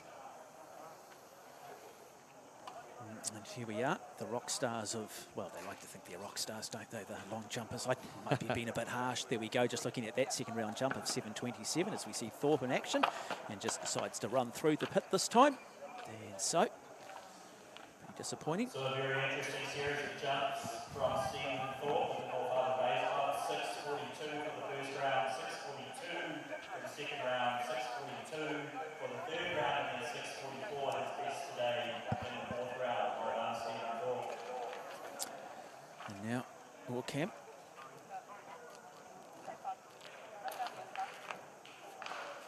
From Pakuranga. Just asking for that rhythm, asking for the drum and bass section to just kick in, help him propel himself down this runway. And good jump. Yeah, he's got a best of 675 today, and that looked like it might be challenging it. He looks happy, yeah, nod of the head. He's looking for some positive reinforcement from someone. The odd friend and family. The only people that, under COVID, are allowed here to watch this, so pretty much been raced behind closed doors.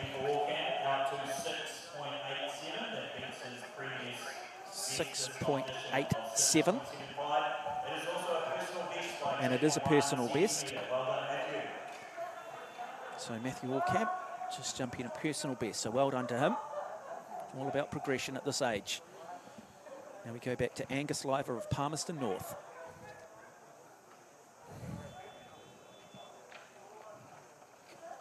Medal presentation from the women's shot put. Medals presented by Robert Liddell. From third place, So 707 in the first round. I don't think that one's going to improve his situation, so he'll finish in third place for Angus Liver. Okay, now while the men's long jump continues, we are going to go back down to Sarah Cowley, standing by with the winner of the men's 5,000 metres, your Olympic Games bronze medal in the triathlon, Hayden Wild. Well, we have got Hayden Wild here, winner of the 5,000 today, also the pacer of the men's 1,500. How was that 5K for you today? Yeah, it was really nice. Last week I did the same thing, but I think it was in the middle of that hurricane, so it was about 70k winds. So it was actually nice to come here. There was a bit of a gust, but for Auckland it was fantastic, and yeah, ran I think 14:09, and yeah, the lactic definitely was building up in that last 2k from that 800 pacing that I did for Julie, and yeah, I think I was going as hard as I could in that 800. I don't have the pace, but I've got the endurance, so it made it pretty hard. Well, it's awesome to see you here on the track, Hayden. Actually, you're a triathlete by trade, but so agonisingly close as well to getting standards on the athletics track.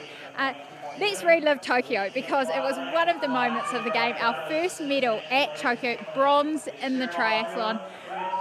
Do you look back on 2021 and think, was it surreal?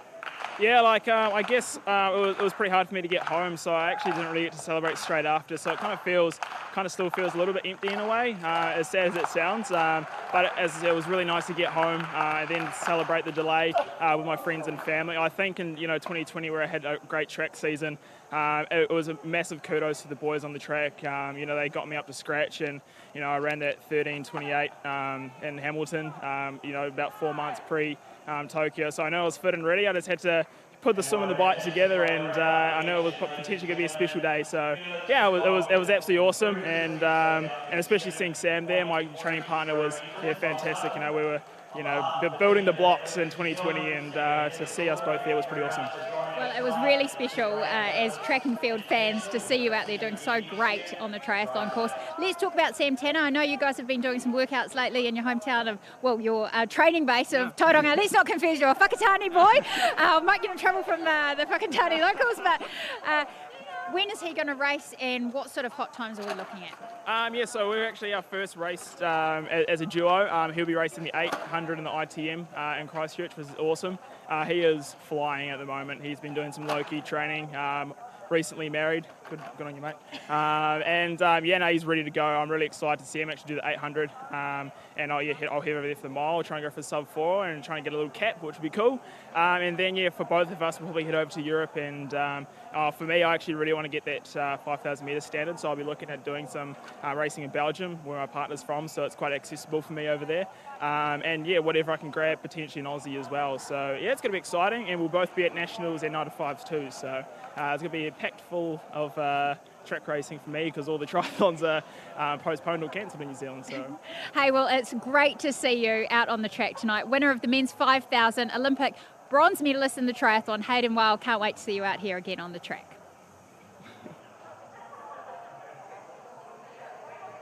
Hayden taking up the sport of triathlon. There'll be a lot of kids now saying, I wouldn't mind being a 5,000 metre runner as well. We're going to catch up with Madeline Wesley very shortly, but look, We have just, I'll get you just to confirm those men's long jump. Yeah, so the long jumps, Felix McDonald finished strongly on top with a best jump of 7:30. There you can see the other best jumps coming in the top 3 in round 1. So it was Lewis Arthur with that 7:09 and Angus Liver with the 7:07. But what a night it's been. Just so many highlights to think back on. And I think we're going to jump down to Madison now, and then we can do a little recap. Come back and have a little bit of a recap. It certainly has been an exciting evening of track and field, but let's go back down to Sarah Cowley, standing alongside a real future star of New Zealand athletics, shot put thrower Madeline Weshy. And we are here with the winner of the women's shot put. It is Olympic finalist in Tokyo, Madison Weshy, 18:49 tonight. Your best opener. Are you happy with that? I'm ecstatic. I haven't competed since Olympics, so it's good to dust off the cobwebs and see what's I've set in training for the past 6 months, and it's good to see it come out.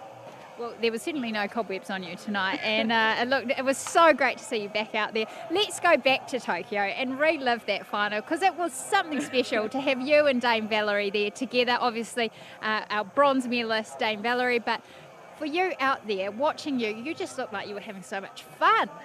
Yeah, I was just really happy. You know, it's my first Olympics, well, it's just an Olympics in general, and I had no expectations. You know, it was a first COVID Olympics, and I just wanted to do well and be happy, and I knew I did all the hard work leading into it, so I just wanted to have fun.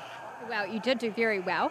18:98 in the final, PB in the final, so that puts you in great stead leading into what is a double major championship year. What's coming up for you in preparation for the World Championships and Commonwealth Games this year? We've got Nationals in the next 2 weeks, and we've got Night of Fives a couple of weeks after that, and then I'll head back into some winter training, and we might do some pre-comps before Oregon, and then it will be straight into a Commonwealth. Well, we cannot wait, Madison Weshy, and maybe we'll see the sunglasses again in Oregon or Birmingham.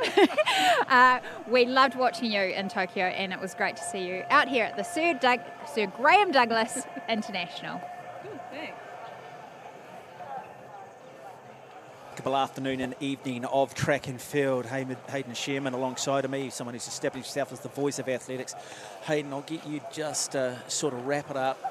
Your highlights? Round off the highlights. Well, it really opened up with Portia Bing, new national record in the 400 hurdles. We really kicked off the evening with a bang, and then continuing on with the sprints with Zoe setting the second fastest time in history in the 100 metres, and behind her Rosie Elliott with a big PB of 11:37. Tian's 10:21, that'll keep him hungry to keep getting faster this season in the 100. And then, man, in the high jump, Hamish Kerr almost going very close to a new national record, but a solid 2:30. The 1500s were electric, the 5000 was electric. The resident record of the 4x1 equaling the New Zealand record of 44.20.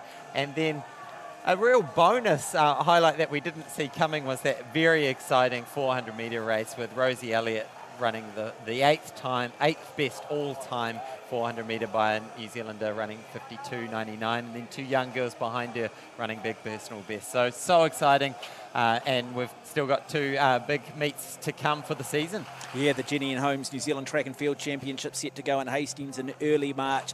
Well, I hope you have enjoyed the coverage from Sir Graeme Douglas Field, the Sir Graeme Douglas International. The venue, well, it's in the shadow of Arthur Lydiard's Wairua. It is only appropriate. On behalf of myself and Hayden Sherman, it's been an absolute privilege and a pleasure. One thing that we have learned is athletics is well and truly alive here in this country.